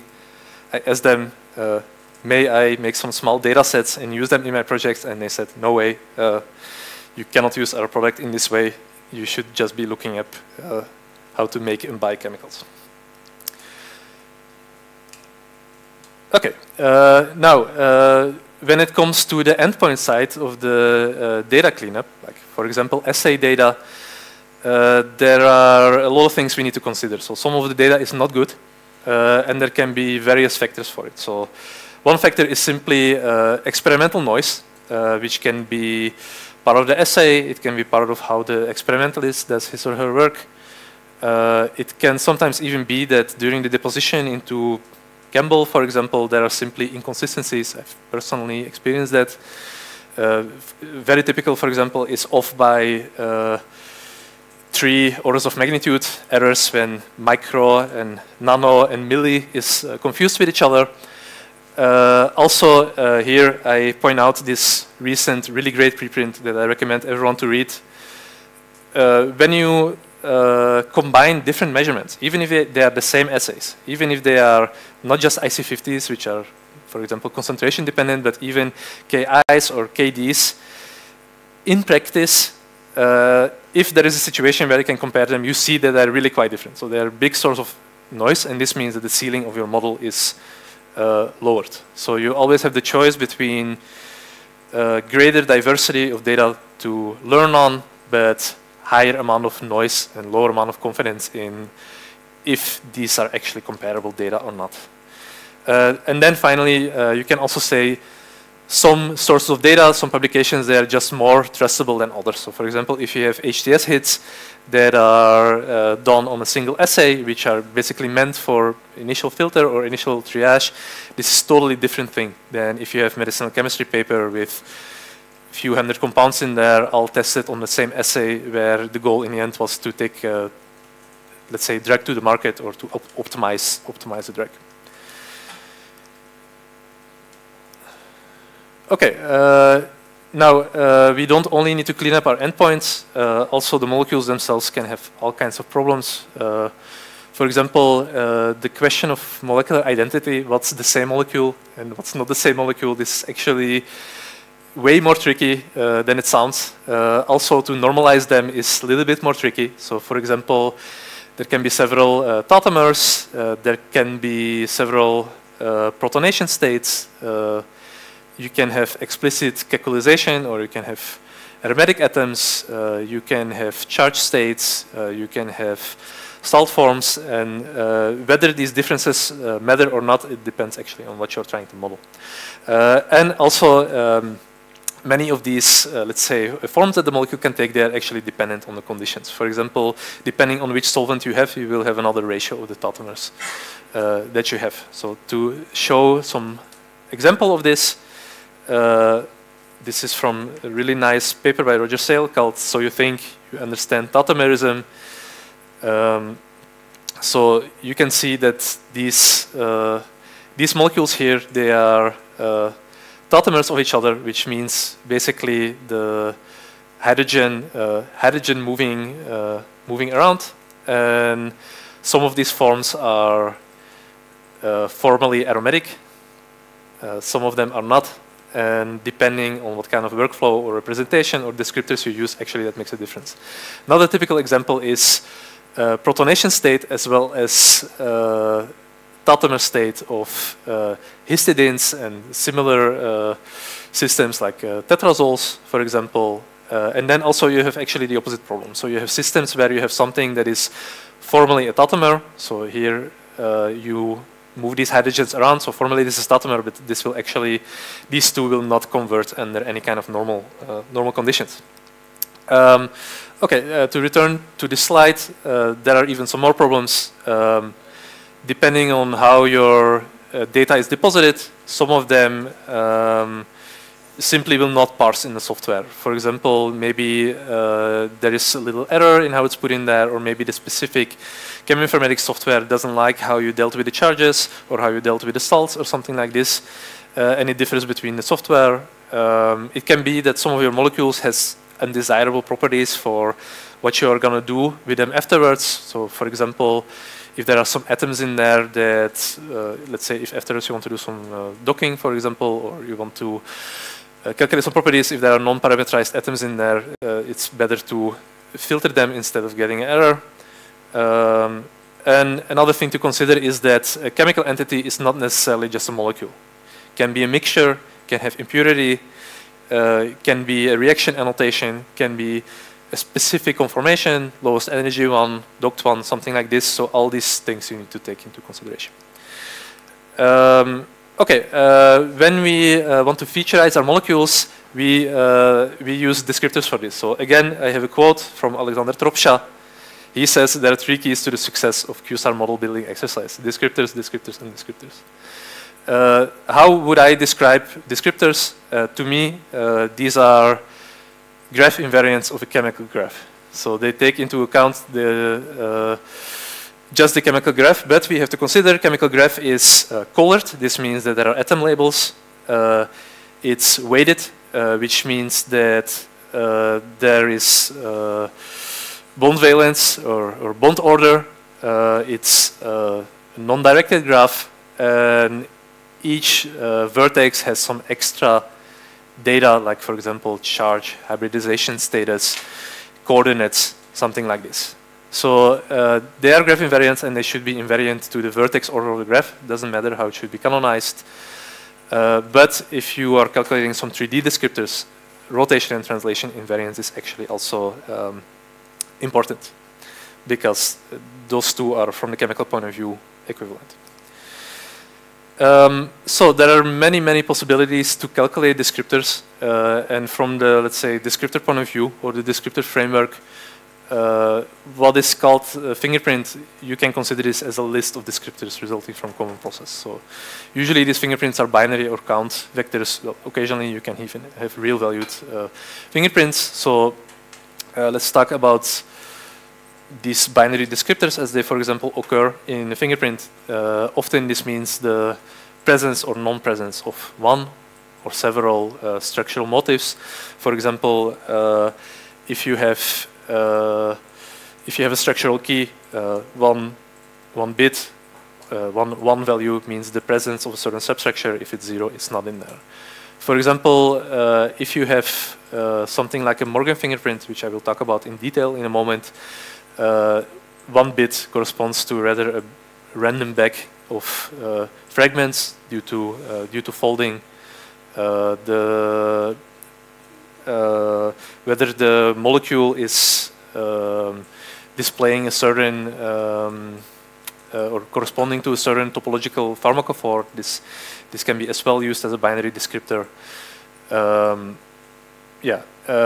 Then if instead of looking at the presence, yes or no, we count how many times this occurs, then instead of binary value 1 or 0, we can have a integer. Typically in the fingerprint context, these are called count fingerprints. For example, some other descriptors like this are a few of the Lipinski-like descriptors, so the count of hydrogen bond donors, hydrogen bond acceptors, the heavy atom counts as well. And finally, there are real value descriptors. They're real valued, so they are in a continuous range. Some classic old school examples are the topological initials. They are, let's say, pure, strict graph invariants. They usually have a graph T radical basis. Many of them even predate what has come to be called cheminformatics.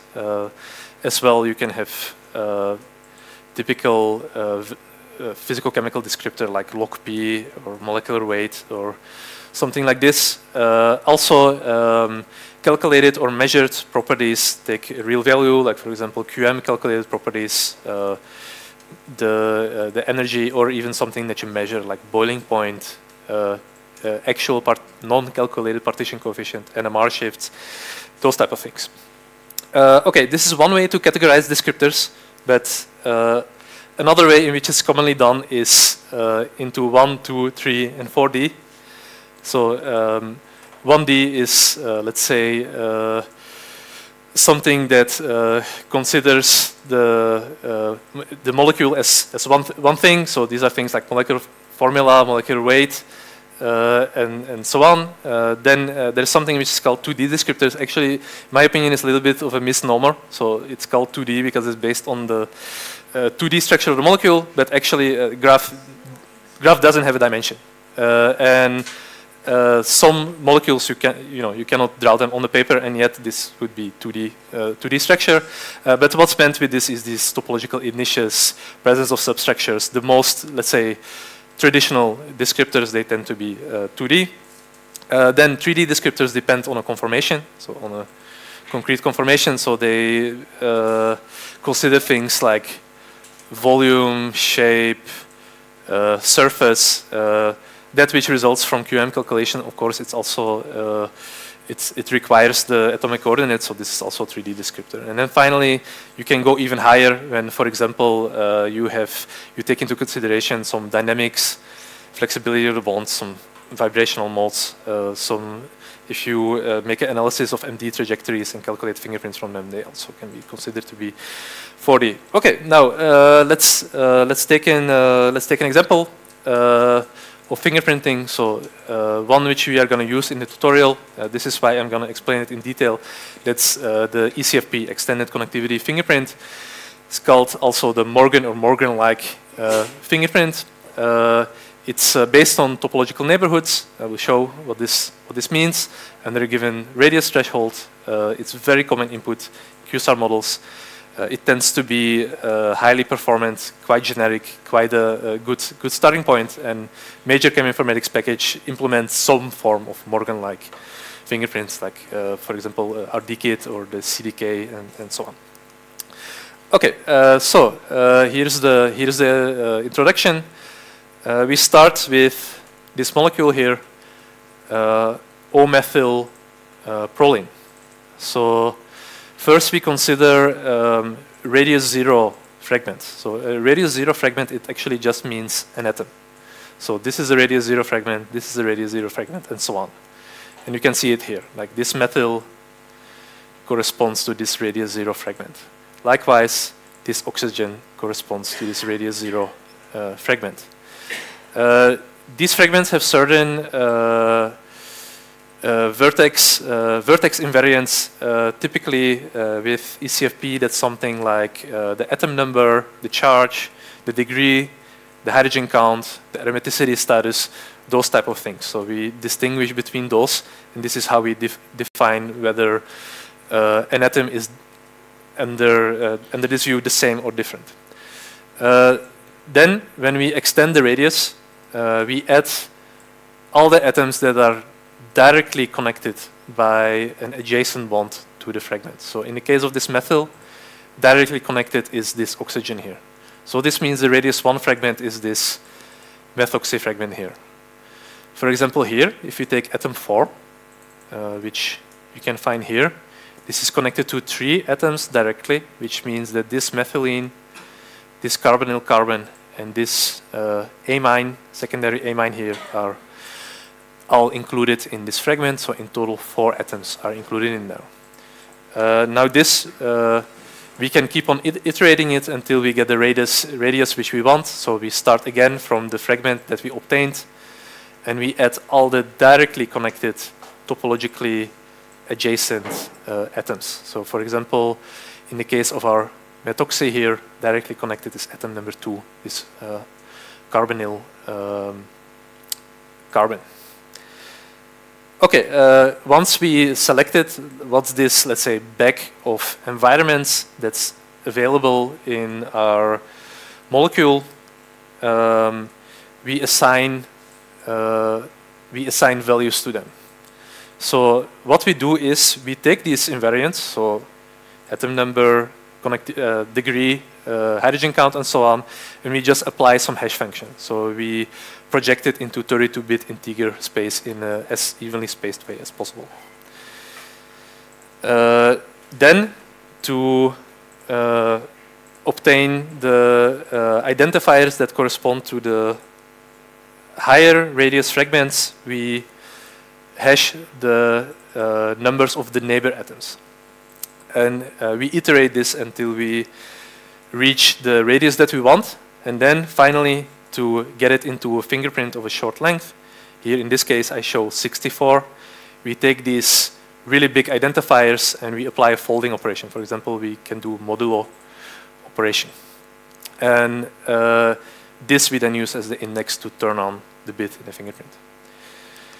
Okay, now, unfortunately, once we calculated all our features, still some work is needed. The descriptors we get, often they're correlated. Often it may be that we have a type inconsistency, so we have some binary descriptors, some count descriptors, some float descriptors, and to mix them up, usually our modeling techniques will not like it, so we need to deal with it somehow. Then also some of the features, they simply don't correlate at all with the endpoint that we care about. And in general, you can say the fewer features we have, the faster and more, let's say, easily interpretable without extra effort our model is going to be. Okay, what are some tricks that we can use? If we have real value descriptors, we can scale them. For example, we can use z-scores where value of 0 means the mean and value of 1 means 1 standard deviation from that mean. For example, what we can do is just scale it to between 0 and 1 or some other range that we care about just by linearly scaling between the minimum and maximum. Also, we can simply investigate for our data set if there is collinearity between our descriptors by calculating the pairwise R2 and removing everything that's above a given threshold. Now, when we select our features, there are, again, certain ways to do it. So, for example, depending on what kind of modeling you use, you can do pruning of your features depending on feature importances. So, for example, in the random forest, one of the outputs is just a big list of averaged over the trees, what's the importance of each descriptor, and what you can do is maybe drop 90% of these features and see if your model performs equally well. Likewise, you can do kind of brute force approach by building models with just 1 or more descriptors excluded and comparing them, comparing their performance. You can do principal component analysis so that you have orthogonal principal components that are, let's say, maybe ensemble of a few features.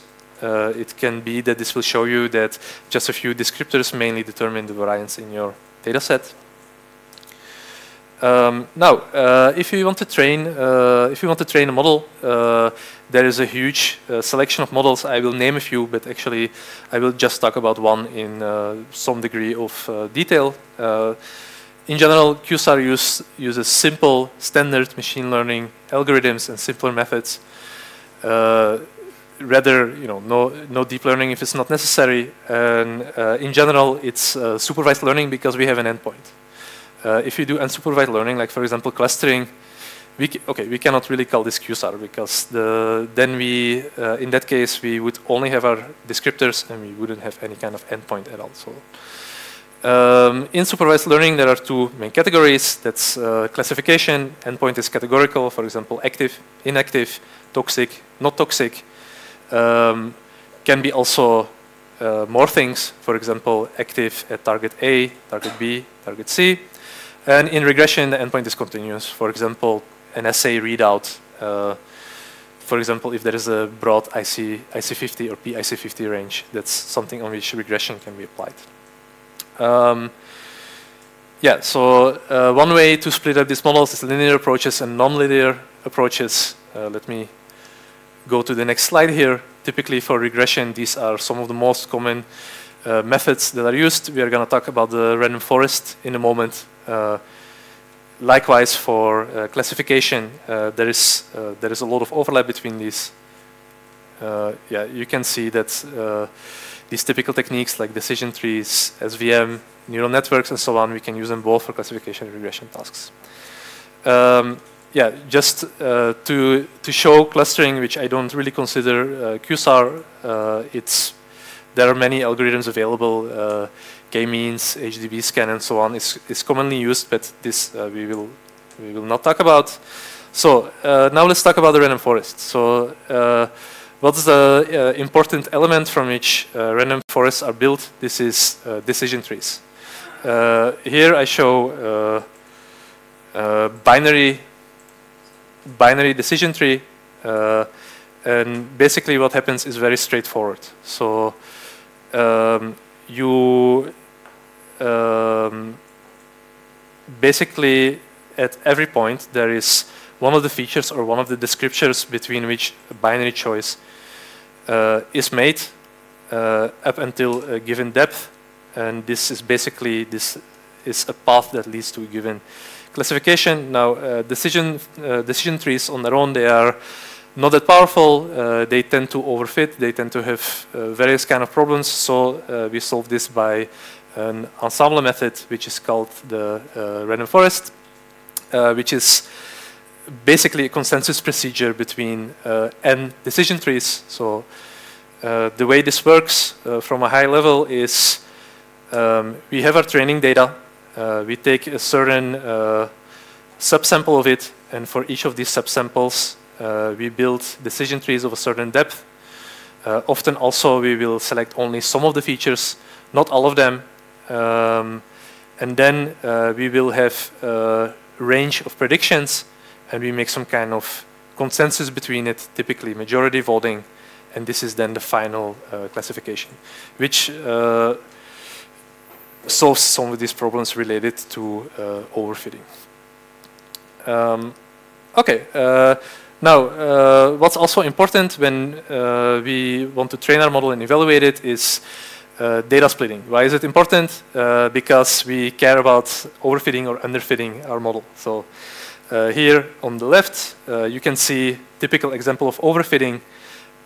It's quite clear that it fitted to totally random noise. So let's say a metric like R2 or something will be better, but the moment we apply it to new data, this is going to turn out that it's totally spurious noise. And typically, the fact that the performance is much better on trained data than on test data, that's the hallmark sign that you overfit it and that you just fit it to noise. Here in the middle, you can see something that's a more smooth tendency, where what you would see is that the test and train performance is going to be a little bit closer. But what's also possible is underfitting, and in this case, the performance will just be bad in both cases.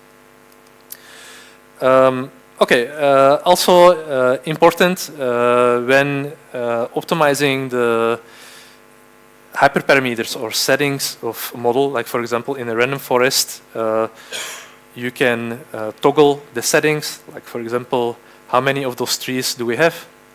What's the maximum depth they can have? If you want to optimize it for optimum performance, the way we do it is we split the training data into folds, and in this way we can check internally what's the performance. Here in this case, what's shown is cross-validation. So you split it into 5 folds.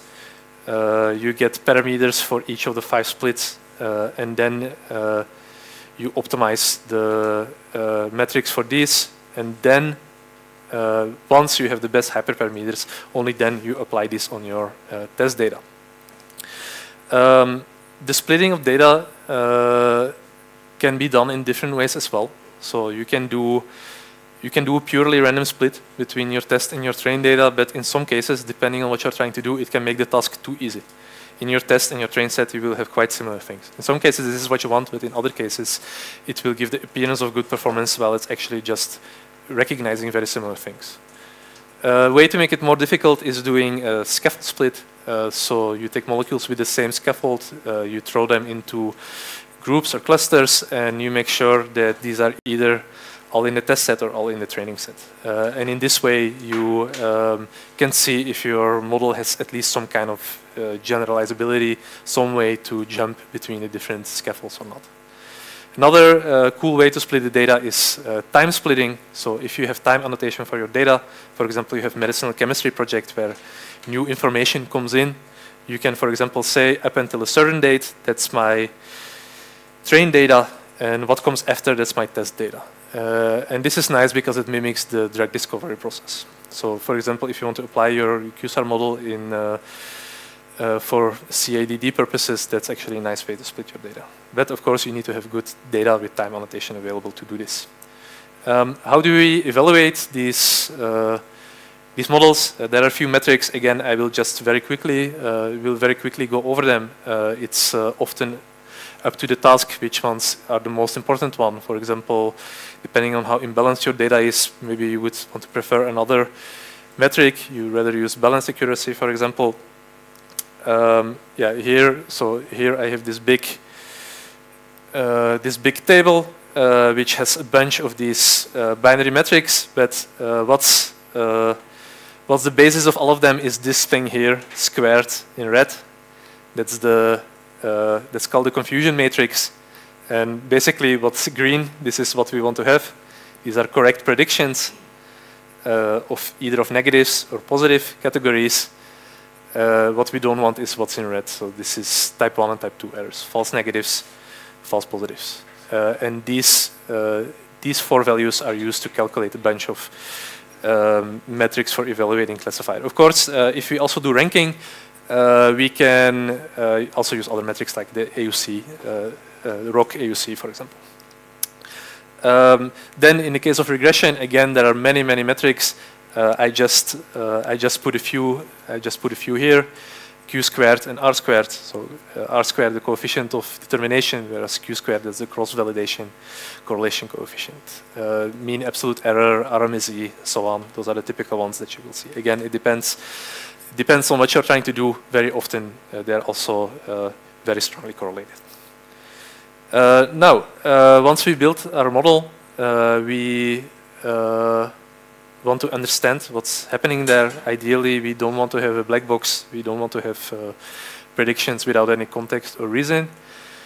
So how do we deal with that? Very simple models. They're often, by their nature, interpretable. Let's say if you have a sum of, let's say, relation to the partition coefficient and some empirical coefficients or something, this is naturally interpretable. But of course, other models, they can be as interpretable, at least if you approach them in the right way. Again, the random forest classifier and regressor, they offer these feature importances directly. With some other models, you maybe will have to use certain tricks to deal with them. For example, one nice way to deal with it is through Shapley and as well as Shep scores. In the tutorial, I will talk about this. Basically, the question that is there is, for a given prediction, compound is active or not active, for example, how much did each of the features, each of the descriptors, contribute compared to average prediction? Another way to probe this is through counterfactuals. So the question you ask is, what changes will result in an alternate outcome? So what, for example, what single atom change can I do so that my classification flips between active and inactive? Then also what I should mention explicitly is the applicability domain. every model can only be applied within a, let's say, a certain space, certain descriptor range, and there are some ways of assessing this. For example, the leverage approach. You can see here the Williams plot, where you can see these both prediction outliers as well as outliers when it comes to the descriptors. In general, you can say a standard QSAR model, as we know it, it has a small domain of applicability. Here, there is a really nice quote from Richard Kramer. That's the guy who, it's Richard D. Kramer actually. That's the guy who developed COMFA, who notes that actually when we talk about applicability domain, often we are actually too optimistic. For example, when we train our model based on physicochemical descriptors, let's say log P, for example, this contains a lot of chemical diversity, a lot of things that are really heterogeneous, really different, and that are not at all on a smooth line between something very hydrophilic and something very hydrophobic. Here is another way of looking at the applicability domain. This is considering the activity landscape. So this is the how the potency, in this case, that's the third dimension here, is distributed over the similarity map, where, let's say, closer molecules, structurally closer molecules are closer on the landscape. What's the shape of this?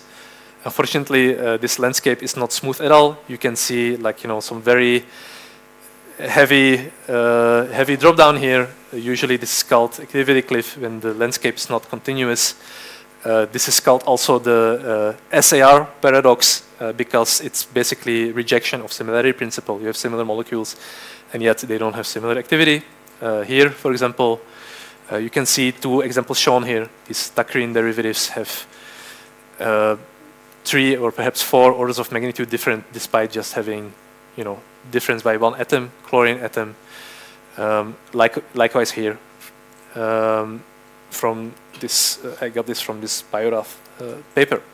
Okay, now to conclude this presentation in some minutes, how are we going to use our QSAR models? Typical application is simply virtual screening. For example, I put here the abstract image of very straightforward application of this, modeling serotonin 1A modulators based on a data set of not that many compounds, 100 or so QSAR models were built. These were then used to screen commercial libraries of compounds. Again, you can see really low data regime, 10,000 compounds in one library, 23,000 compounds in the other library. The best hits come out. They purchased, I think, 15 of them and 9 of them were active. So you can see that even simple approach can sometimes lead to quite nice active molecules with even, as you can see here, pretty good nanomolar activity range. Then another way in which we can use our QSAR applications is optimization. For example, multi-parameter optimization.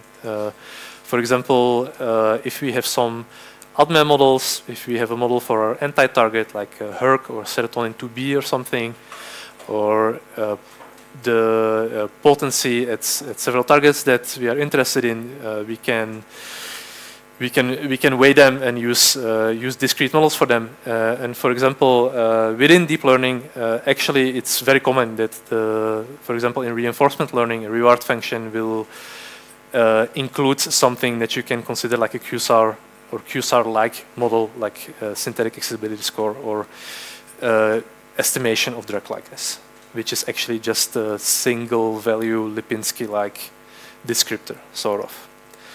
Okay, this ties in nicely to Johannes' presentation.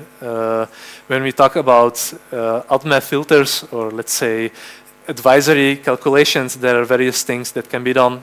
For example, a very famous one was, there was this challenge around the TOX21 data at various toxicologically relevant data sets, which then constructed ensemble models that can more or less judge if a compound is more or less likely to be toxic.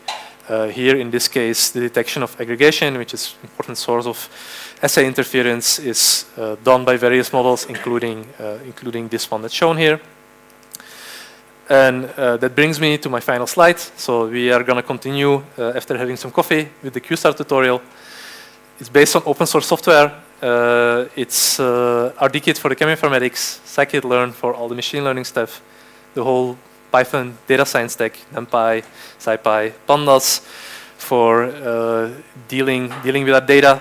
We are going to do a little bit of explainability or interpretation using the shop package, and then finally we are going to do our model building interactively using Jupyter notebooks. So actually, some Python knowledge is quite useful, but these notebooks are constructed in like quite a simple way where they should be quite usable and adjusted without looking too deeply into it.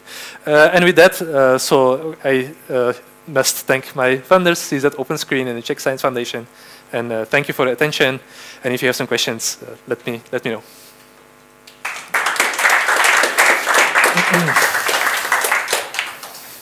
Questions? Yeah. So, what happens when I featureize a molecule? So I got a number array, right? If you featureize what, sorry? If I featureize a molecule, Yeah. I get a number array.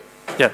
Then I can eventually add also some cheminformatic properties based on Lepšík, like the P or the D and some other stuff that Lepšík provides. Fine. I give everything to the machine learning random forest. Yeah. Then I ask which one is the most important tree in the forest. So I dot most important features. Yeah. How, I mean, like this, I in a way confused the chemical information with the fingerprint-ish information. Yeah. How do I, like, separate? Well, yeah, okay. So the way in which this is typically done is by making consensus models. Okay. So let's say you make one model that's based on your physical-chemical descriptors.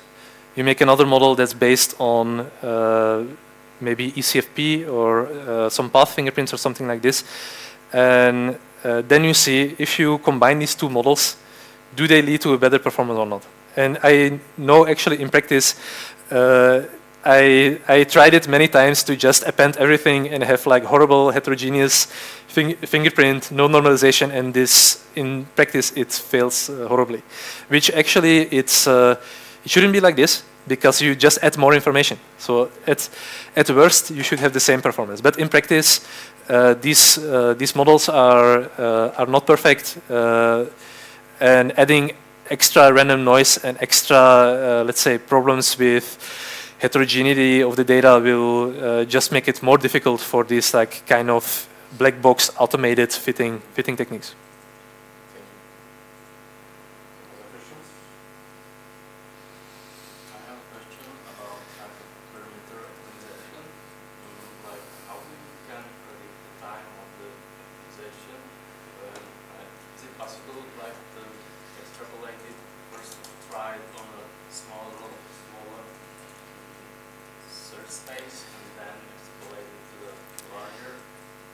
Well, yeah.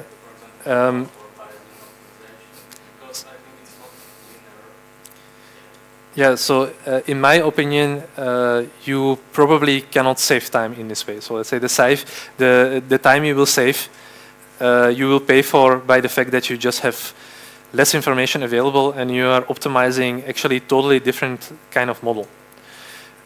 So if somehow you would know that there is a lot of redundancy in your data or something like this, maybe then you could subsample and build, let's say, the most effective informative model, do your optimization in this way. But the fact is that you want to build a model based on all your data. You want to do your hyperparameter optimization in the most efficient way. So what you rather want to do is pick your optimization method in a meaningful way. So for example, what I showed and what I also will show in the tutorial is the most brute force simple way, just a grid search. But as you mentioned, if you do a Bayesian optimization, and especially if you pick your search range effectively, so if you actually think about what are the kind of hyperparameters that you care about. In what way is the search directed? Then probably you can save some time without having to cut costs on cutting out possibly very informative data. In what way is my search directed? I need to understand like the whole problem I want to solve, or? Well, if you build a QSAR model, usually what you want is on your whole test data, you want to have the best possible score according to some metric you picked.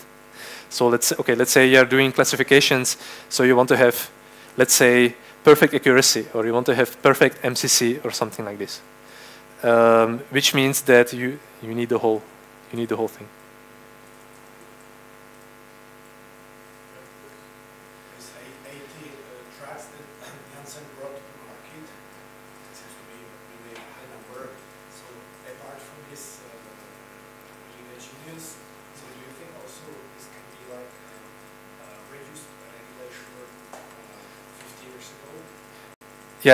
Yeah, exactly. That's definitely the case. So with Jansen's success, I would say two main things played a role, except for him being a pretty smart guy.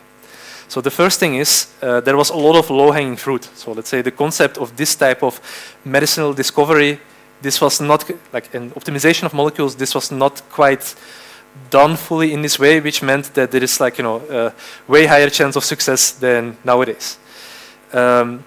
That's the first thing, but the second thing is, and that's what you mentioned, that's the regulatory framework. So what Jansen used to do is, when he develops a new drug, he would give it to a clinician friend. And the way they would test it is something like more or less informal clinical trial. So they, for example, I one time saw some documentary where he gave it to some clinician friend. He gave fentanyl to some clinician friend in Brussels, and they used it on some patients, and they saw, wow, it's like, it's really useful as an adjunct in our anesthesia, and it has such a nice, pharmacokinetics. It works really fast. It lasts for such a short time. It's a really useful compound. Nowadays, you cannot do, clinical trials. Ask a doctor, hey, do, informal clinical trial for me. So that's definitely a very important factor. Nowadays, if Jansen was 30 years old now, he would be very lucky to get one drug to the market.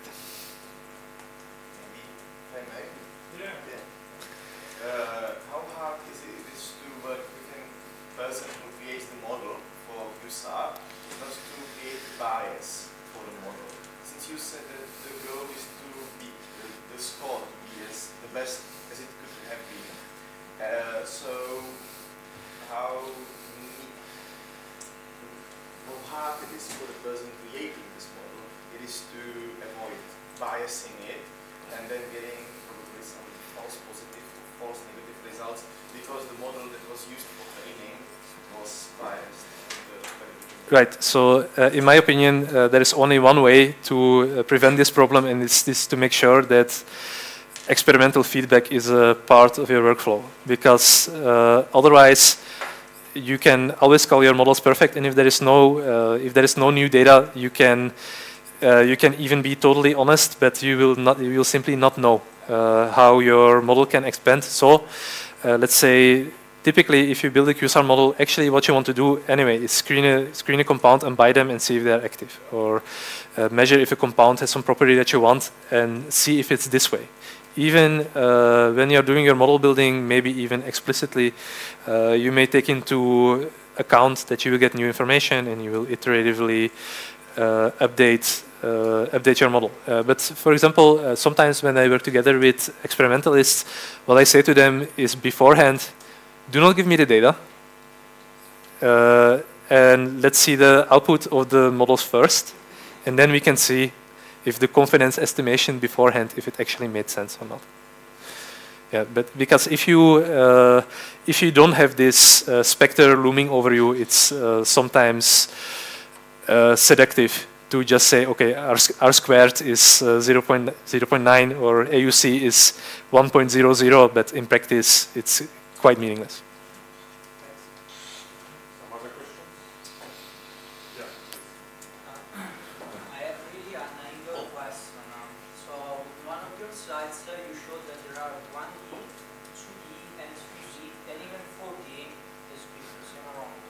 Yeah. Let's suppose that you maybe train, you have a database which you use, and this comes maybe from your in-house collection of experiments from, I don't know, X-ray crystallography. So these are 3D informations, right? The aim of my experiment is like enlarge my knowledge of the chemical space I want. Which type of fingerprints would you recommend? 1D, 2D, or 3D? Because I feel like maybe there would be like some challenge, right? Right. Yeah. So this is quite a tricky question, but what I would say is that typically in a use case like this, a 3D descriptor is more difficult to obtain than you would think, because if you have a big collection of molecules, let's say you have, I don't know, 1 million compounds in your in-house database or something, actually you don't have 3D conformations because you don't have like, 1 million crystal structures or something. So most of the compounds you will just have, you will have their structure or you will have the connectivity of their atoms and that's it. And this means that if you would want to introduce 3D descriptors, already you will have to make choices. How am I going to generate my conformations? What's the cutoff of what counts as a different conformation?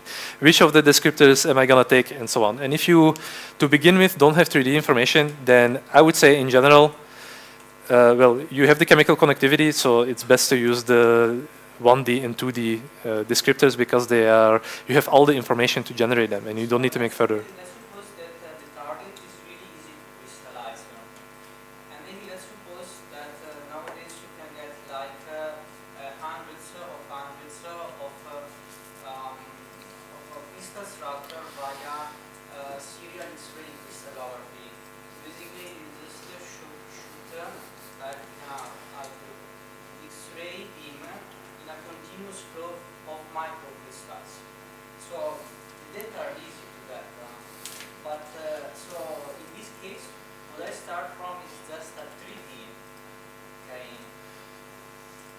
Yeah, so so definitely in this, like I would say, quite exceptional case, if you have very good 3D information from X-ray structure, for example, then of course it's sensible to use 3D methods. And I would say in such a case, not even just 3D descriptors are relevant, not even doing calculating some shape descriptors or something like this. Not only this is relevant, but at that point you can actually do quite successful, let's say, structure-based drug design, because you have orientations of your molecules, you have a shape of your pocket, you have fragments aligned in a certain space. So at that moment, even you can leave the ligand only space because you have even interaction information. But yeah, in such a case, of course, you care about the good information you have, and that is 3D.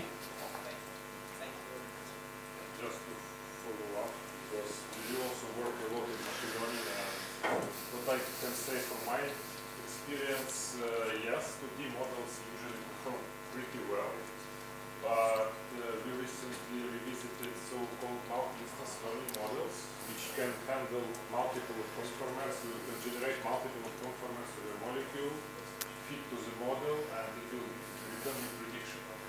And in some cases, this perform much better than 2D. So we recommend to apply as a first step 2D models. Then, if they fail completely, you can switch to 3D models, to more complex one, and use these multi-instance learning approaches to predict properties. So they were predicted pretty well in multiple cases, not only biological activity, by antigenic excess of reactions, of chemical reactions, and other stuff. And regarding your note about X-ray structures and use them for 3D modeling and for QSAR, it depends. If your molecules occupy the whole binding pocket in these X-ray complexes, then you can use them. But if not, so because frequently this high throughput X-ray use some fragments, and these fragments occupy different pockets. And in this case, you should use some more or less, how to say, more specific descriptors, because you cannot use descriptors which are invariant to the position, because otherwise it just lose your information in which pocket your fragment is located. So that's pretty tricky, but it is possible to use this information. This is just...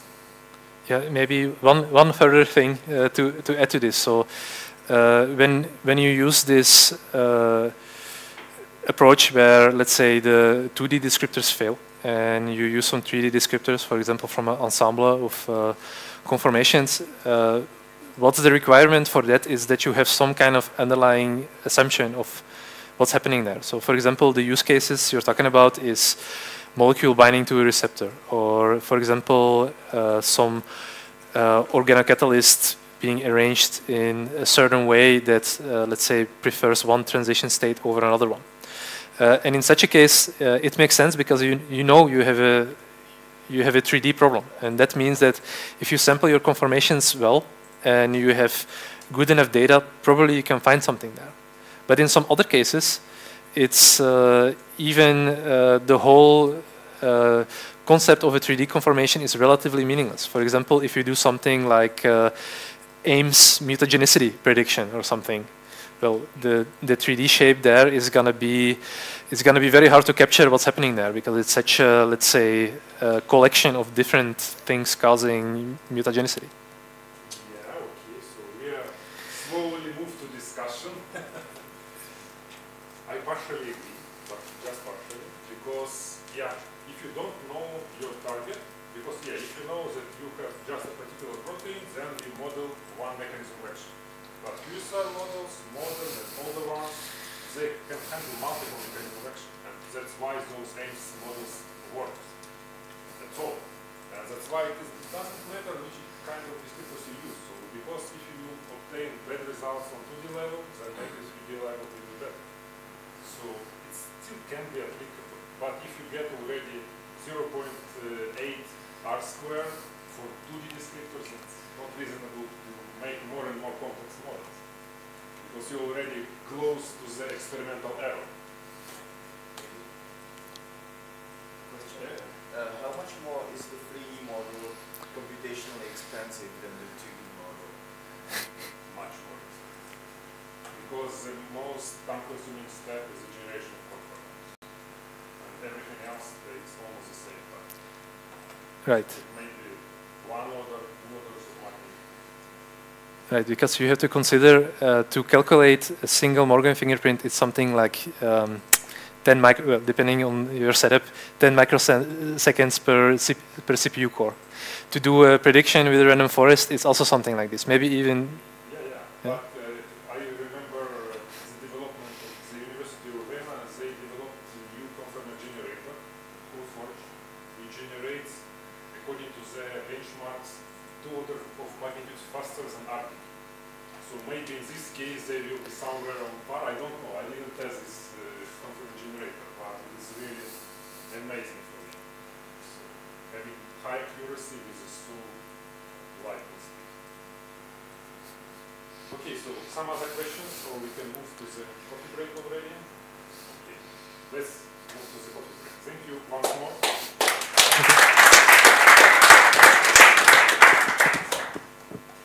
So refresh yourself, take coffee, tea, water.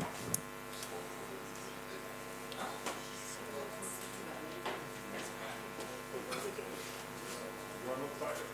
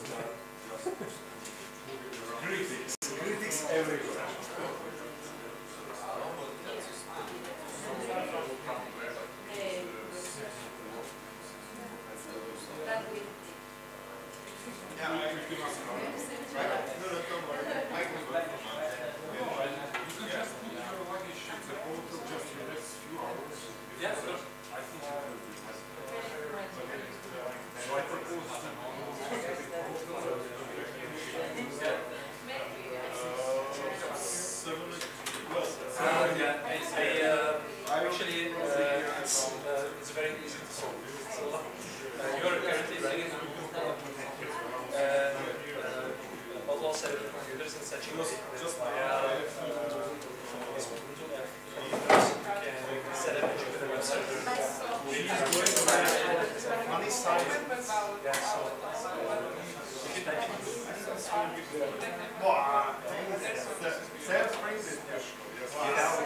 so now basically what you do is over the even for a second, first you activate the environment.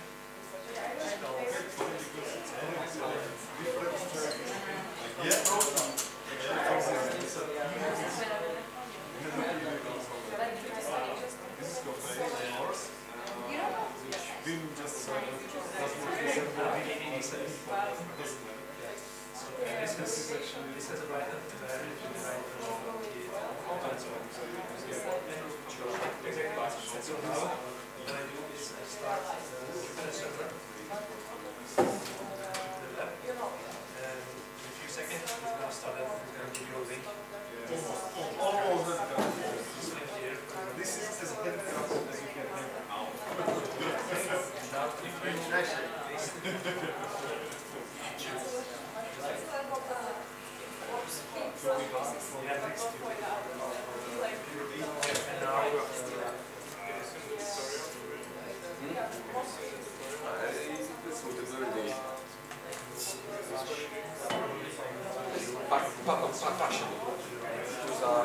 It's like the first day of school, but it's like starts to come out. With random forest.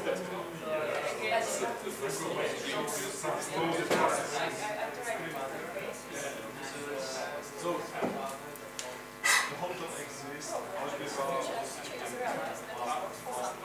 Okay, it should be. And actually, this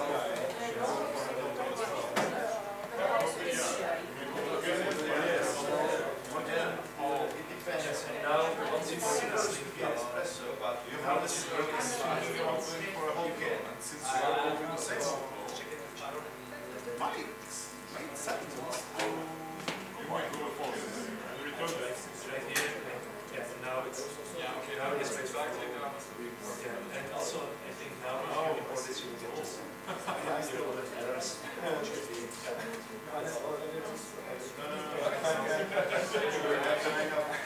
Threshold.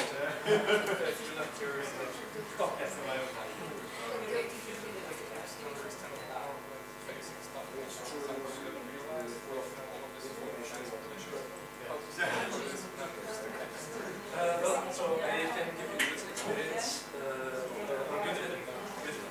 good experience here because I myself was trained for many years, and when I started,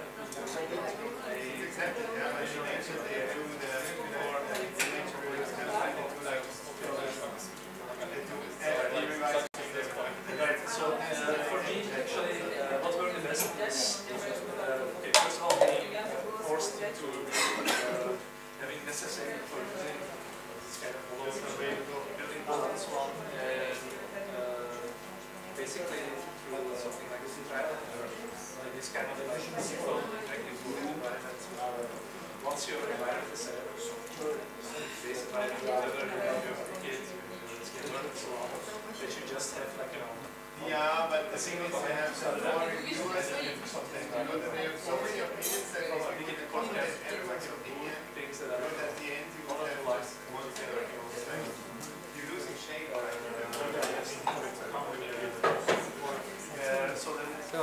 So I was here also like kind of getting becoming dizzy because they were handwriting. Yeah, handwriting. Made like a machine learning. So many people use it as another way. I mean, I can understand this is an right, protected as well.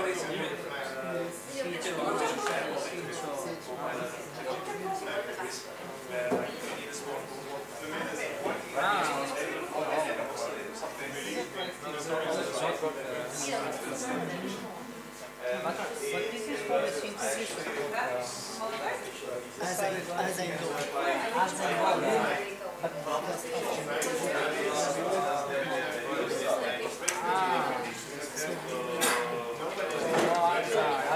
So this doesn't come from a direct GBB reaction. GBB component, 3 GBB component reaction.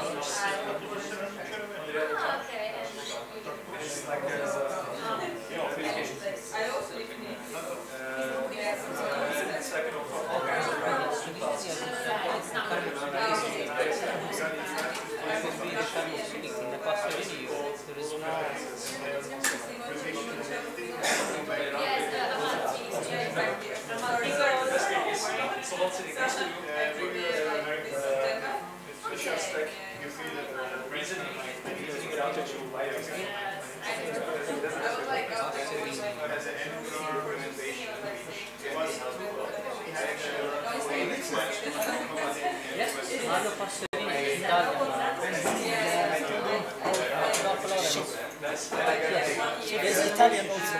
He's German, but yeah.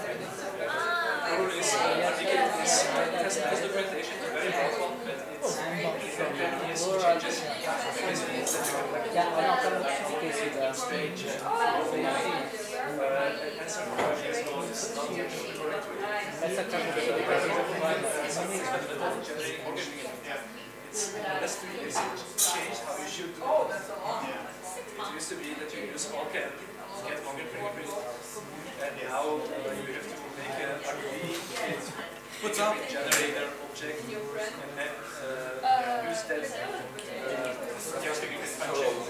Will you go to the dinner today? Is it?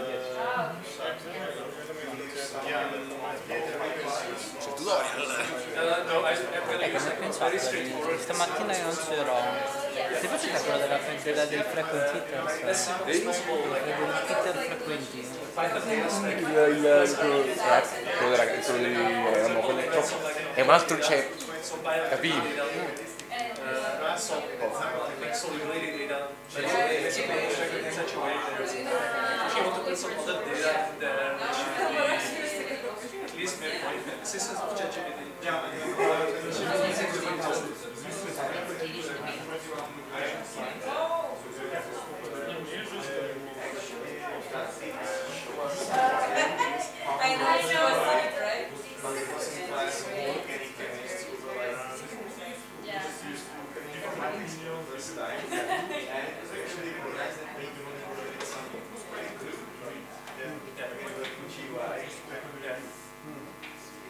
But actually, beyond that, what I can also recommend to those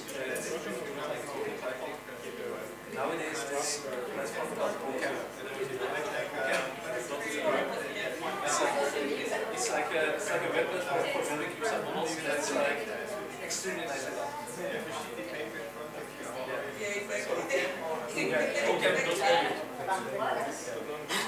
It's all the descriptors and all the modeling methods and all the validation using all the splitting techniques. You just have to click here.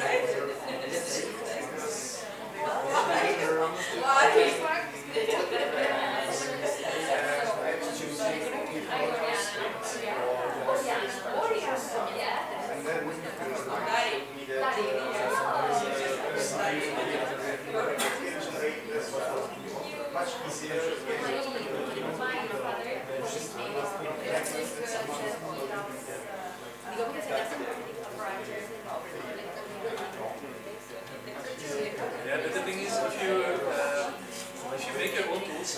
You can do things like that. And you can learn.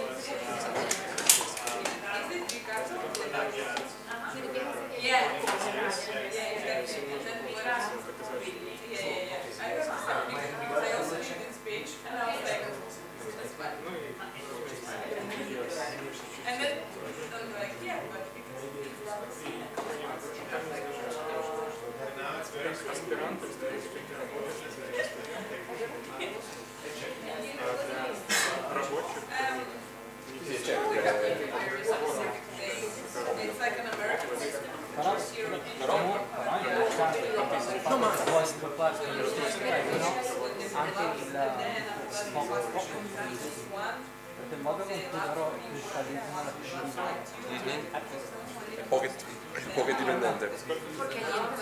Cioè, è un filamento che lega due unità alfabeta, un'altra unità alfabeta e basta.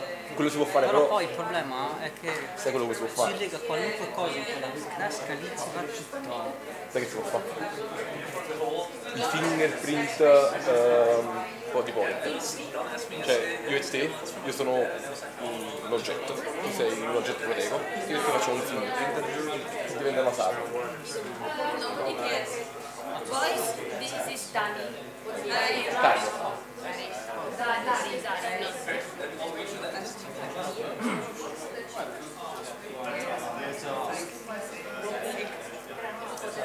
No, è perché così tu che fai? Tu riesci a guardare, cioè tu riesci a capire, la pochetta è gigante, tu riesci a capire mediamente in quale punto si attaccano, perché lì è che c'è il film. E quindi costruisci sempre il modello punto.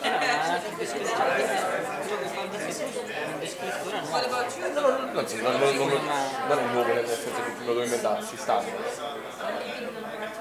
Esistono già. Per esempio ci sono anche le descrizioni della fractal dimension. La fractal dimension, non lo so, però avevo utilizzato in bando con le regole del TH, proprio che aveva questo del fractal dimension per dire il modello. Ora è un descrittore nuovo che abbiamo sviluppato. Gli scrittori quello l'aveva detto, ce ne sono e poi aveva fatto delle performance sui modelli con un suo nuovo descrittore rispetto a quelli che aveva fatto con il vecchio. Adesso non mi ricordo bene i risultati, ma quello che hai detto tu sarebbe un descrittore nuovo. Sì, sarebbe un modo di vedere, anche perché poi alla fine alla fine tutta questa storia è una feature diventando una feature, cioè arrivato al minimo assoluto del concetto, è una tabella con lo smile e un po' di cose che fa un encoder e vale. Quello che pure sulla consensus matrix per unire e disunire. Pure figo. Quello non è una consensus, no, la confusion. Il consensus quando io ho delle scritture di struttura e tu c'hai delle scritture di qualità, il log di numero di anni di conformazione, io e te non possiamo stare nello stesso database. Tu ti fai la tua accusare, io mi faccio la mia accusare e poi si crea una metrica consensus che tiene conto di te e di me. Perché altrimenti se tu mi fai, tu me l'hai detto, se mi metti tutto il film, io l'ho fatto, ma cazzo di però la confusion matrix quella metrica per valutare i falsi positivi, però questa era no, dentro una cosa di Però vabbè, la conclusion matrix è un piso matrix, per valutare i classi si può usare solamente nei problemi di classificazione, perché altrimenti poi devi fare l'R2 per la correlazione lineare. O Pearson, o Speckman, Speckman. Però nel nostro caso, nel nostro caso qui sto pensando abbiamo un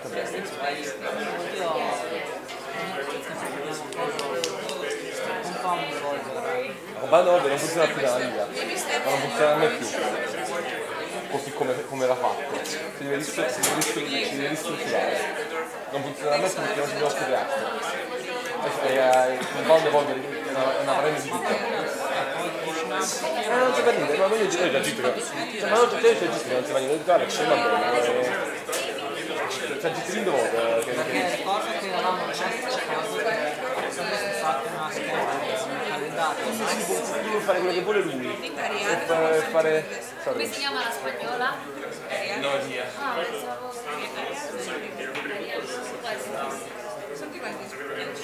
pensavo però sì,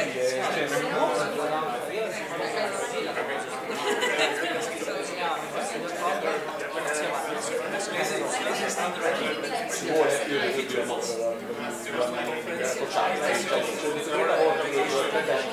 alla 35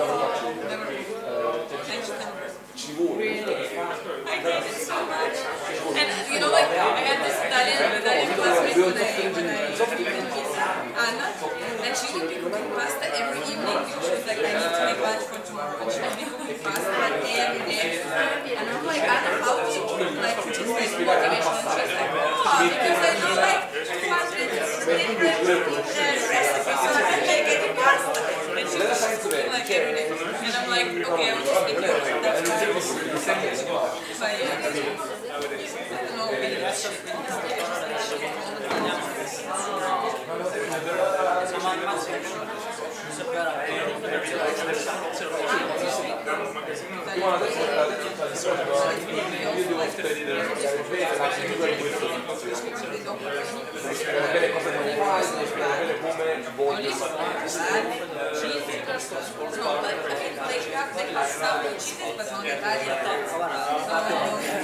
an Italian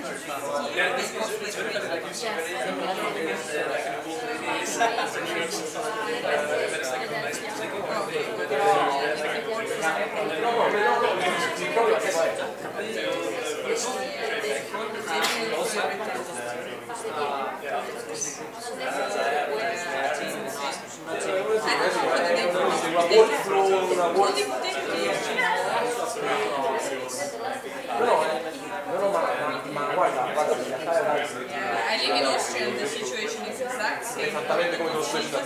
From meat from France are super expensive. Only Palacký, I don't like potato. No, io ho detto fuori fa quello che vuole.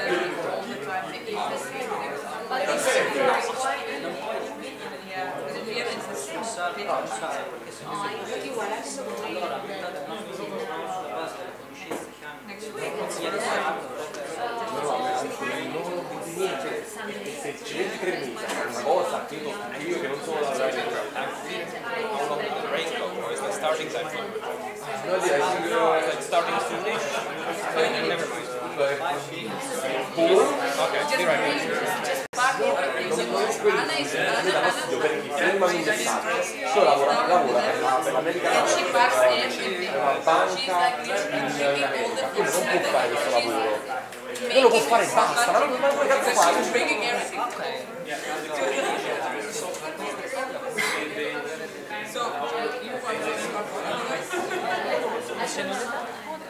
No, il problema è che non riesco a quindi l'avrei trovato io. Beh, io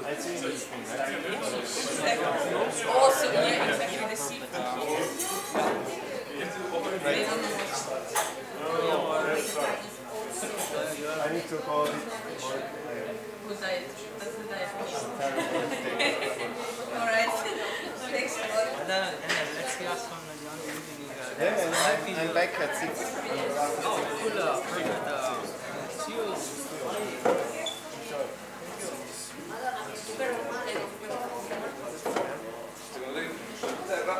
Dove c'è messo dentro? che ci ho messo Ferozia.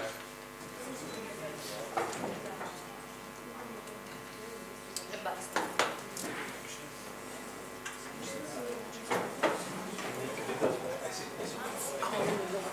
Projecting computer which is not logged in as a student account.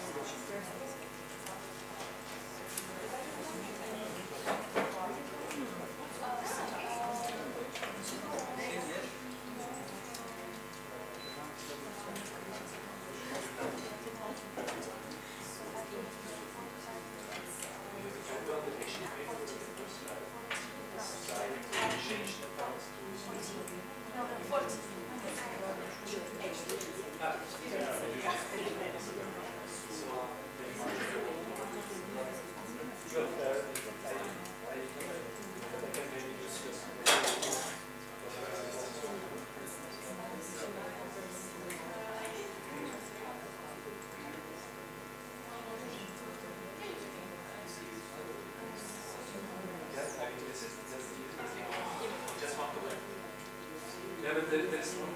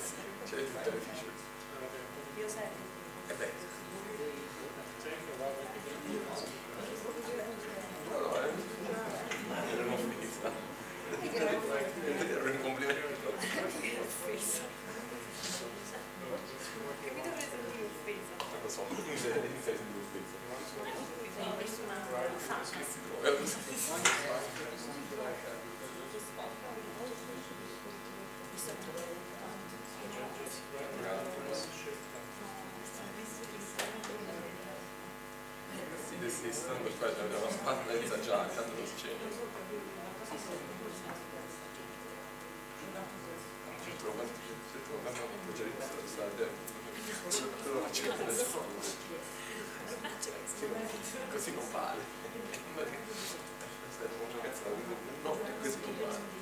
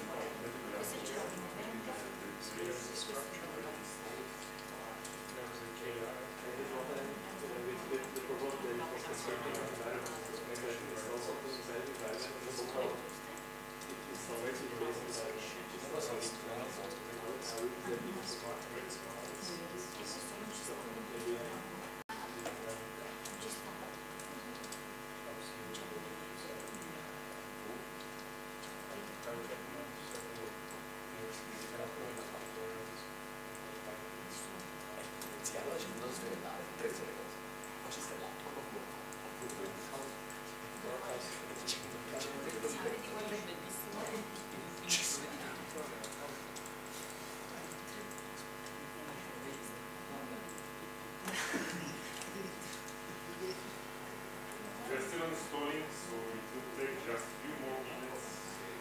Yeah. In the meantime, if you didn't get the files for the tutorial, please download them. They're on the 780D. You can just start with your notebooks. So on those machines, we install Linux subsystem Ubuntu. So you can click on the start menu button and then type U and then click on Ubuntu. And it will start a console application where you will have to start all other stuff. So we will show you how to do this on this screen as well, but you can do this already. So just start Ubuntu, you will see the command line, window, and then you have to type source activate ADD7.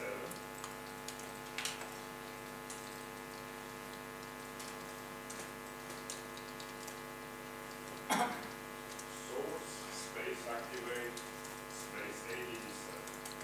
And this will activate the content environment with all setup and managing packages.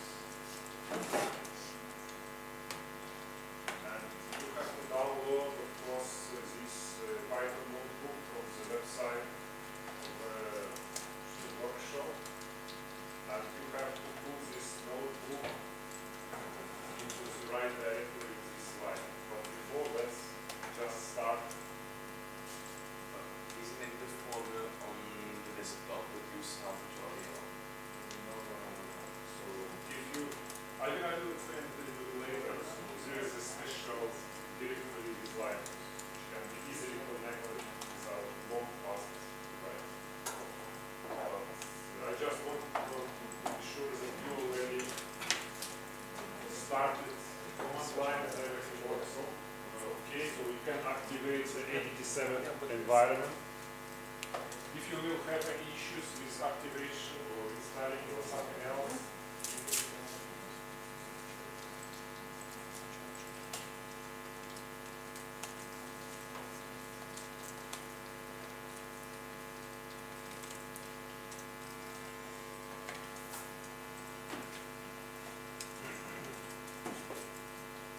everybody succeeded with activation of ADD7.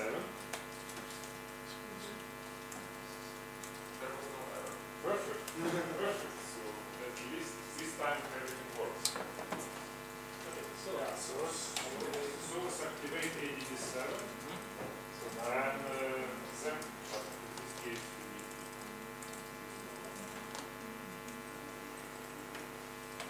you don't need to run this command.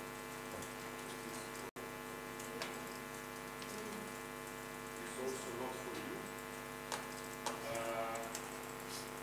So you activated this environment. So to copy the file, this notebook, you have to go download.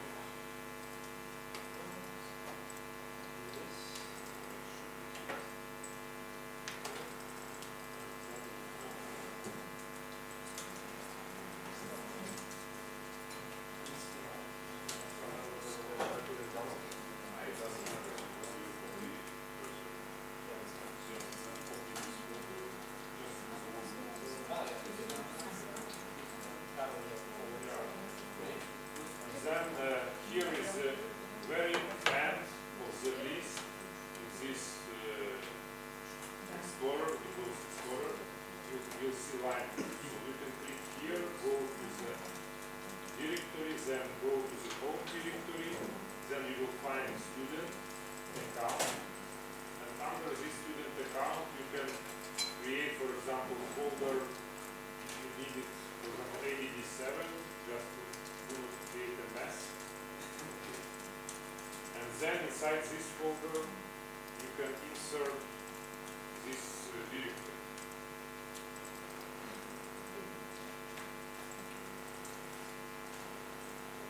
And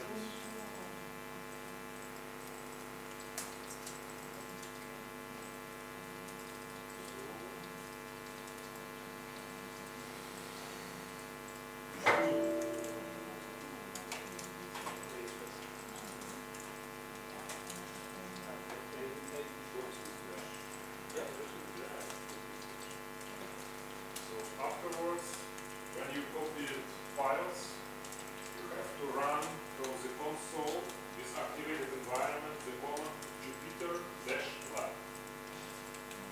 Here it is, Jupyter-lab. And I should be in the folder, or maybe something. You should be in a home folder, probably.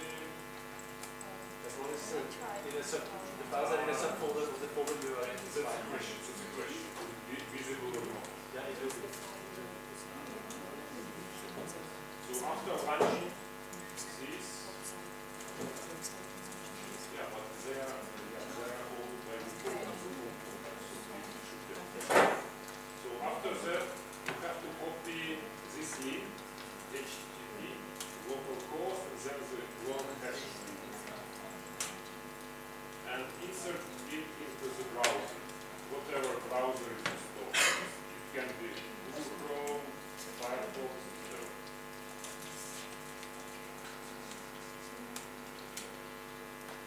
And you will see your directories on the left side, and then you can run. So you can go outside and so on. Everybody achieves this point. Maybe an error.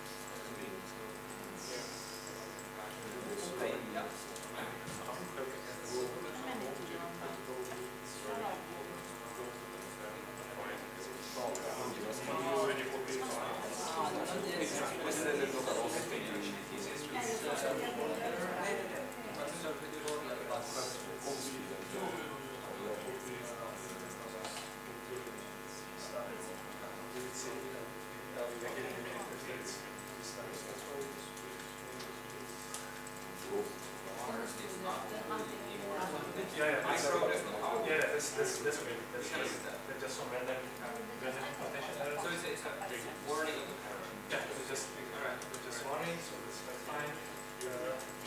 So did you? Yeah. Yeah. So in Jupyter.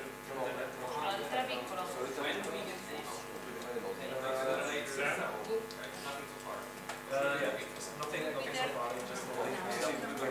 Then when you start this notebook, you have to switch the final space. Because by default, it will start with the default diagnostic work. This can be done by clicking this button. You will see Python 3 IP kernel, and we should open this window and change to ADD7.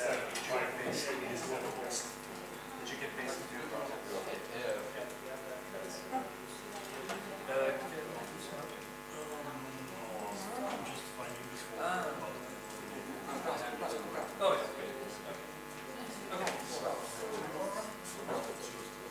Okay, let's try it again.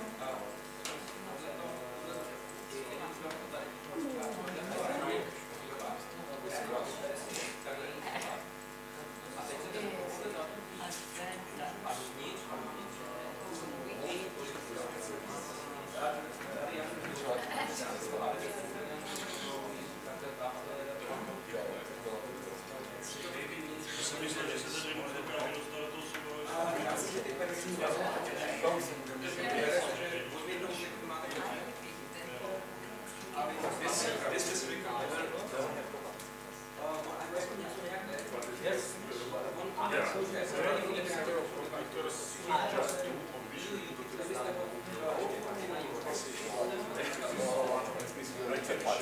Yeah, so you can check.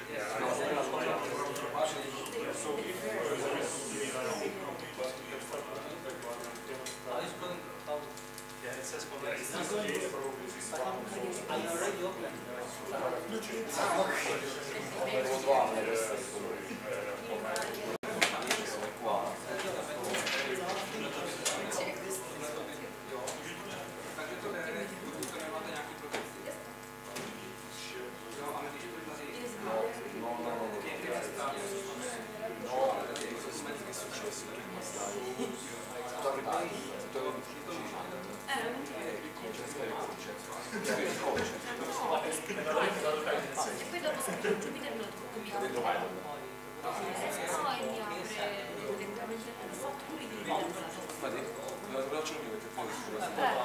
Io ho scritto Python.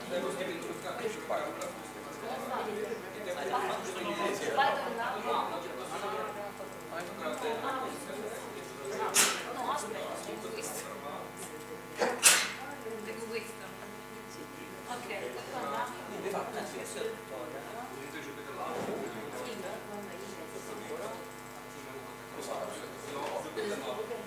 E poi viene stato da Python. ah, ok. Io faccio così. Aspetta, dopo Fai Python? Fai Python? Esco, è come se l'avessi caricata, esco giù Era scusato. Hai te la scusato. Perché sei stato? te lo apre in automatico.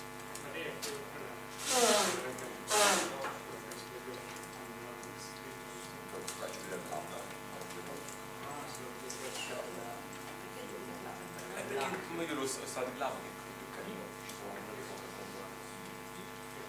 Però vedi che succede, vedi che succede, se sei su Linux, ti trovate con un USL, vedi che fa schifo le gare, e questo è tunnellato, quindi che cosa è successo? Quando tu l'hai pagato, e tu hai fatto super male, no, situazione qua, tu hai tunnellato Jupyter, ok, dato che USL è la versione non aveva faccia grafica, hai tunnellato questo local host, quindi questo è aperto stesso indirizzo, se vuoi dare combinato questo quando fare quella cosa c'è Ma io vado. Everybody could succeed to launch and switch the kernel? Yes. Oh, issue. switch again, it seems everything works. Okay, amazing. So finally, after 1 hour. Let's start properly. Okay, so we are doing a tutorial in Jupyter Notebook, which is an interactive way to engage with Python, which is a simple scripting language. Most of the cheminformatics stuff we are going to do is based on the RDKit. Just before we go through this notebook, just to show, for those who don't know what's Python, what's RDKit, I will just show some very simple things. So I make I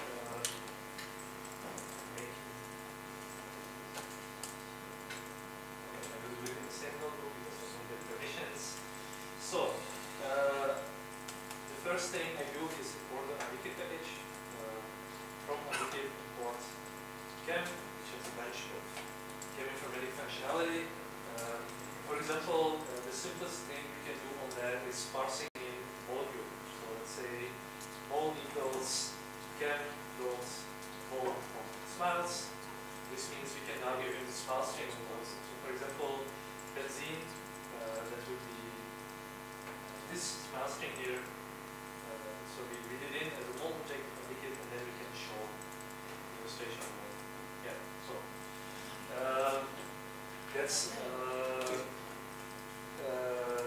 that's basically the most simple way to load in a molecule, and now it means that we can do various manipulations with it. We can load in various information related to the molecule. For example, if you want to iterate with the atoms, if you want to get some bond information. Maybe I'll zoom in. We can try it. For currently illustrating, it's a little bit better. The way in which we are going to engage with Python is a very naive way. We will just load in methods, glue things together. We won't do any consistent. So that's okay. Again, the first thing we are doing is loading in some data. So we should first have a look what's actually in that data. What kind of data are we dealing with? This data is bioactivity information from the set called UD, which is originally designed as a docking measure. Actually, I will go to their website. You can see it here. It has a lot of nice data sets. They are sourced from Pavlo and zinc of some active and inactive and assumed to be inactive molecules. And they are in there in quite a nice readable format. So out of this set of 152 targets, I just picked one that I like. I picked dopamine 3 receptor. That's a GPCR. Let's have a look into the folder. There are these compound sets in there in various forms, but the ones I picked, they are simply in the data folder. Somehow. So let's have a look inside. What's inside of those files? Again, it's quite simple. It's just a space-separated file. The first column in there is the smiles. It's a string that corresponds to the chemical graph. The second thing in there, that's the chemical ID, or some other kind of internal identifier. And the fifth thing in there, that's the assay value. And you can actually already see that in the very first two entries, there is something that doesn't make any sense. There is negative value, which that doesn't make any sense. This must be positive. But what's most important is that we have a simple data set here with simply some smiles. Some smiles in there, so we are going to load this up, calculate some fingerprints, and use that as inputs for our models. So this is the set of our actives. Also, there is a set of decoys, which are properly matched compounds that have similar physicochemical descriptors but different connectivity structures. So these are presumed to be inactive, and we are going to classify them based on this. Okay, we begin with loading data. How do we do this? We simply use the handy Thomas function for this. We use the read CSV tool, read comma separated. The values file and are separated with space, no comma. You can see we don't have any header here. We don't have names for our columns, so we set the header to none. And then we get a data frame. So instead of executing this whole block, let's do it bit per bit. Cell here. What actually happens when we load this up? So basically, we get this data and we load it into a data frame, which we can display as follows. So by putting F here, we get this display. You can see it in our first column. Column number 0, we get our smiles. That's what we need. In our column number 4, so the fifth column, we get our endpoints.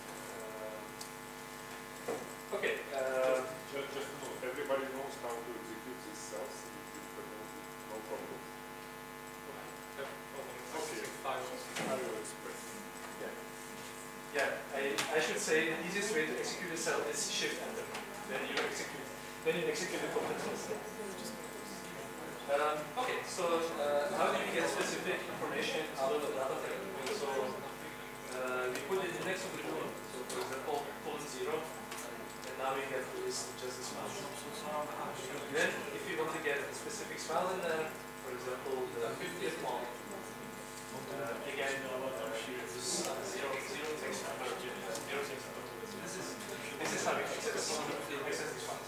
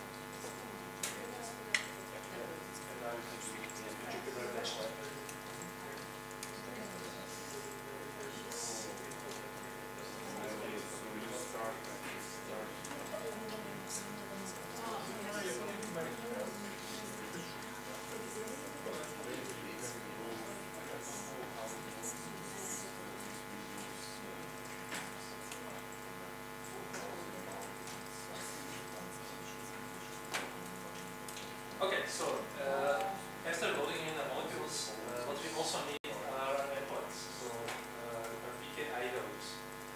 The way we do this is just reading it from the data frame and loading it into an array, which is basically a sequence of objects. Can be numbers, can be arrays themselves, can be a sequence of anything. You can see here, we do this via list enumeration, and we also transform the data. Because the data that's provided, as you can see here, is KI data. What we are interested in is PKI. So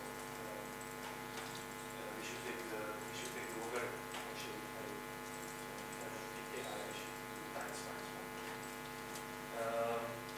Yeah, I put an absolute value in here just to deal with these wrongly operated numbers.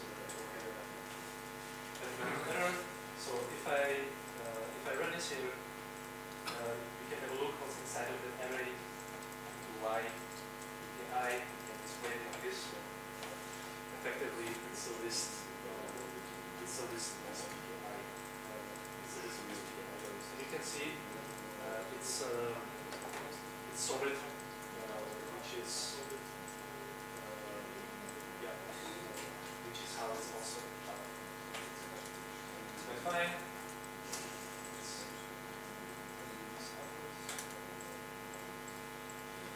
Okay, what else did we load in? We have also our inactive smiles, and these we are going to use for binary classification to inactive. And this means that we basically make another array with the information, is the molecule active or not. In this case, because we just have them in order, we just repeat 1, which is the active label, the amount of active smiles times, and we repeat 0 the amount of active smiles times, because we have them in order subscribed. Then, because now we have an array of smiles, we need to convert it into normal objects, which we can manipulate with Palacký, we can calculate descriptors for that, we can make figure. Here again, we use list enumeration, and now you can see these arrays we get. So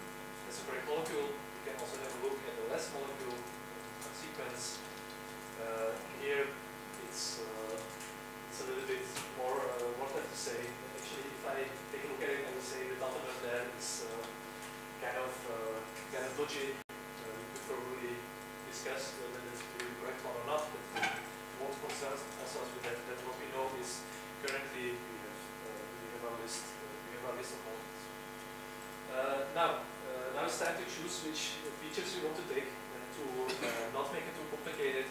Currently, we just assume ECFP, Morgan-like fingerprints. It's a great fingerprint, so we are just going to use those. These are these local environments about which we have a few slides in this presentation. The way to make them is pretty easy. There's now a standard adequate way to do it. You make a fingerprint generator. Here it's called MFP gen. So you instantiate this generator. You give the settings, the maximum radius, size of the fingerprint, then it gets followed to, and then you simply apply this to the molecule. So as an input, we can use list of molecules. Every molecule in there, in there converted to a fingerprint, which here in this case is represented as a NumPy array, which I do because this is the input for these SK1 models.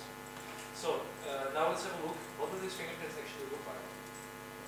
So let's have a look inside of. Let's run this. As you can see, it's very fast to calculate. It's a few thousand, and it took maybe 100 milliseconds or something like this. So let's have a look what these fingerprints look like. It's simply a list of zeros. It's a list of zeros on it. So is it all zeros or not? Let's quickly check by just taking the sum. Just to do a quick sanity check. We can see there are 35 of bits in there. So it's very difficult for Morgan fingerprint. They are actually pretty sparse. Most of the bits are set to zeros, which in a certain way is not information efficient. But it's still small enough to give a very super small. Okay, this means now we have everything in place for actually building a model. So we have an endpoint, active or inactive, for a given PKI, and as well we have our molecules represented as features that are classified in a regressive integrated data machinery. So let's instantiate the classifier. We use the cyclic learn random forest classifier. Here I specify a specific random state and it's deterministic. So instantiate the classifier here. The first thing I do is do a random split into train and test data. I use this function for it. Actually, if I run this as a separate cell, we can inspect. Once again, we can inspect what's in there. So, for example, we can see what's the length of our train data, 3,542 fingerprints, and the length of our test data, 886, which the ratio is like that because it's specified that the test size should be 20%. The whole data set. Of course, the dimensions of the endpoint is the same thing. So if I take y, which is my property or my label, I get the same length as x, which is my input of my features. Okay. These I fit my classifier to the way to interact with this in SK1 is quite simple. I just use the fit function and I give in whatever I want to fit to it. Only thing to keep in mind here is that immediately I want to also do a hyperparameterization. And I do this by grid search. So I search all combinations of settings here. And I do a grid search where I score it using cross validation. Now if I run this cell, it will train the model in a minute. So this is going to take half a minute or so. Run it, and let's wait. Let's see what it looks like. Let's see how good we can get a classifier to be.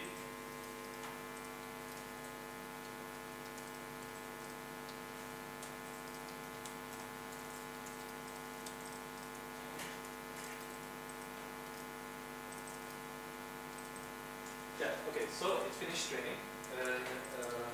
It says the test parameters are a tree depth of 6 and 200 estimators, 200 decision trees. And actually, we can see that from the parameters that I chose, they are the maximum ones. So this maybe already suggests that the range of hyperparameters that are maybe not ideal, but let's not concern ourselves with that. We can see the accuracy is pretty good. We have an accuracy of 95%. Yeah? Should I be worried if I got different accuracy?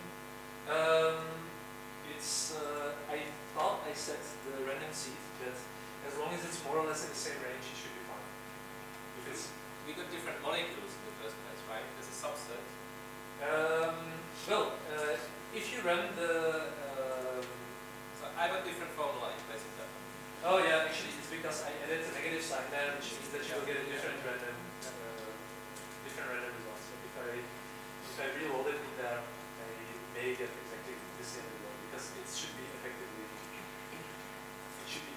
deterministic. So let's run it once again. What exact value is actually it's not that important. Basically, we are just trying to fit that data. It's to some extent stochastic. Like it just if you have the same random seeds in the right, it should be. Okay, then once we have that finished, we should also check if our now we have our cross-validation accuracy that we want to know actually if in our external set, in our test set, we are able to perform well as well.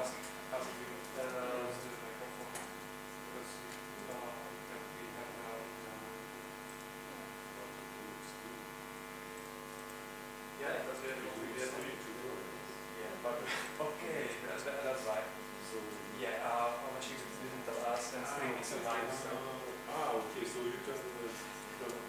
Okay, so we can turn it off. Okay, this was just a misunderstanding. Yeah. Sorry. Yeah. Okay. Now we use our trained classifier with the best parameters to use our test features as the input and get a certain prediction. Now we can calculate what's the accuracy of our prediction. So let's run it. As you can see, prediction is very, very fast. Training takes some time, but prediction is very, very fast. Inference is very, very fast. And good news, the accuracy of our two models are the accuracy of cross-validation and the external validation are almost the same, which means that we have a decent accuracy that we can be happy enough with. Okay, let's repeat this exercise, but this time using regression. As you will see, if you compare the cells, you actually it's almost the same thing. We just drop in a little bit different data. So you can see here, instead of classifier, we have a regressor here. The endpoint, that's is Y here instead of the labels. Activity, it's called here. We have which are again continuous values. Here, continuous values. So this means that we can now do regression. We split according to the same ratio, and again we have a simple range of hyperparameters. Again, just to show how you can do grid search, not necessarily the best possible options. For our scoring, this time we use the R2 score. Again, we just use the fit function and print out the result. So one thing you will notice while this is running is that it happens to be that when you compare the random forest classifier and the random forest regressor, the random forest regressor is so much slower. So instead of waiting for 20 seconds, maybe we will wait for 2 minutes or something like this. But yeah, once we have that, we can see what the metrics look like. We can go away from there. Maybe in a real world scenario, you run these computations on computers like this or some workstations. It depends actually, because all things considered, like a simple QSAR model or like typical data set size, so 10,000 training molecules, it's pretty fast. So like at worst, usually like if you are just training a handful of models, maybe you will have to let it run overnight or something. But if you are like calculating 2D descriptors, which is fast, and using these estimators from sklearn, which tend to be on the faster side as well, usually it's fine. But of course, it's if we have to do something intensive, or if we have to calculate, I don't know, 100,000 or a million volt or something, because we're using some classes on that. But this kind of calculation can be passed through multiprocessing of Python or maybe not? Well, actually, okay, so it's true that with Python in general, you are expected to do things on a single thread. But actually, with scikit-learn, there is a flag, which I think is called m_CPUs, where you can set it to the amount of CPUs you want. So you can actually use, if you have many threads, you can actually use them. Let's say if you use Python purely, it should be